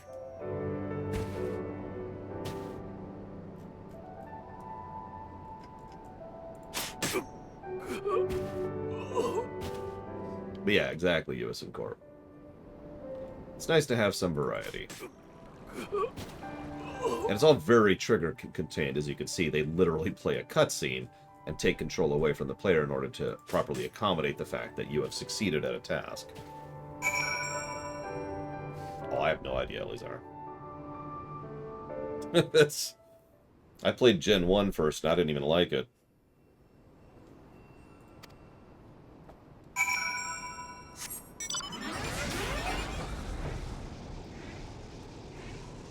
Yeah, we apparently have some hella lungs on us, which makes sense because we can literally breathe underwater.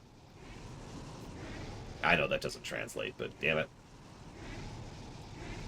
So yeah, there's the wall leading to Doma. I love a wall. And there's the local castrum. Am I excited for Gen 9? I have no idea. I haven't even played Arceus yet.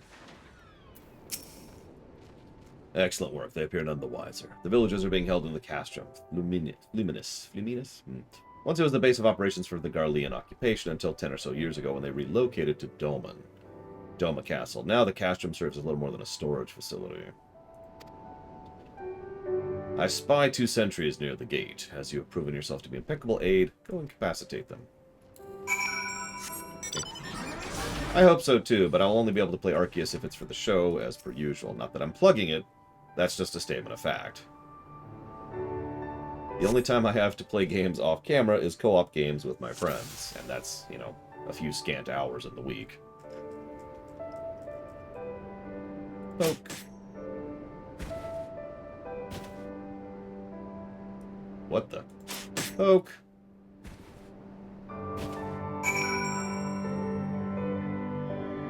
No, you didn't, Omega Legion. I usually let it go. I ask, I say thank you, and if you don't say anything, I just let it sit there.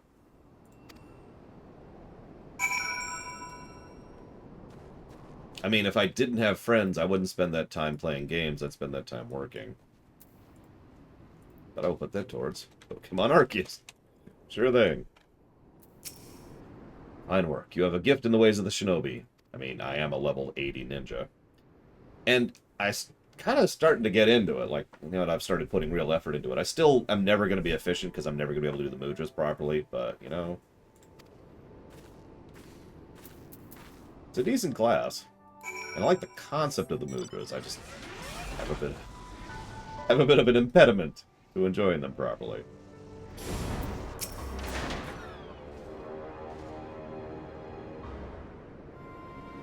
Some Magitek armor there, but it's okay. I don't think they saw us. Sir, the On from the other villages are assembled for inspection. Very good. I'll adjust them personally. Attention! Shortly you will all be transported to the facility on the distant shore. Your duties, as have been more previously informed, will be rudimentary in nature. More specifically, you'll be tasked with repair and maintenance of arms and armaments, as well as Magitek devices. But we're farmers. We don't know the first thing about Magitek. It'd take us months, if not years, to learn how to do that kind of work. The material in question was damaged when your kith and kin rose up in rebellion. Therefore, you bear responsibility for its repair. That's not how that works. If you cannot perform your duties, you will learn how. And if you cannot learn how, your villages may find themselves at the mercy of the Confederacy and other radical elements. Is that what you want? Deal with the rabble. I'm needed at the castle.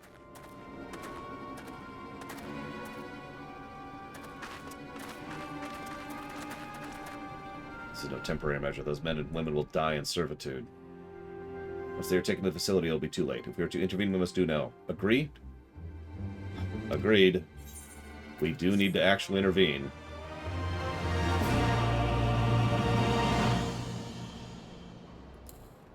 Whoop.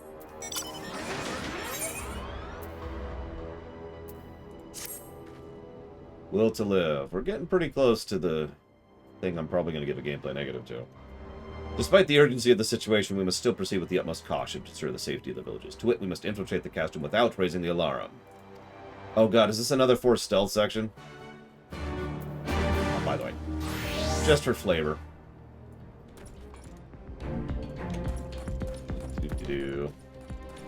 I'm pretty sure this is the level 90 ninja gear. I'm not actually 100% sure of that. I guess I can just check. This is Weathered Hattori Teko, so I have no idea what this is. 80. Right, sorry, I don't know why I said 90. I meant 80. I meant 80. The stuff you get in the Tempest. I did, in fact, Classic Game Lover.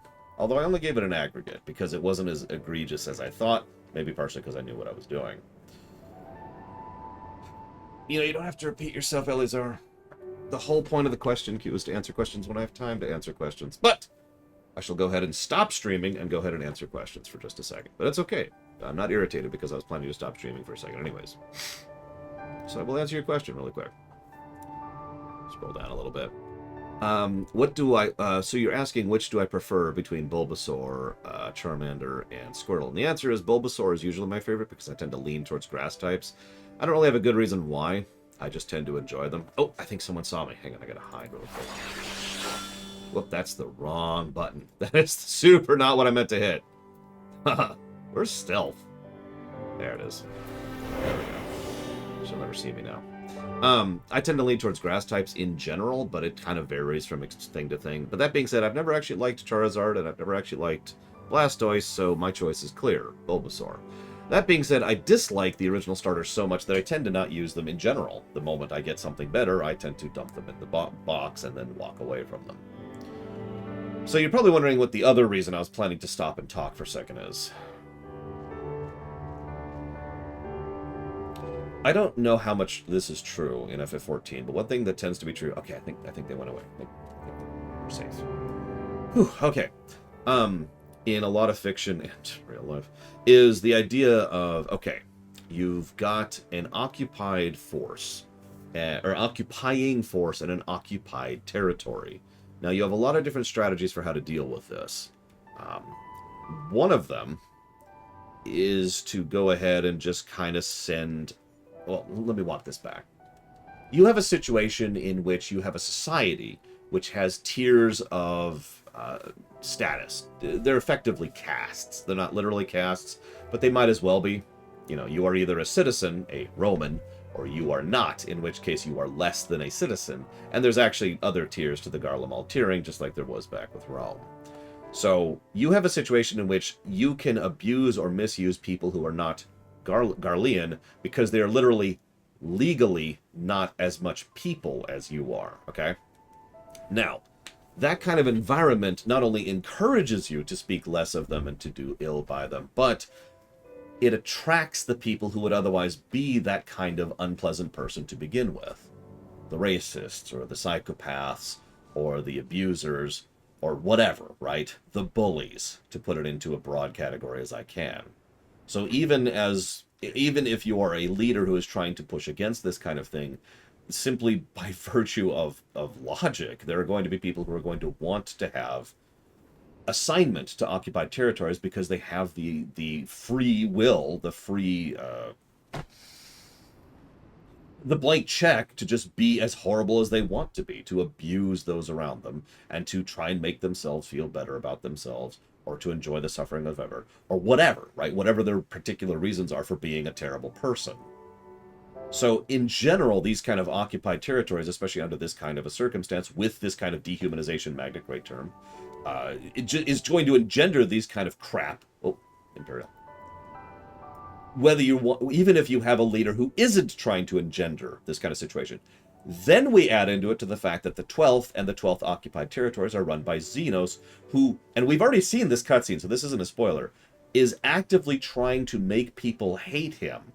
Because, actually, two cutscenes, sorry. Because of the fact that he wants them to fight against him harder because he's freaking bored.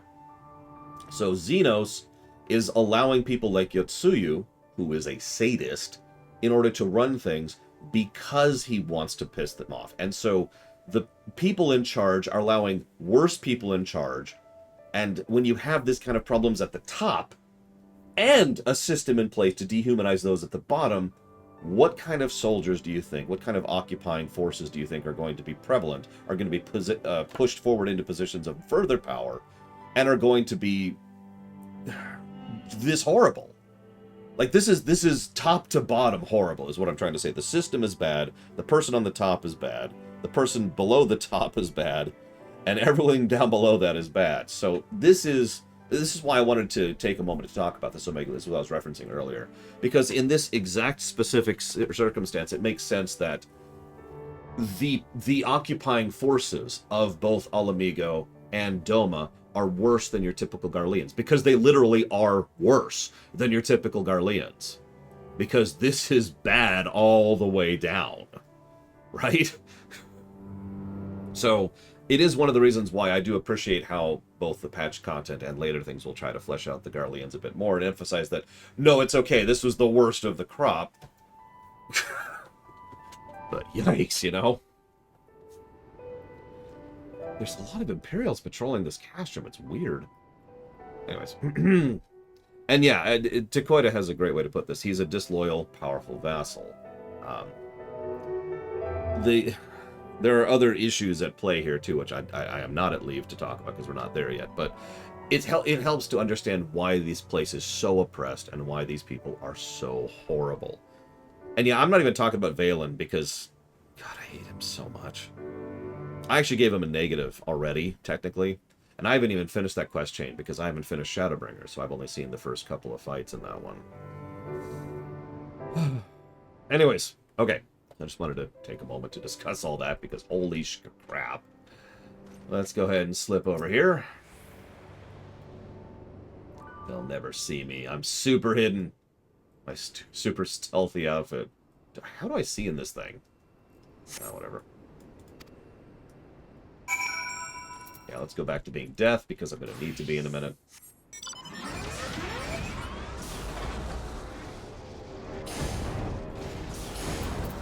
Well, there's 3 soldiers. 5 more minutes. Snore, snore, snore. Speak softly, let the others hear. What of the outside? We're good.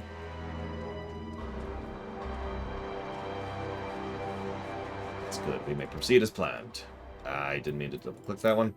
These ones shall not soon wake. However, the others are too close to the villagers. Incapacitating them, as I did, is far too risky. Fortunately, a solution presents itself. I would have you disguise yourself as an Imperial soldier. You have your pick of the uniforms. They will not protest. I guess I'm strapping. I'm pretty sure the Rogadin's armor is the only one that would actually, you know, fit me, but whatever.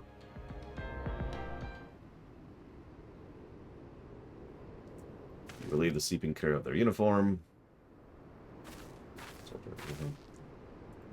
I will hide these corpses elsewhere. I mean, these sleeping people who are not corpses.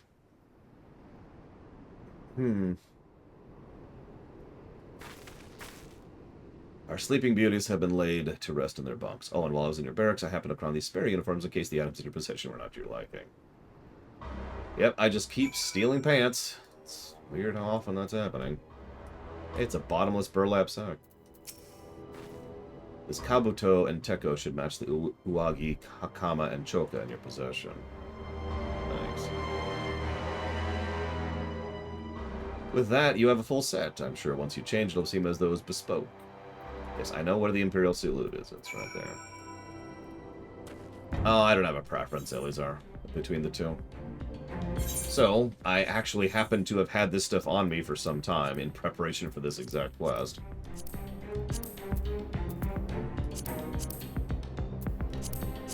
There we go.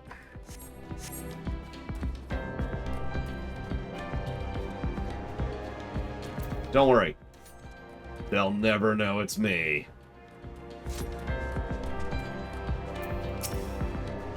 Salud. Time already? Not that I'm complaining my about, the others will be longer. Esuna shouldn't work on lice, since lice is literally an external thing on you, but Esuna would clear up, like, the skin irritation and problems with that.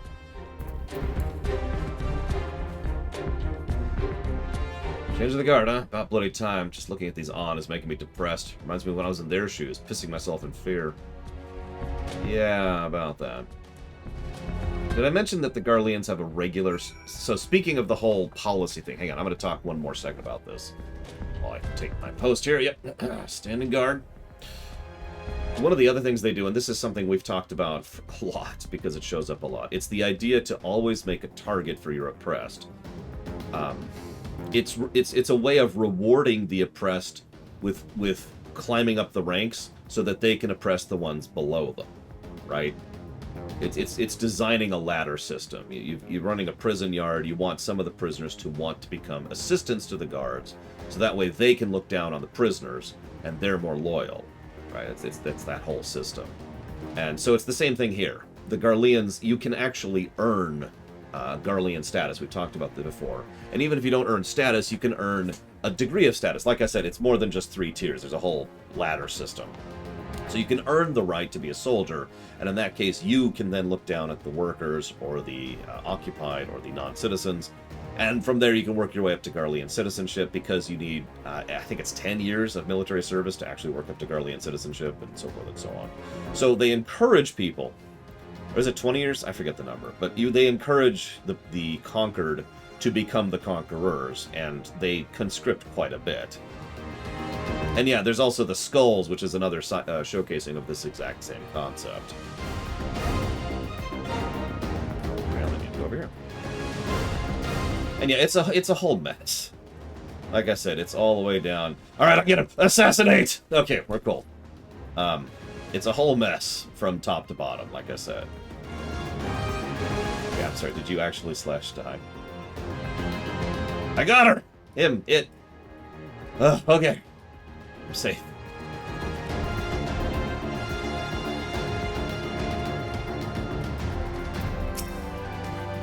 These ones shall sleep soundly with the others, and with that, no more soldiers. You may dispose of the accursed uniform. Until you're a dancer, of course. Samurai, there we are. Get my real outfit. Oh my god, this person's dead! Sound the alarm! Wait, wait, wait. I shall heal you.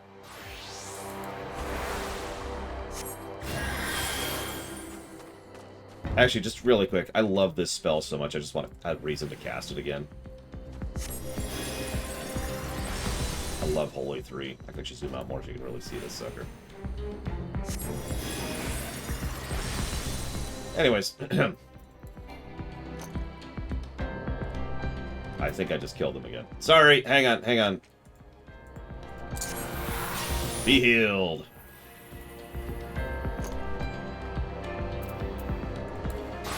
Alright, back into it. Salud!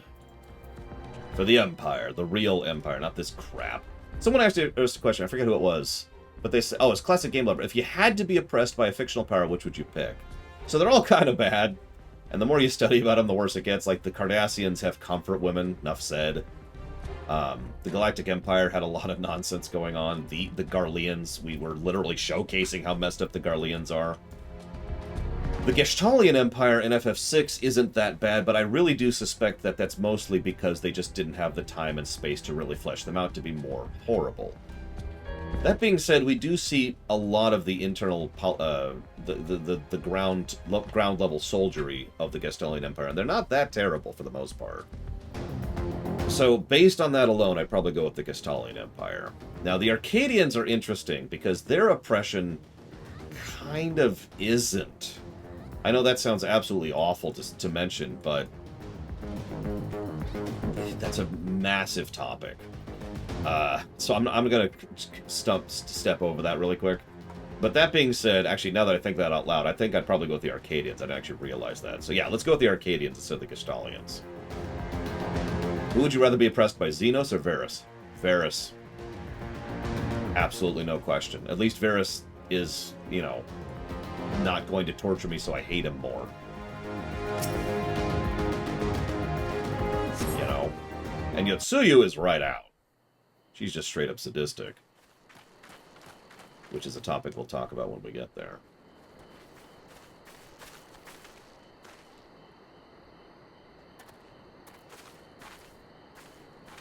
Yeah, exactly, Ewison Corp. Listen to me, all of you. We have dealt with the Imperials for now, but you must flee this place quickly. Dealt with them? Oh no. You didn't kill them, did you? Nope. Are you mad? There's no escaping the Empire. Running will only make it worse.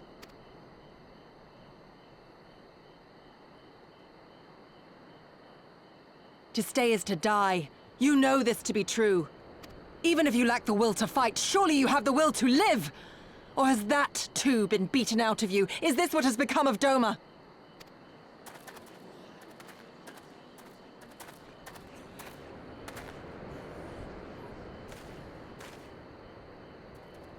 Now, I'm not quite with Yugiri on this, but the truth is, she's right. This is a no-win scenario for these people. You were Lord Hien's retainer, trained to fight without fear and obey without question. Well, we're not. We're lost and afraid. We hate this, all of this, but we can't do a damn thing to change it. And trying will only make it worse. You know what I like about Issei? I don't remember if they ever say his name out loud. What we see in him is everything we are without the power to back it. We get a good personal look at what it's like to be someone who wants to help, who wants to fight, who wants to stand up, Issei, and can't. It's wonderful how the game bothers to acknowledge the benefits of power. I know that sounds like a weird way to phrase that, but so rare does fiction even acknowledge that what the heroes do, they do because they can. Normal people, what are they going to do about this kind of crap? It's a pathetic existence, but it's all we got. And when people like you come here pretending it can be different, it doesn't help. All right?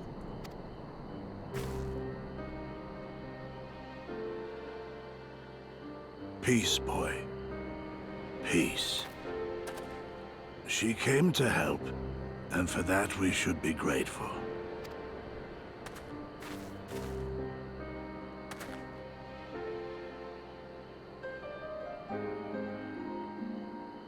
Elder, your face. We all have scars. Some too many to bear. Too many battles. Too much lost. Our friends, our family, even our liege. We who survived are forced to bend the knee, to sell our souls and surrender our dignity. How are we to lift our heads when this shame weighs so heavily upon us? Your courage, your resolve, they are as salt in our wounds.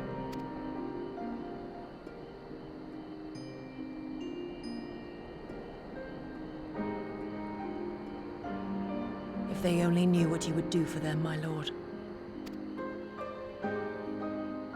You have made your plight clear, and I shall impose my will no more. But know this, brothers and sisters of Doma. For all you have suffered, for all the horror and the ignominy, you are still here. You are still alive. My lord prays you value your life as highly as he does. As for me, I swear by all the Kami in creation that I will free you from this torment, no matter the cost.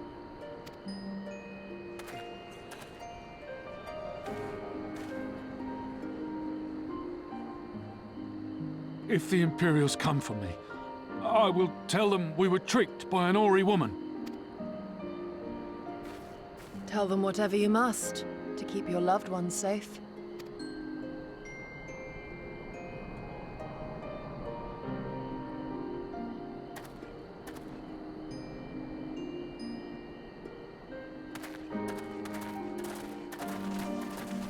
Probably worth noting, we don't have a safe haven for them to flee to with their loved ones right now either.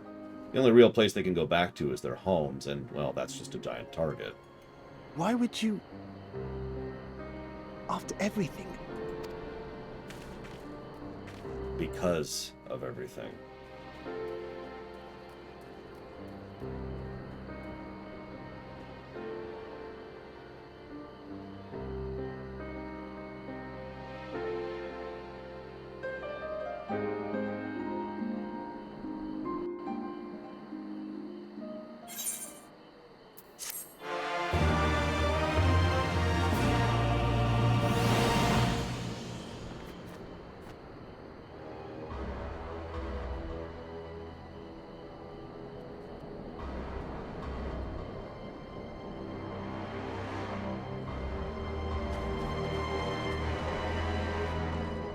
Yeah, exactly, Takoida. It's just...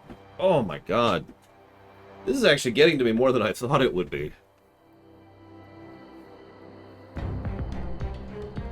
No, they totally did, Omega Legion. The Night Elf Empire at its height under Ashara was a conquering power. But the only real powers they conquered were these trolls, and it's not like the trolls are innocent in that particular affair. And when I say trolls, I refer to the troll empires, of which there were several.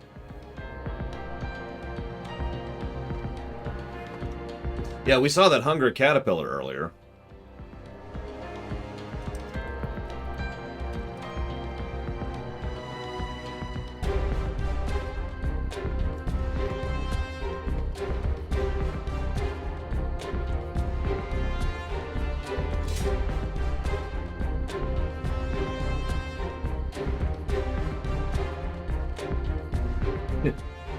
I mean, the trolls fought each other as much as they fought the Night Elves, so, you know.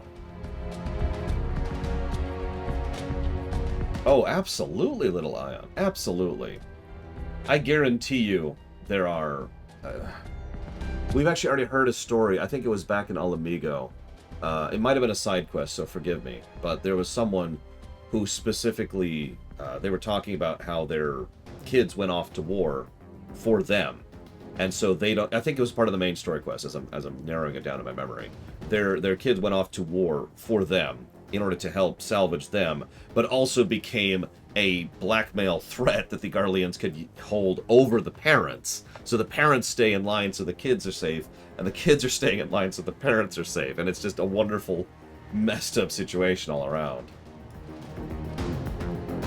I'm not going to get preachy here. I could talk a lot about how to, conquer a power and how not to conquer a power, but this is ridiculous. Hi, Eon Dragon. Sorry, our pace. Don't worry, once we finish the MSQ, we got a bunch of optional stuff to do. We got Heaven on High, we got some side quests, we got a bunch of class quests. It'll be nice and slow. Kill me. Anyways, mayhap they have the right of it. Mayhap we're fools for urging to rise them once you are. Yet I have to believe that in their heart of hearts, they still... Now's not the time. We need to finish what we started. I have in my possession a powerful medicine that befuddles the mind and memories. We must administer to the soldiers ere they awake. The medicine will leave the soldiers confused and unable to clearly recall recent events. They will suspect they fell asleep at their post and be reluctant to discuss it with others. Because after all, if you admitted to falling asleep at your post, you'd probably be punished or worse, executed. It is not more than a temporary measure, but we dare not kill them for the sake of the villagers. Why, we didn't kill them. Except for Zero. Killed Zero. Here.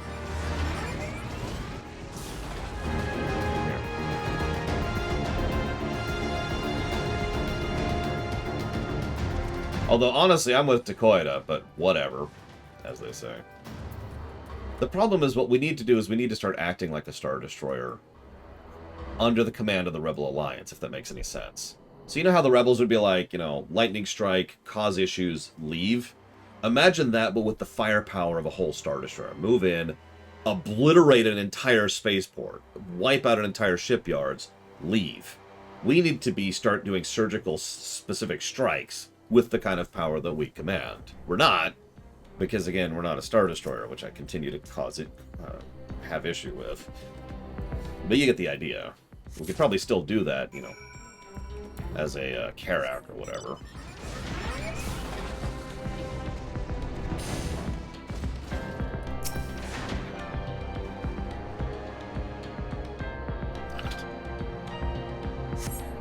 Yeah, we're not a Star Destroyer, but we do have some capacity. As I mentioned, a Karak is nothing to be dismissed out of hand. Especially if you know what you're doing with it.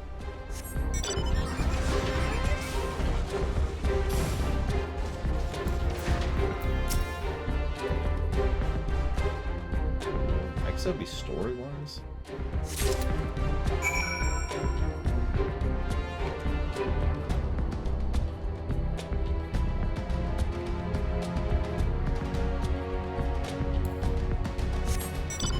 That is true, Little Ion, and it's one of the reasons why I specifically pointed out that we don't have a safe haven to bring the villagers into. I did see the bug question. I suppose I don't like bugs. I've never liked bugs. If I had to pick a bug that I could tolerate, it'd probably be some variety of butterfly.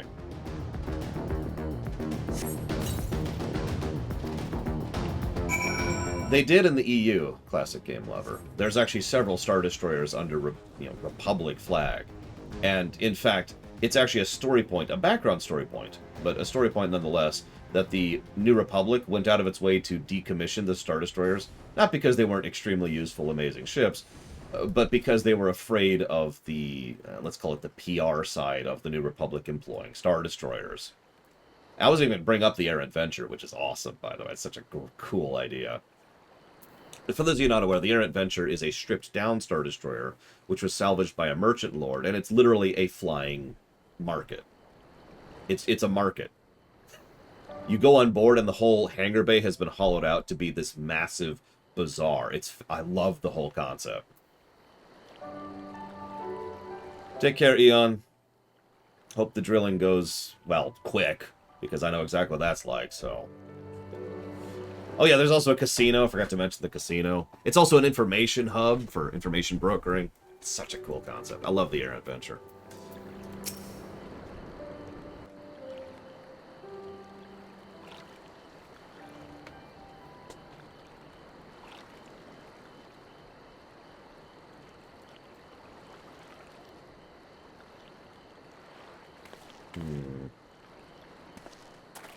That might work, Pillars of Snow.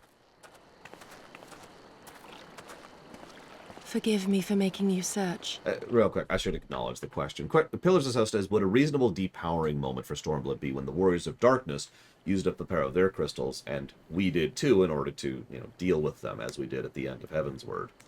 Obviously, nothing really seems to indicate that, and I really feel like they just wanted us to be weaker for some reason, and then brought us back up to strength for some reason. Like, if I could just be blunt, Stormblood feels very Metroid-y, and in a bad way. How many Metroid games do we get depowered for no reason, and then we spend the whole game building ourselves back up to Planet Cracker status? And it's very, very rarely acknowledged in universe, right? It's just a thing. You're just weaker now, screw you, right? Super Metroid. I love Super Metroid, but there's no in-lore explanation for it. And I feel Stormblood is the same way. They're just like, well, we need you to build yourself up over the expansion. So, Yeah, Dread does a good job of the depowering. And honestly, Prime tries. It's not great, but at least Prime does make an effort for the depowering. And Fusion does a good job of it, too. And yeah, I hate to just beat this dead horse, but I really think this should have come before Heaven's Word. Because then you wouldn't need it. It's just, you've got the Miggerstormer thing built in, ready to go. Build ourselves back up. We end with, what Stormblood ends with. And then what I'd probably do, I was actually thinking about this. What I would probably do is, I say Stormblood, but what I mean is Stormblood 4.0. Stormblood 4.0 should be right after ARR, in my opinion. And then we do Heaven's Word. Now, hear me, I know that sounds weird, but you probably see the structure of that, because then Heaven's Word leads to the Heaven's Word patch quests, leads to the Stormblood patch quests, leads to Shadow. And obviously that's not super smooth, and there would have to be some rejiggering. But yeah, the Stormblood patch quests do a good job of the lead up to Shadowbringers, and should still be there. But anyways, sorry. Rant off. I've got another rant coming in like 2 quests.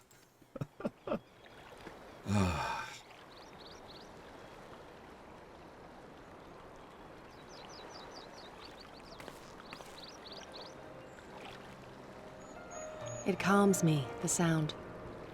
It helps me to remember the sway of the ocean when I close my eyes.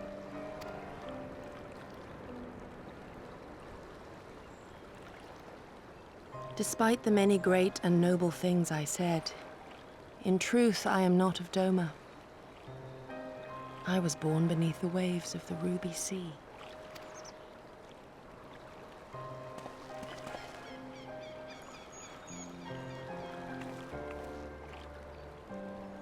To think that you were there, that you even spoke with my mother and father. Yeah, they said that they still love you, and they still think of you often. They took me in, and my comrades, as a way of penance for not having helped you back in the day.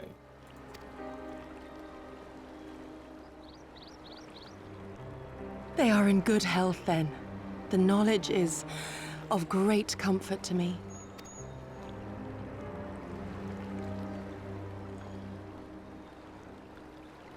That I might have the strength to protect my home from the Empire, I left to learn the secrets of the shinobi. Day and night we trained, ever striving to exceed our mental and physical limits.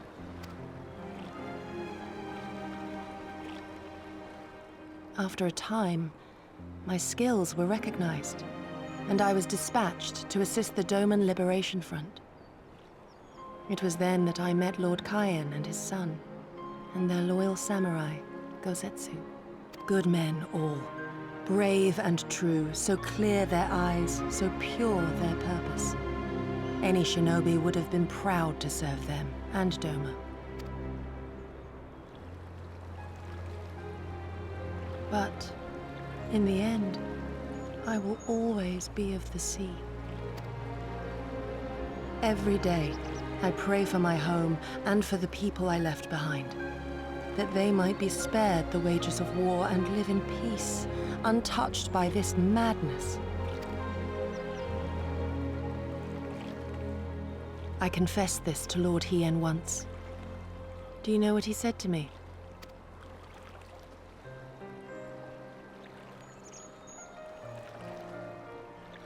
He said, "Good. We are better for the conviction of our allies and draw inspiration from their example. What is weak alone may together grow stronger. Never did I lose faith in them.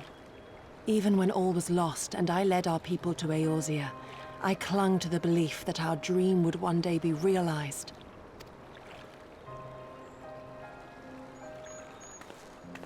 But when I gazed into those eyes bereft of hope, when those broken men balked at liberty, the dream was shattered.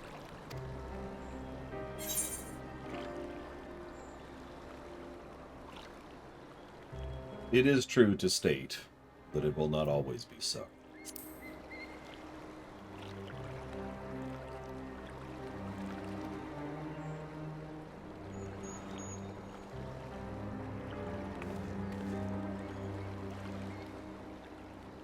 So I pray, and thus do I labor to see a new day dawn, regardless of my misgivings. When all is said and done, we can but carry on, together.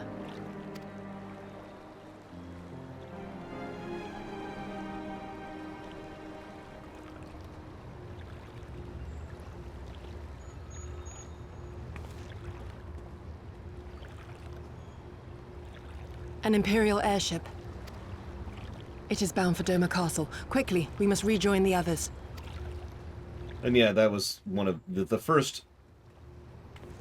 It's hard to explain why I don't like Hien, but that's the first point I could definitively say that why I don't like Hien. It's because everyone and everything else, including just the story as an aggregate concept, builds up Hien a lot. Too much, frankly. I'm going to answer some questions super quick here. Well, we can totally jump it, but we're not going to. In my opinion, which is the better option to save in Dragon Age Awakening? Vigil Keep or Amaranthi? Obviously both. But Aymeric is actually awesome, though, Omega Legion. I mean, Aymeric earned my loyalty, me, the player. So it makes sense that he would earn the loyalty of the people in question, that he would convince Lucia, for example, to turn turncoat. Hien doesn't. It's not like I hate him, it's just he's there. He's a dude. He's a pretty cool dude. He's chill, you know.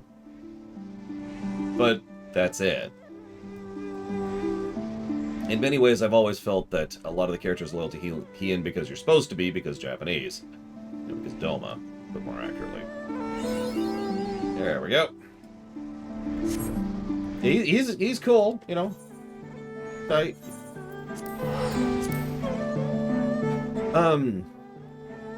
But anyways, Amaranthi is the obvious choice. Save the city.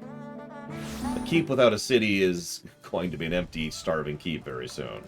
And that's ignoring the obvious civilians greater than soldiers thing. Can I think of an example of a point in a story which seems absolutely stupid at the time, but due to revelation later was actually brilliant? I feel like the answer to that is yes, but I can't think of one off the top of my head. There's probably some Warcraft stuff, if I'm being honest, but I can't think of any examples off the top of my head, so I apologize, I got nothing. Most hated bug, God, I don't know.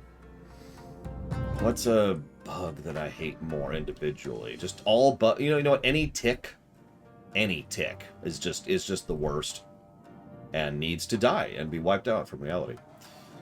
Oh no, ticks are worse than spiders. Spiders, at least, I can intellectually acknowledge serve a pretty decent and functional purpose. Ticks can go to hell. Answered that question. Offshore Twitch account says, if you were a supervillain, would you roller skate around a nightclub while Beyonce sings your theme song? No. Tim says, most stupid plan to have succeeded. Illidan's plan in Legion probably qualifies. And it did work out, although it very nearly didn't. A lot. Let's see here. I'm gonna ask this one. Do you think minigame areas like the Golden Saucer are necessary, good to have, debatable, or awful when adding to MMOs? This is relevant because most MMOs have something like the Golden Saucer. It's actually a really good question. Yeah, you know what? That's a good answer. U.S. and Corp.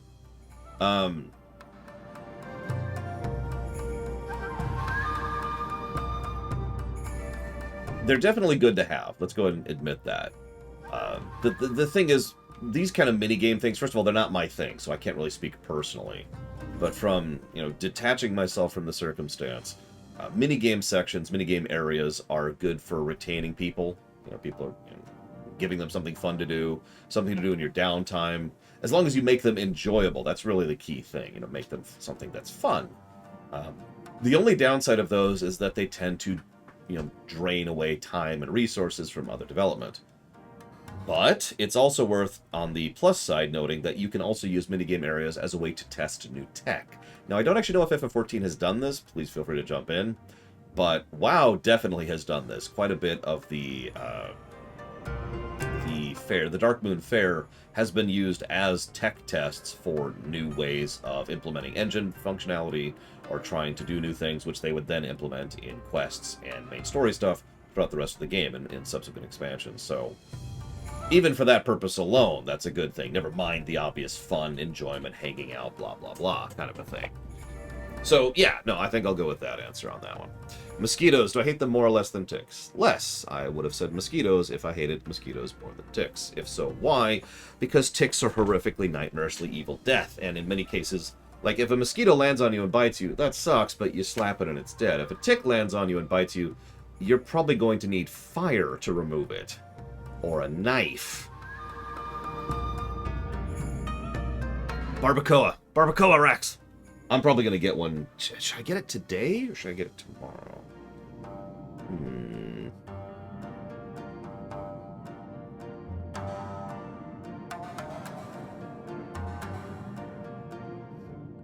I could also just wait a few days to get it. I could get one today, because they have it. I noticed they have it in their delivery options. So it is feasible. Yeah, you've never paired up, Maverick? And I'm totally not taking a moment to prepare myself for the, you know, the fire that is about to come out of my mouth as we discuss the upcoming section of Quest.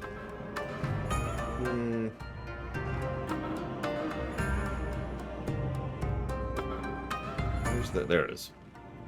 They call it roasted chili corn, and I'm just looking for it. Like, where the heck is it?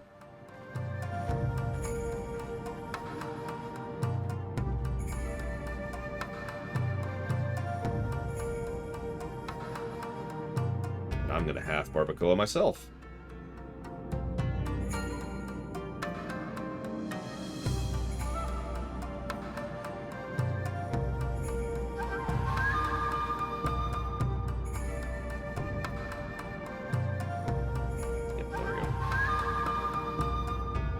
It always feels weird getting so little delivered, but it's not like Chipotle's cheap, you know what I mean?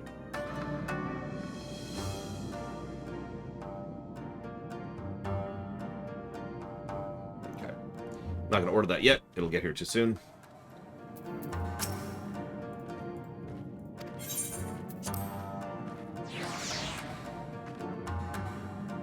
Evo asks a question. I'm going to answer their question because, you know, they're probably going to leave soon for yet another review series. So Evo says, do you prefer character-driven or plot-driven stories? I don't think I have a preference per se, but if you put a gun to my head and did all the horrible evil stuff that entails, I'd probably go with character. Something like Empire Strikes Back is better for me than something like A New Hope, to put it into simplistic terms. Or phrased another way, I prefer Final Fantasy VI over Final Fantasy Tactics.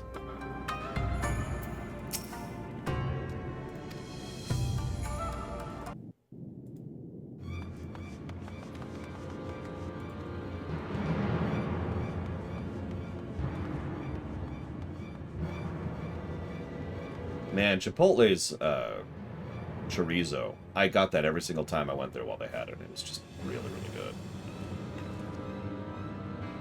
There you are. What happened? Are the villagers all right? We freed them, along with many others.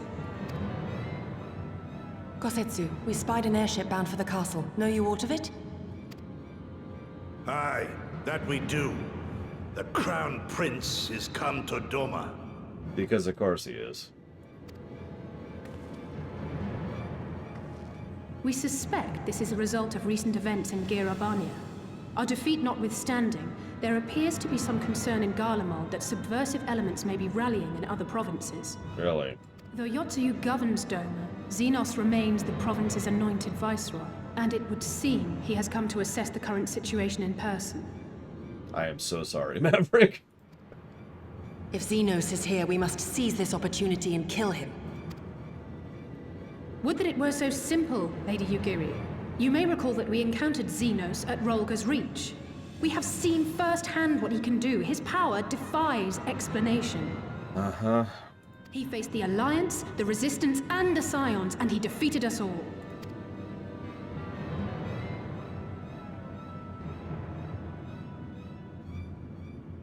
We survived and learned from the experience, it is true.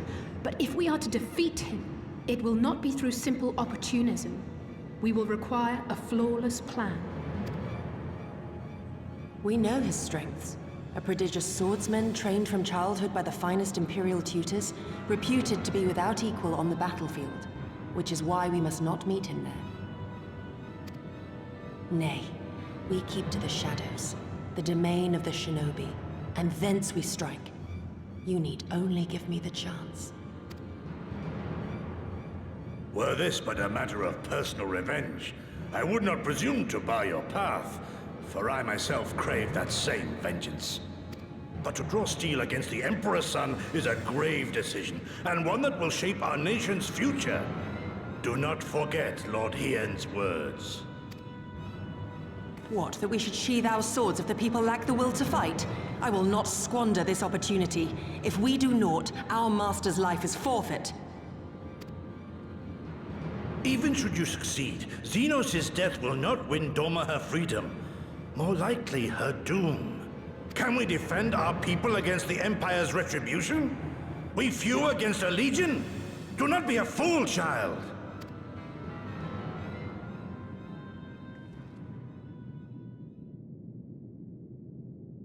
Mayhap I am a fool with foolish dreams of a future that will never be. But I will not forsake them! Yugiri, wait! And that's how you do lease properly, by the way. What now? To give a showcasing of what I've been talking about.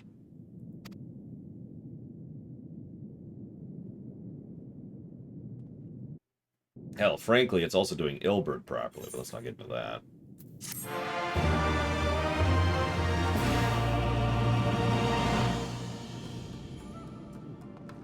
Ah!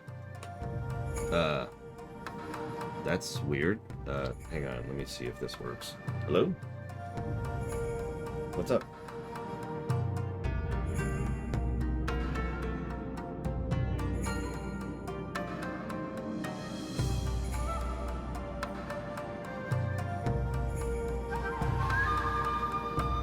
No. I'm running through it in my head really quick, but I'm pretty sure the answer is no. No, most of the debris I cleaned up, so to speak, was all clothing related. The only place I might have moved something like that to would be the dining room table, and I'm pretty sure I didn't, so I wouldn't get your hopes up.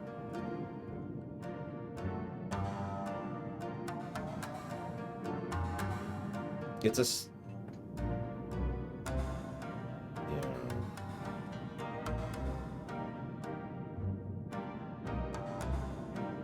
Sorry. Well, I sympathize. I don't even know where mine of that is. Oh, yeah. Alright. Does all that stuff. You can tell I care. Wow. Well, I have an egg ready for you whenever you want it. No rush, obviously. Okay, so what I'm going to do is I'm going to put the diploma tube on the egg when I transfer it to you, okay? Sure.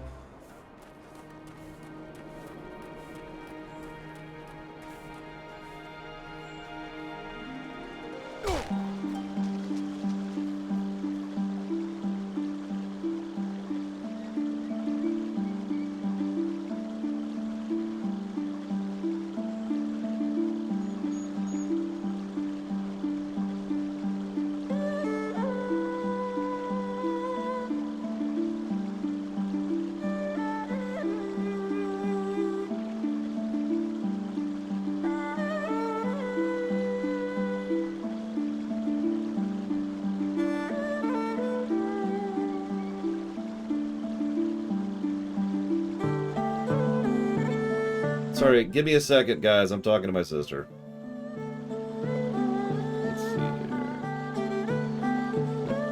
Internet. Destroy universe. I'm sorry, Rex. I don't mean to talk to my sister. Oh, right. I need to actually connect to the internet manually now because of how I put that up.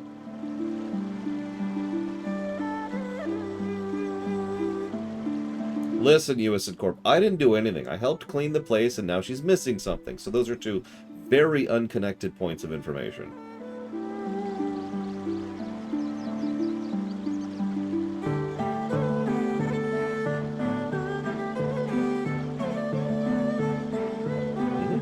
So you want to do trade, and we want to do a code.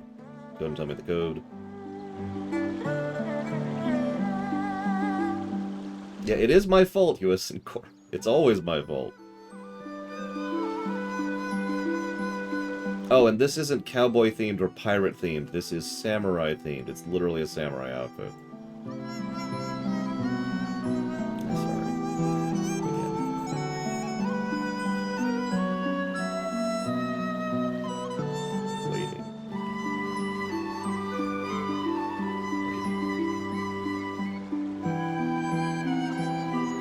I see you're on the internet. It's probably me. A cowboy samurai, I like it, yeah. I mean, this hat is just... I'm sorry, I love this hat so much. This is just such a perfect hat for this outfit. I've loved this hat ever since... I don't even remember where I got this. Does anyone know where you get this stupid hat? I've had it for forever. Okay, so go to link trade and set up the code and tell me what it is. Yeah, I remember I lost it. I still don't remember where I got it from.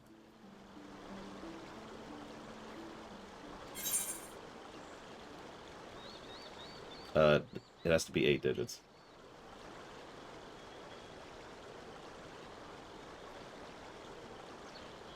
That, okay. I am now trading. And it really shouldn't take long. Tiger Skin Tricorn of Striking is apparently the one Valvatrix bought for me. Because that's the one I got on right now. Yep, I already found you. So just trade me whatever. I know. I will be trading you whatever. Let's see. Trade you. I need something. Where's my adoption box here?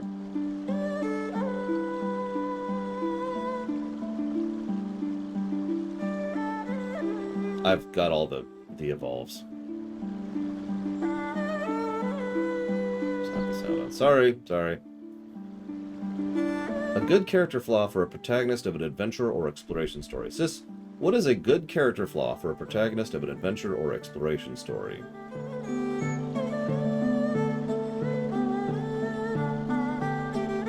Sis. Okay.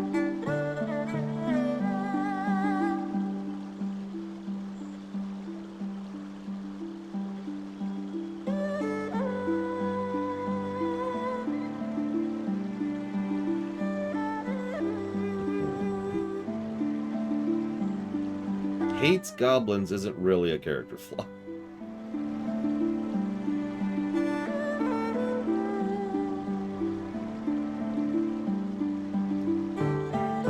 I know. This is my job. They put me on the spot all the time. You should see my question queue right now. It's pretty big. Here, I'll pull up another one. Let's see. What part of the head do you find most difficult to shave? Yeah, sis. What part of your head do you find most difficult to shave? Eyebrows, she says. I was gonna say the back of my skull, by the way. Let's see, what yeah. I'm not gonna say that part out loud, but that is a true statement. Worst ending to a great game? Oh, that's easy. Neverwinter Nights 2. Bar none.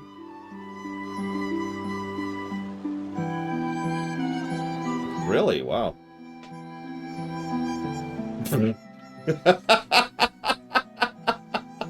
you, okay. No, it's okay. I have done the same thing many a time in the past. Here's your Gengar.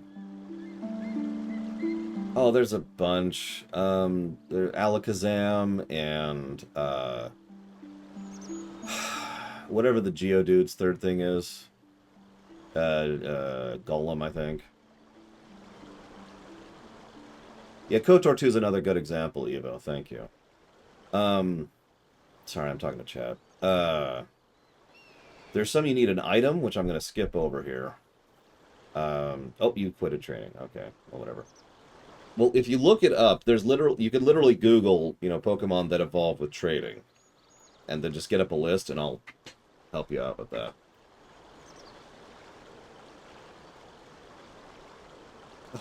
Here, I'll share this question with my sister. You ready for this, sis? If people in your family share opposing political views, but are cool elsewise, how do you deal with that?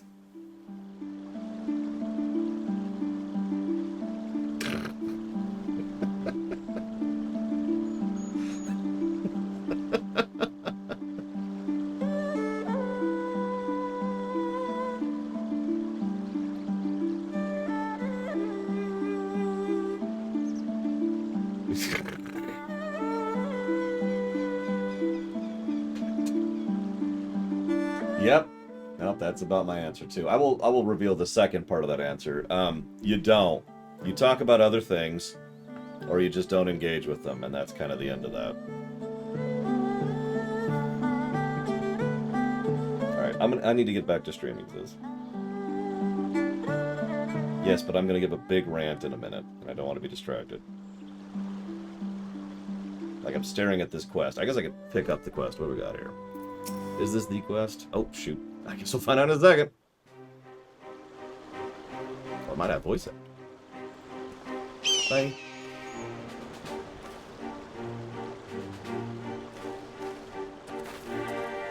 Nope.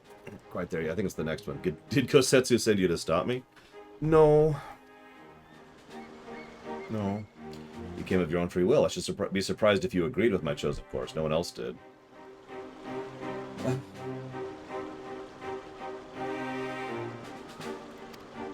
It's not as fanciful as they would have you believe. Scant moments ago, I received the Crown Prince's itinerary from one of the spies in the castle. Xenos has no desire to remain in Doma any longer than necessary. He wishes to inspect the moon gates this very evening. No, I have not, classic game lover, although I do know all the spoilers about it, which I will not share here, of course. His impatience is to our advantage. He arrived with it. Yeah, you see why I'm ready to rant up here, Maverick. Everyone knew this was coming. We have actually talked about the upcoming scenes since ARR. His impatience is to our advantage. He arrived without warning and gave Yosutsuyu no time to repair. The whole castle is in a state of upheaval. To avoid delay, he was declined a full escort and will traveling no more than a handful of soldiers. The kami would not have blessed us with more auspicious circumstances. I will kill him. He is literally using himself as bait. You realize that, right, Yugiri? No, of course she doesn't, because she doesn't understand his character as we do. And a lot of what we have understanding of is mostly the players, not the character. We will be doing this together, Yugiri. I got your back, as I always do. Or die trying. Of course you do. Yeah, better than I. But are you sure? Yeah. Thank you. Thank you. I cannot express what this means to me. God, you're so much better than Lise. Sorry. I don't mean to draw such a direct parallel, but you notice she is in the same exact character slot that Lise is? Like, you have noticed that, right? Stay calm. No one knows you were here. No one knows you saw anything. No one knows you overheard two rebels plotting to kill the Crown Prince. Stupid, stupid, stupid. You know how this ends. They only have themselves to blame. You have to tell them you have to.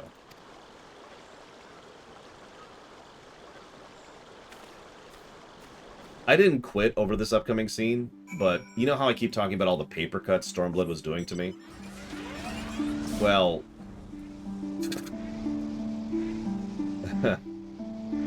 this was the biggest paper cut, let's just put it that way. So, after the 50th time we save people and they tell us off, the Warrior Light and I both become emotionally close to the people of Alamiga and Doma. They ended up fighting against the Empire rather than the oppressed. I'm curious if you felt anything similar.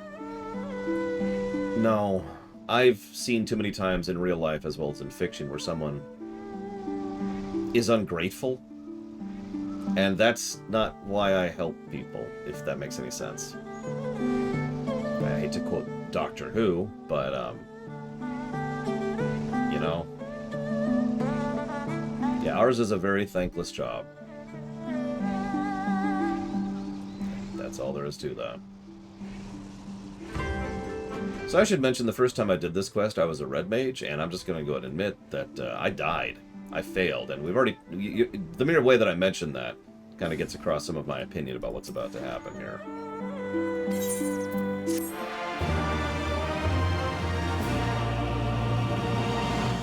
Exactly, Reggie. That is the exact quote I was thinking of, no less. I don't do it because it's easy. I don't do it because it works. I don't do it because there's reward.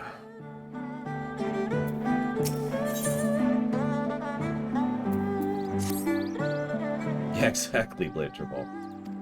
He will depart Doma Castle by ship and approach the moon gates. The Magitek field will be deactivated briefly, allowing his vessel to pass. He will come to these docks, entourage, ambush. Let's find suitable hiding places.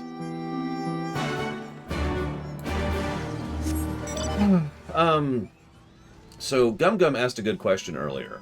Do I think the Klingon Empire is a paper tiger of its former self? So that's a bit of a disingenuous question, so I'm going to split it into two, if that's okay. Do I think the Klingon Empire is much less than its former self? Yes, absolutely. Even within existing canon, there's a very clear decline of the Klingon Empire. But do I think it's a paper tiger? No. What the Klingon Empire is much more complicated and much more terrifying than that. The Klingon Empire is a lazy tiger. I know that's a bad parallel, but to continue, I'm trying to keep the analogy as close as I can here, because the whole point is the Klingons are a wreck and a mess and corrupt and decadent and falling apart, and it's a crumbling empire. But they still have one of the biggest and most terrifying militaries in 2 quadrants. And if something happens, they're just going to go cause a mess.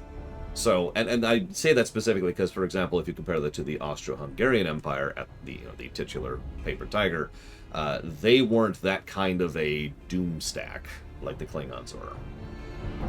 It wouldn't be a coordinated doom stack, but that would just be a mess if they just kind of went and did their own thing.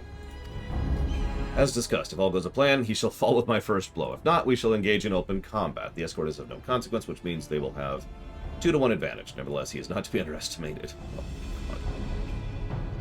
Yeah. Yeah.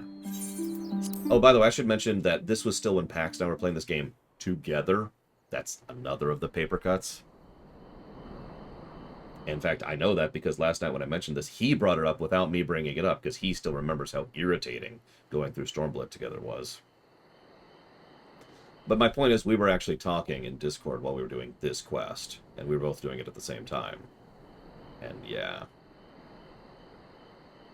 We both had issues. He comes.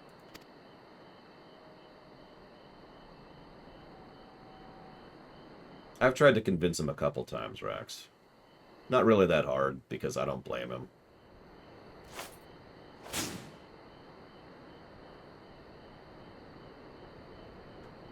The village is not far, my lord. If it please you, we shall escort you there directly. What's it about, Evo? In brief.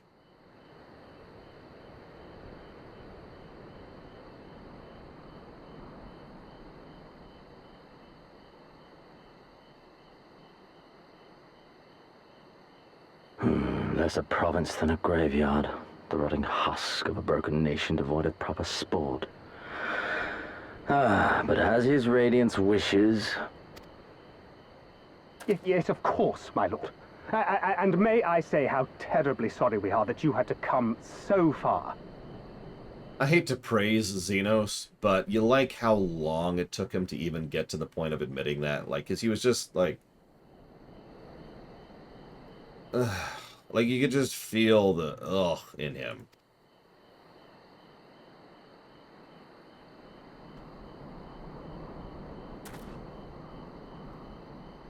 I like the step back, like, We labored long to sow the seeds of hatred, of fear, to train them as beasts. Now we shall see the harvest. Let there be savage beasts baying for blood. and not hollow-eyed prey cowering in the dark, or there will be no joy in this hunt.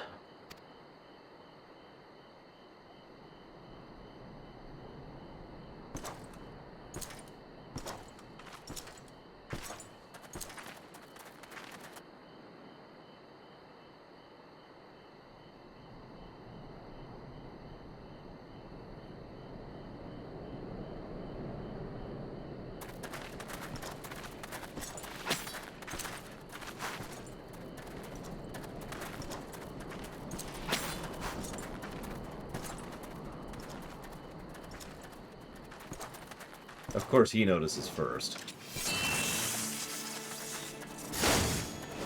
He just doesn't care as they kill his soldiers. Ambush! Shinobi? And me without my brute. Yeah, no kidding, Mr. Red. How weak you are. Is this the sum of your hate? This is only the beginning. For Lord Kyan! For Doma! Ah! Don't mind me.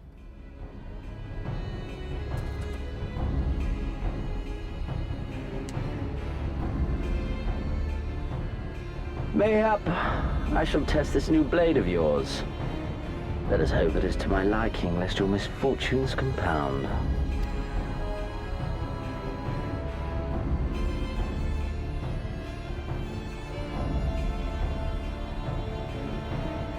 Yeah, we really should have killed her here. I hate to say that, because we would have missed out on a bunch of story quests. Then again, I am loath to expend such effort on the unworthy. Come, earn the honor. But really, we should have killed her here.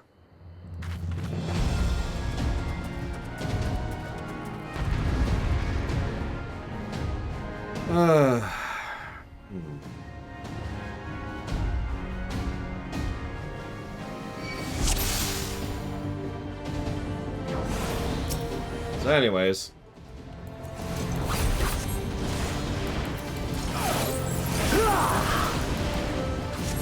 What?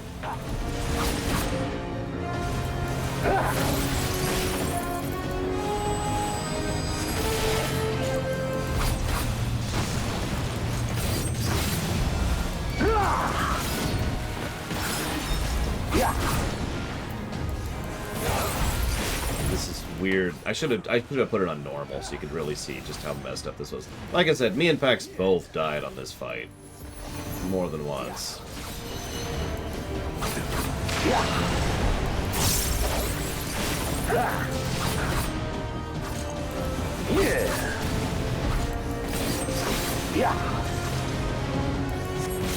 This day you die! Leave this to me.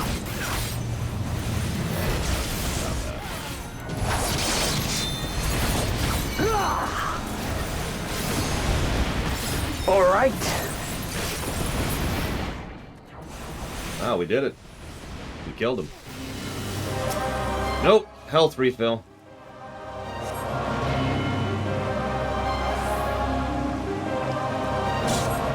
Let us put you to the proof. First of all, that's sin number one. Pulling that kind of crap is almost never okay when it comes to game design. Second health bar. Especially an unexpected second health bar. Run, beast, run!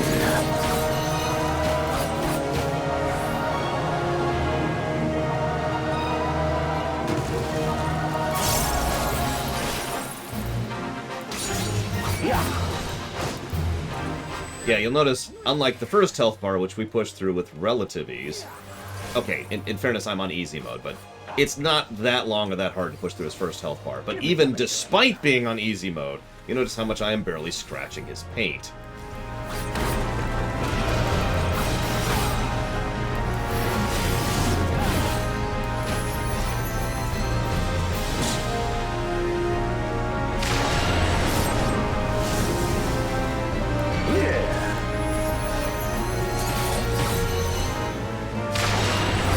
And yeah, he's just being empowered by that fricking sword he just got.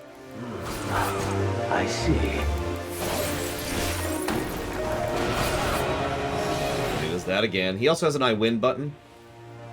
And that's 2 major sins in gameplay design right there. An I win button, Beatrix, and a second unforeseen health bar, which I don't have a good example of off the top of my head. So he Shreks us again. Ah, I remember you. Al Amigo, the champion of the savages. Yeah, I should also probably mention, again, I feel bad for doing this on easy, but honestly, screw that fight. That fight takes forever to do. That is a multi-minute fight, and if you screw up and actually die, then you do have to start over, even though it's a supposed to lose. So that's 3 major sins. In addition, four major sins for that fight.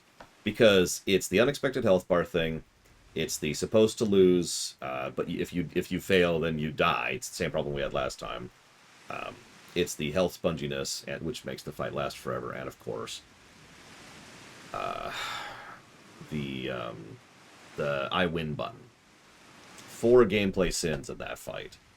I was so goddamn pissed when I finally pushed this down, because I thought we were actually going to be, like, what I was assuming was going to happen. He's like, oh, I'm going to actually try now, and we were going to damage him, and he was going to like, oh, cool, okay. And he was going to leave, but whatever. Instead, he just bodies us, and it's like, oh.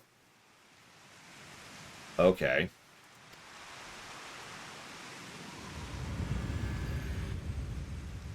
Look ye where the sun doth rise, see crimson embers darkening skies. Yeah, exactly, Rex. Look ye where the sun doth fall, see azure lost amidst the squall.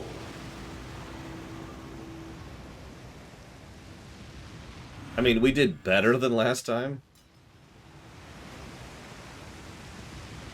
You know, a drop of blood, so to speak.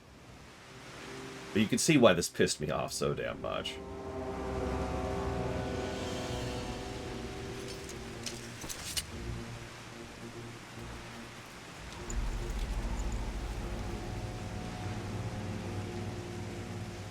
Oh, how right I was to spare your life.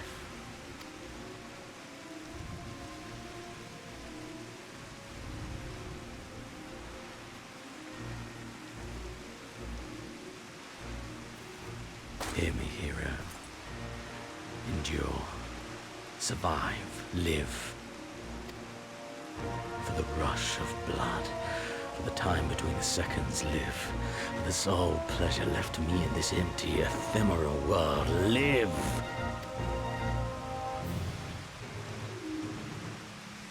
So now we have his attention. Yeah!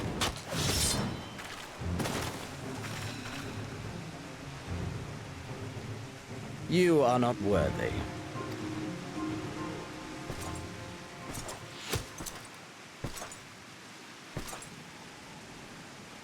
I like this. Really? Xenos. I'm not saying really. Xenos is like, really? Get away from them, you imperial dog!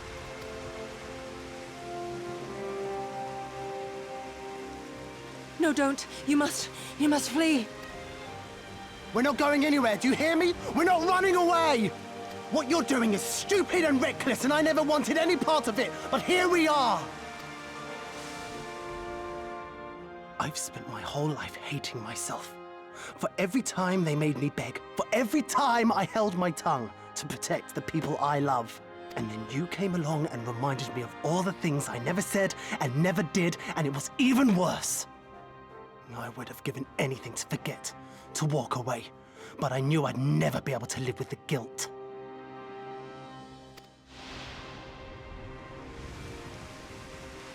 So we came, all of us, for you, for ourselves, for Doma!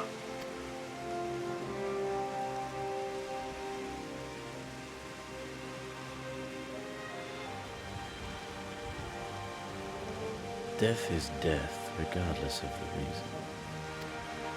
Yet you seem determined to die, intruding upon this sacred ground, turning weapons you can scarcely wield upon me. Your lives will not even begin to redress the balance.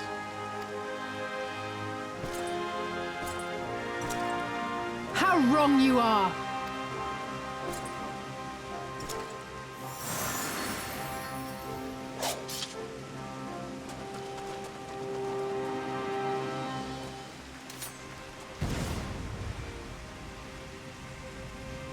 Go, now!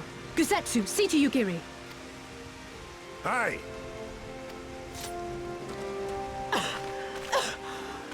I can't see a damn thing. Someone stop them!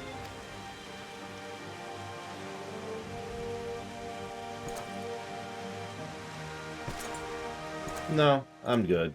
My lord?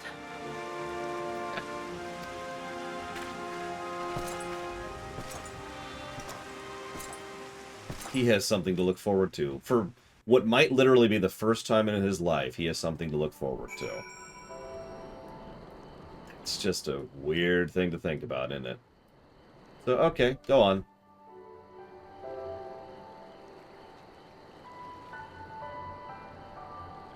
Oh, God. Again, Mr. Red. That'd be awesome. It wouldn't be great because we wouldn't kill her, but, you know.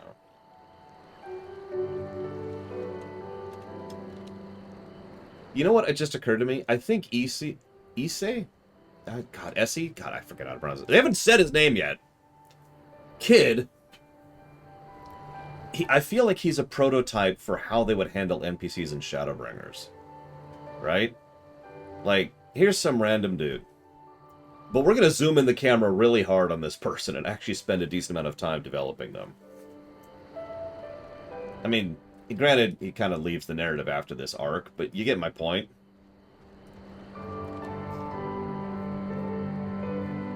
Like, oh god, what's her name? Hang on. I don't remember their names because I'm terrible. Chai and Dulia. I feel like they were prototyped here. Anyways. There's naught that will not heal with time. Ugh. Alright, here, have some water. Issei. That's Issei. Agreed, Blade Traval. As I mentioned earlier, they were definitely trying out new gameplay stuff in Stormblood. Which is unfortunate, because I'm about to give multiple gameplay negatives to essentially Ranjit prototype. For the same reason, by the way. But I have to give that scene a story positive. I hate myself for it, but here we are. Actually, I'm technically giving two, but whatever. Xenos? Xenos is neutral. True neutral. He doesn't care about anything. At all. He does not care about good or bad. He does not care about order or chaos. He does not care.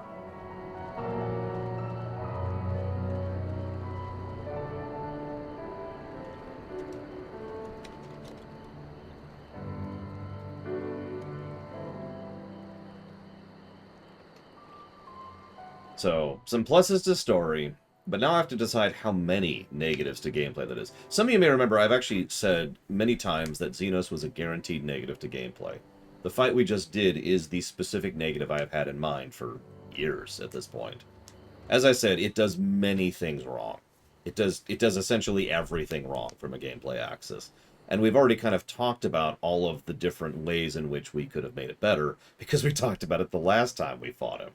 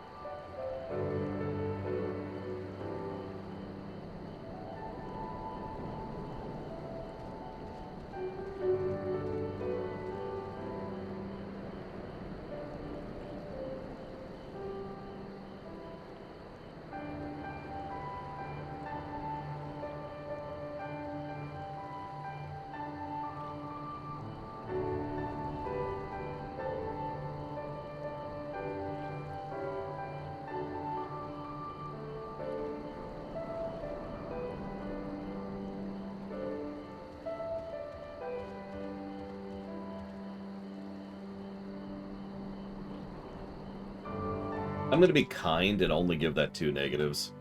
To be clear, to me, that's one of the single worst moments in the entire expansion. But I'm going to go ahead and... I can easily think of other fights in gaming that are worse than that fight. It's just, it really is a fairly... I really do think it does a lot wrong from a gameplay axis. And that's a damn shame, because it wouldn't take much effort to really go ahead and improve it in several ways. Like, it wouldn't be hard to make it so that, for example, you could actually die and then move on, because it's a supposed-to-lose fight. That one change by itself would improve a lot here. It wouldn't make it good, but it would pull it up substantially. Because I want you to imagine spending 3 minutes carefully and just barely pushing through this fight and going through it, and then, you accidentally didn't miss this one attack, so he hits you, and then you die, and you see duty failed, and you have to start all over. And just imagine what's going through your head as you're just like, what? I'm sorry, what?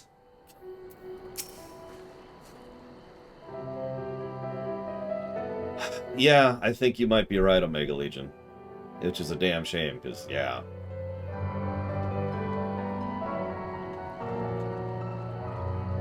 Yeah, Ranjit is probably the worst part of Shadowbringers, but I don't want to get ahead of myself. I have no idea what we're going through with the man's head, but I'm heartily glad we decided to leave.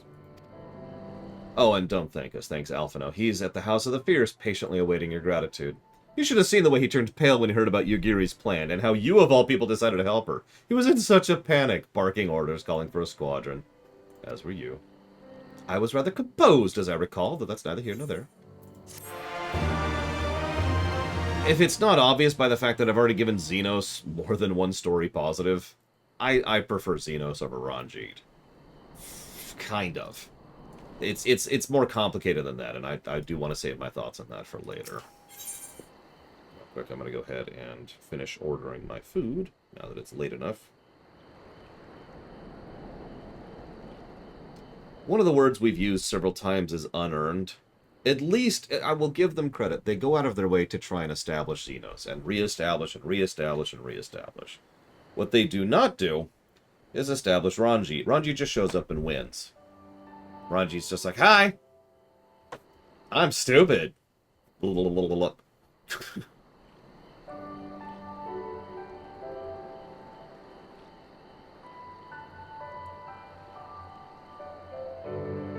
Also, to be perfectly blunt, Xenos' voice actor is better, but that's almost cheating to even mention that. You believe it? We faced down the Crown Prince and lived to tell the tale. Yeah. You have no idea what this means for us. Everyone's talking about getting more weapons and armor, and we're not going to stop until we've taken back our homeland. Hold back. That's the adrenaline talking. That's also true, Omega Legion. Remember, by Shadowbringers, so...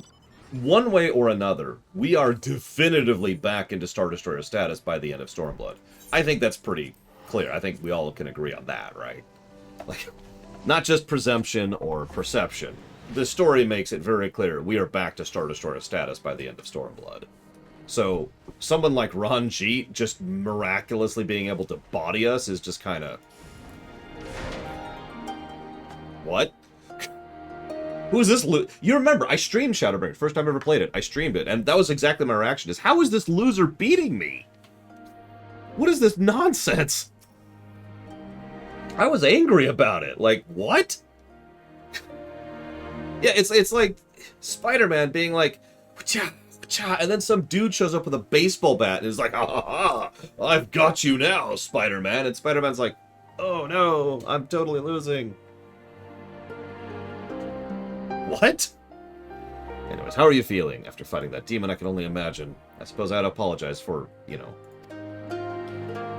Anyway, thank you for not giving up on us, and the shinobi, too. He just, exactly, Ranjit's just been off there killing boars over and over.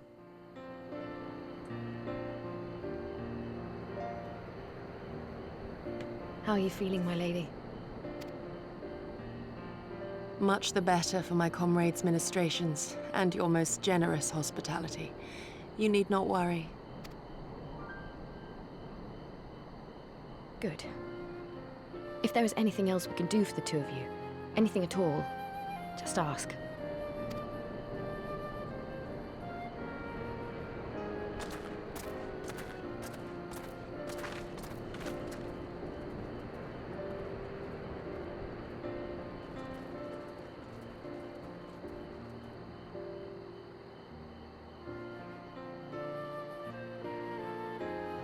Stare any harder and you're like to burn a hole in them. Go and say your piece, for goodness sake.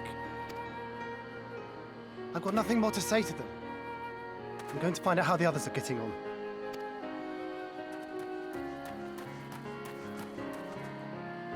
Hey, Evo, you still there?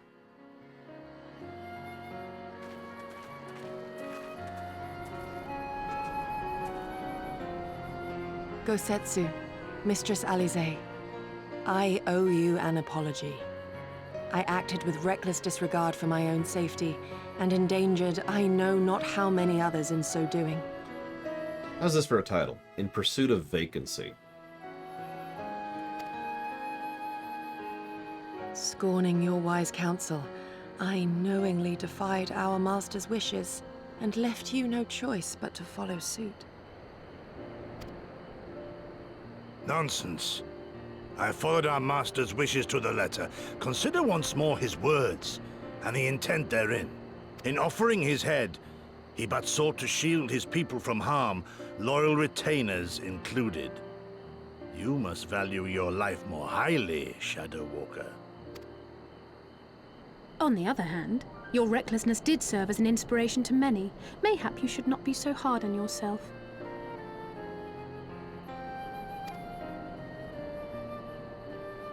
In any event, if you must apologize profusely, it seems only right that you expend as much effort thanking the one person who supported your plan from the first.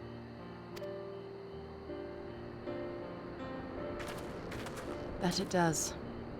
There are no words which will suffice. But thank you. I'm glad I caught his attention, so he spared us all. Because that's what happened there.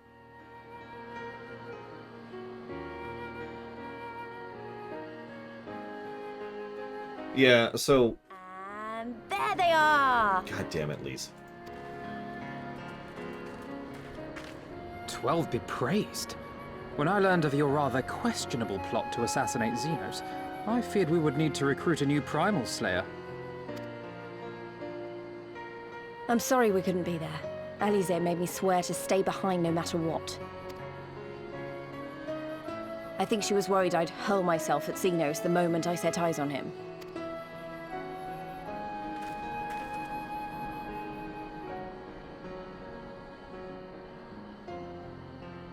What? You'll forgive me for changing the subject, but now would seem a good time to discuss where we go from here. Though the Empire has yet to retaliate, the fact remains that we have revealed our presence and signaled our intentions in so doing. It is only a matter of time before the Imperials move against us. Given that we lack the strength to oppose them, 'tis plain some manner of brilliant stratagem is required. Therefore, I yield the floor to the preeminent tactician of our time, with whom I was privileged to share a room.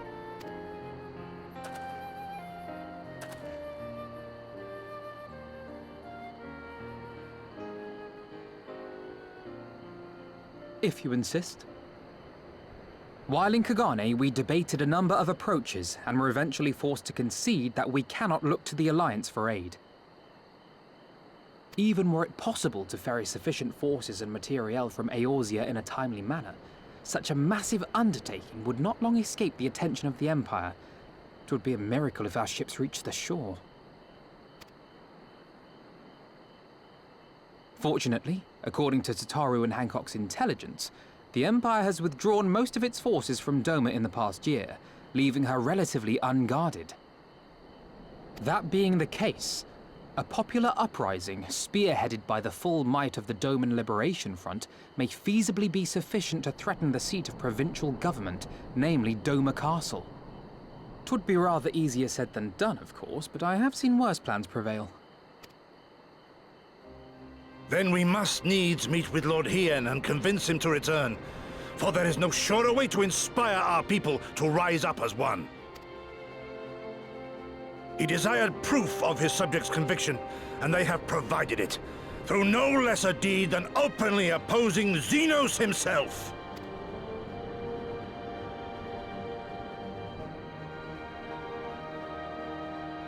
It will work. It has to work. And next time, we will defeat him. Note that that's not determination, that's desperation. Also, spoilers, we do not defeat Xenos the next time we fight him.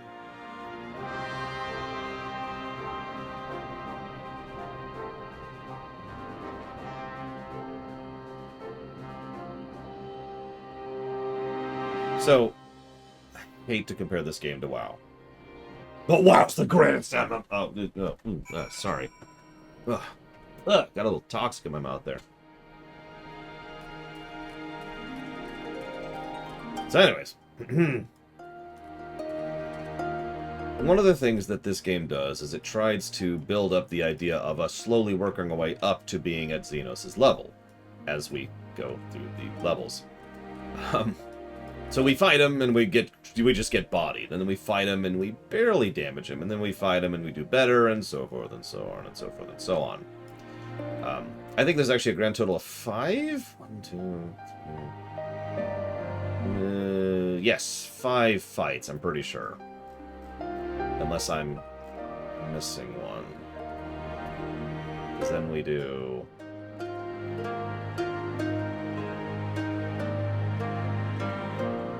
We fight him 4 times bare minimum, Omega Legion. Once in the final dungeon and once in the final raid. And we've already fought him twice, so we're already at 4.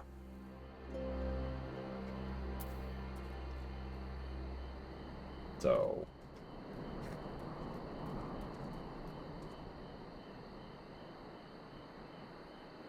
Now, okay, I'm not going to argue that. Point being, that makes it worse, Omega Legion. Wow, okay, never mind. I was about to try and give this game praise. Well, I take it all back. Patooey, Xeno sucks, moving on. Alright, so, I wonder what kind of man Ian is. Well, we'll get there in a minute. He was born and raised in Imperial Province. It's all she's ever known, but unlike her, he chose to do something about it. I want to meet him. I want to know why. Maybe if I understand, it'll help me to understand things. Yeah.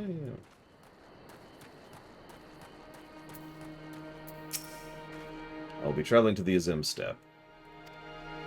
I found Lord Hien once before. I'm confident I can do so again. However, it was me to... Oh my god.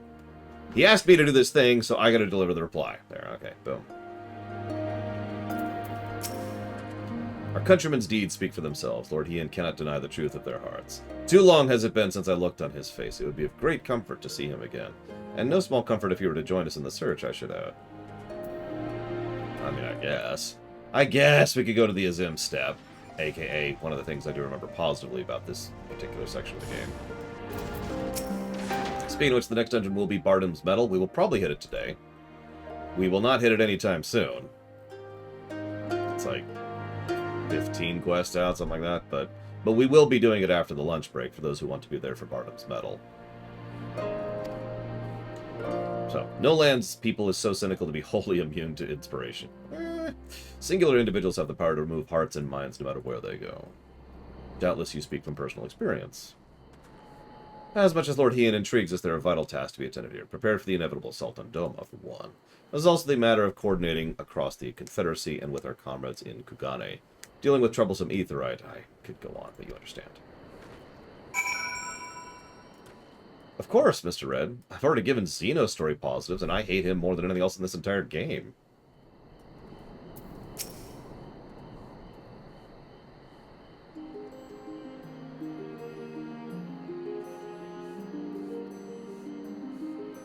Do I think the world of The Witcher could survive the Dragon Age Blight? No. So it goes, we all have our responsibilities. Oop. We shall depart for the Azim Steppe at once. Will you be joining us, Lord? Yeah. Alright, let's do it. Kill everyone. I mean, get ready for war.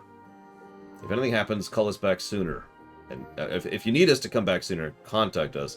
Noble sacrifices are a last resort, remember?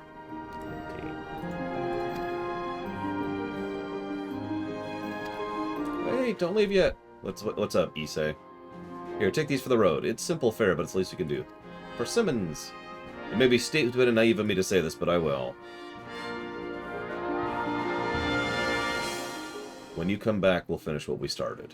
We'll beat the Imperials and win our freedom, so don't keep us waiting too long.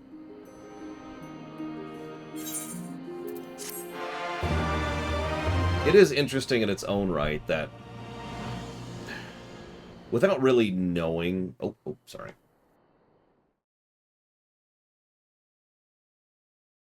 Meanwhile...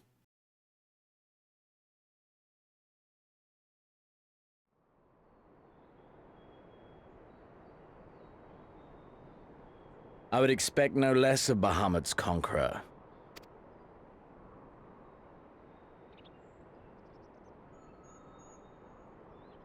Prepare the airship. His Radiance will not object. We have fulfilled our obligations here. I would see this prize for myself.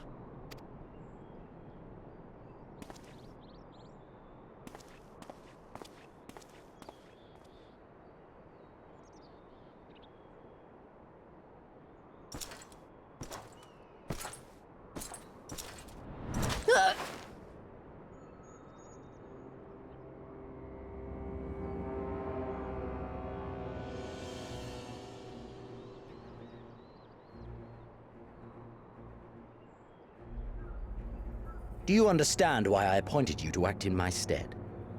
You, whose only accomplishment was to whisper the right words in the right ear.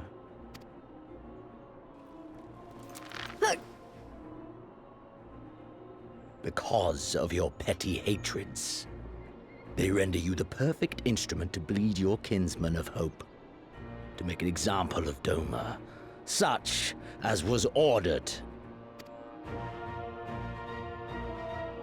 Listen well.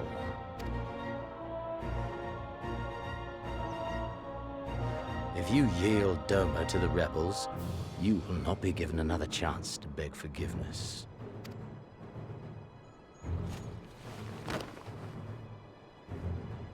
Do your duty now, or die with the rest of them.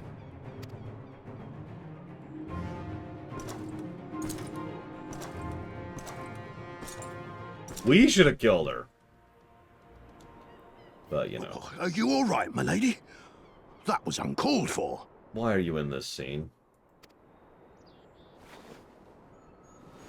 Oh!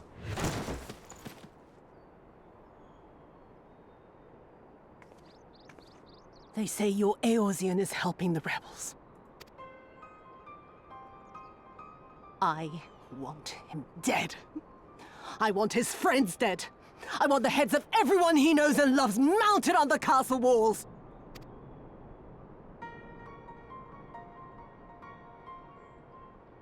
You mean I can finally go after him?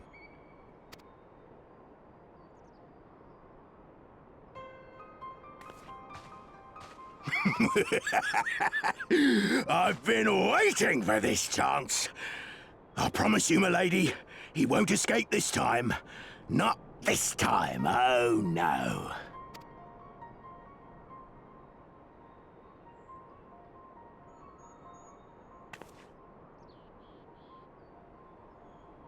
I was gonna say, we do kind of get around. A lot of people have helped us at this point. So, you know.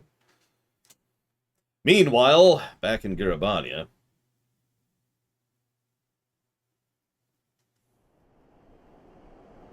Something really, really bad is happening. Or will happen, rather. But don't worry about it. When his shade was banished, you swore to leave this life behind. And yet here you are. Oh, you know who it is. Don't front.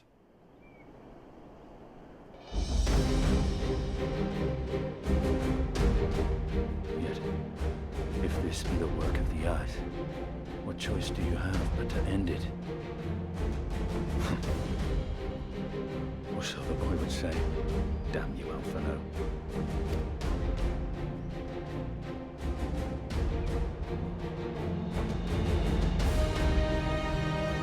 That's right, Estinian hasn't left the narrative yet. Not quite yet.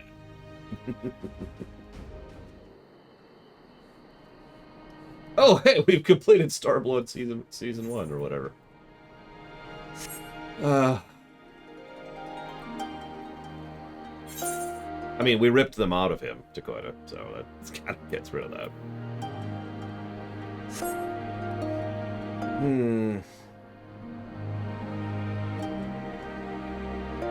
It's an interesting way to put that, Velvetrix, and I'm not sure I disagree.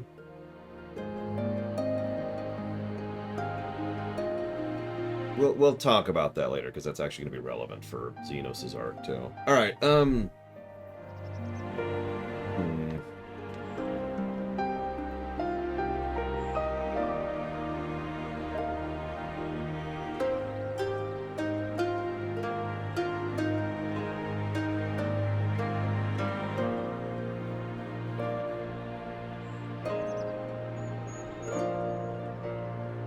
yeah, I'm going to cut off for lunch rather than even attempt to keep going forward. I have actually played it. In fact, I've streamed it, Silver Mask.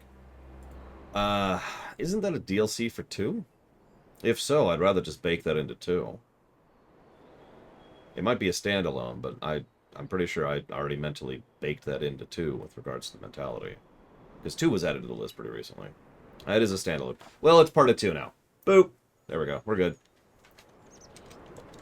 Which is a shame, because it'll drag the score of 2 down, because I didn't like the Dishonored Death of the Outsider. I think it actually failed in many, many ways. But I suppose we could have it separate, and that way Dishonored 2 isn't tainted by its existence. That's not a bad idea. We'll do that. Thank you, Silver Mask. As always, I will add Death of the Outsider. And all the negatives. Or, I mean, most of the negatives. Looking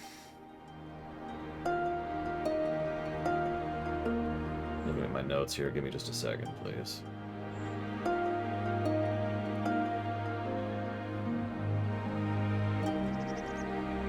I'll never do it offshore Twitch account. Dishonored 2 cannot be a super high-rated game. We must bring it down.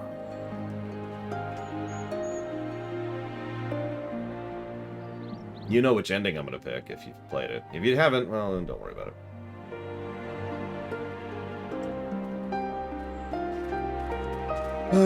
Okay, where are we at? I guess it doesn't matter. I'm going to go ahead and update the HUD here a little bit.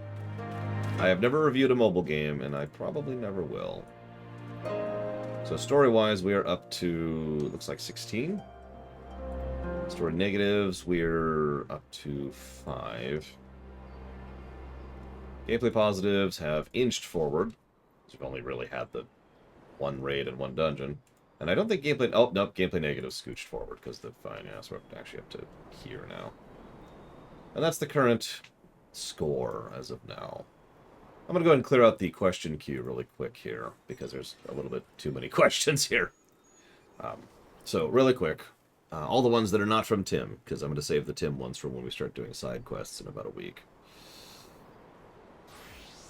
I answered that one, is Alphino a good leader, a good manager? Both or neither? Neither. He's not terrible at it, but he's not good at it either. Best food in-game. Oh, it's obviously FF15. Holy crap. Let's see here. Favorite legendary Pokemon theme? I don't remember any of them. Although I suppose I would probably just go with Platinum for being the only one I actually really remember. He does try. He makes the effort. Let's see here. What would I call the sick man government within Star Trek?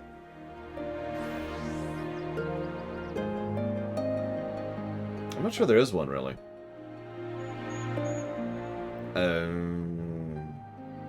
Bajor.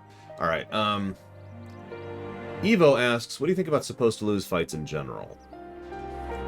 So, let me go... I've stated this before, and I stand by it. If you introduce a supposed to lose fight, you're already starting at a negative. I don't mean in terms of review. I mean, you've got an uphill battle to get back to 0, to get back to normal. So, simply doing a supposed to lose fight is already something that's going to be problematic and difficult. You have to do more to make a supposed to lose fight work. I feel like this is one of the reasons supposed to lose fights don't work for most people, is because most games don't put the more into it. It's just a supposed to lose fight, and that sucks. Now, that being said, supposed to lose fights can work. The obvious idea of finding something that's higher tier than us, or being in over our heads, obviously has narrative potential as well as gameplay, and it can build in a desire to go after it eventually. I was actually going to name several Square examples. Frankly, the Golem fight in Chrono Trigger in the Kingdom of Zeal is a very good example of a properly done, not great, but a properly done supposed to lose fight, because you can just straight up lose and it moves forward. You can also beat it and it moves forward, but if you're playing the game for the first time, narratively speaking, you are the whole point that's being gotten across is just how outclassed you are when you first get to Zeal. That these are people who have studied and practiced magic for literally generations, and you learned it in lore a few days ago from Specchio, right? So there's a bit of logic to that. And it helps to emphasize the kind of stakes that we will eventually be getting to when we go down to the Undersea Palace and all that. And yeah, Leon, or Squall, or whatever, in Kingdom Hearts 1 is another example of this. Golbez from FF4 is an example of this. There are several examples of how to do a supposed to lose fight properly. So, it is a useful tool, but I admit as a game designer, not that I am a game designer, I would use it very sparingly, and I would always give those extra gameplay options to make it less irritating from a gameplay perspective. If nothing else, if bare minimum requirement, make it so that if you die, you move on. Which is the biggest sin that these Xenos fights commit, is that if you die, you start over. No. It's a supposed to lose fight. If you lose, you should be able to move forwards. If nothing else, the speedrunners will appreciate it. And then Classic Game Lover asks... Wow, okay. I guess we'll cut off for now.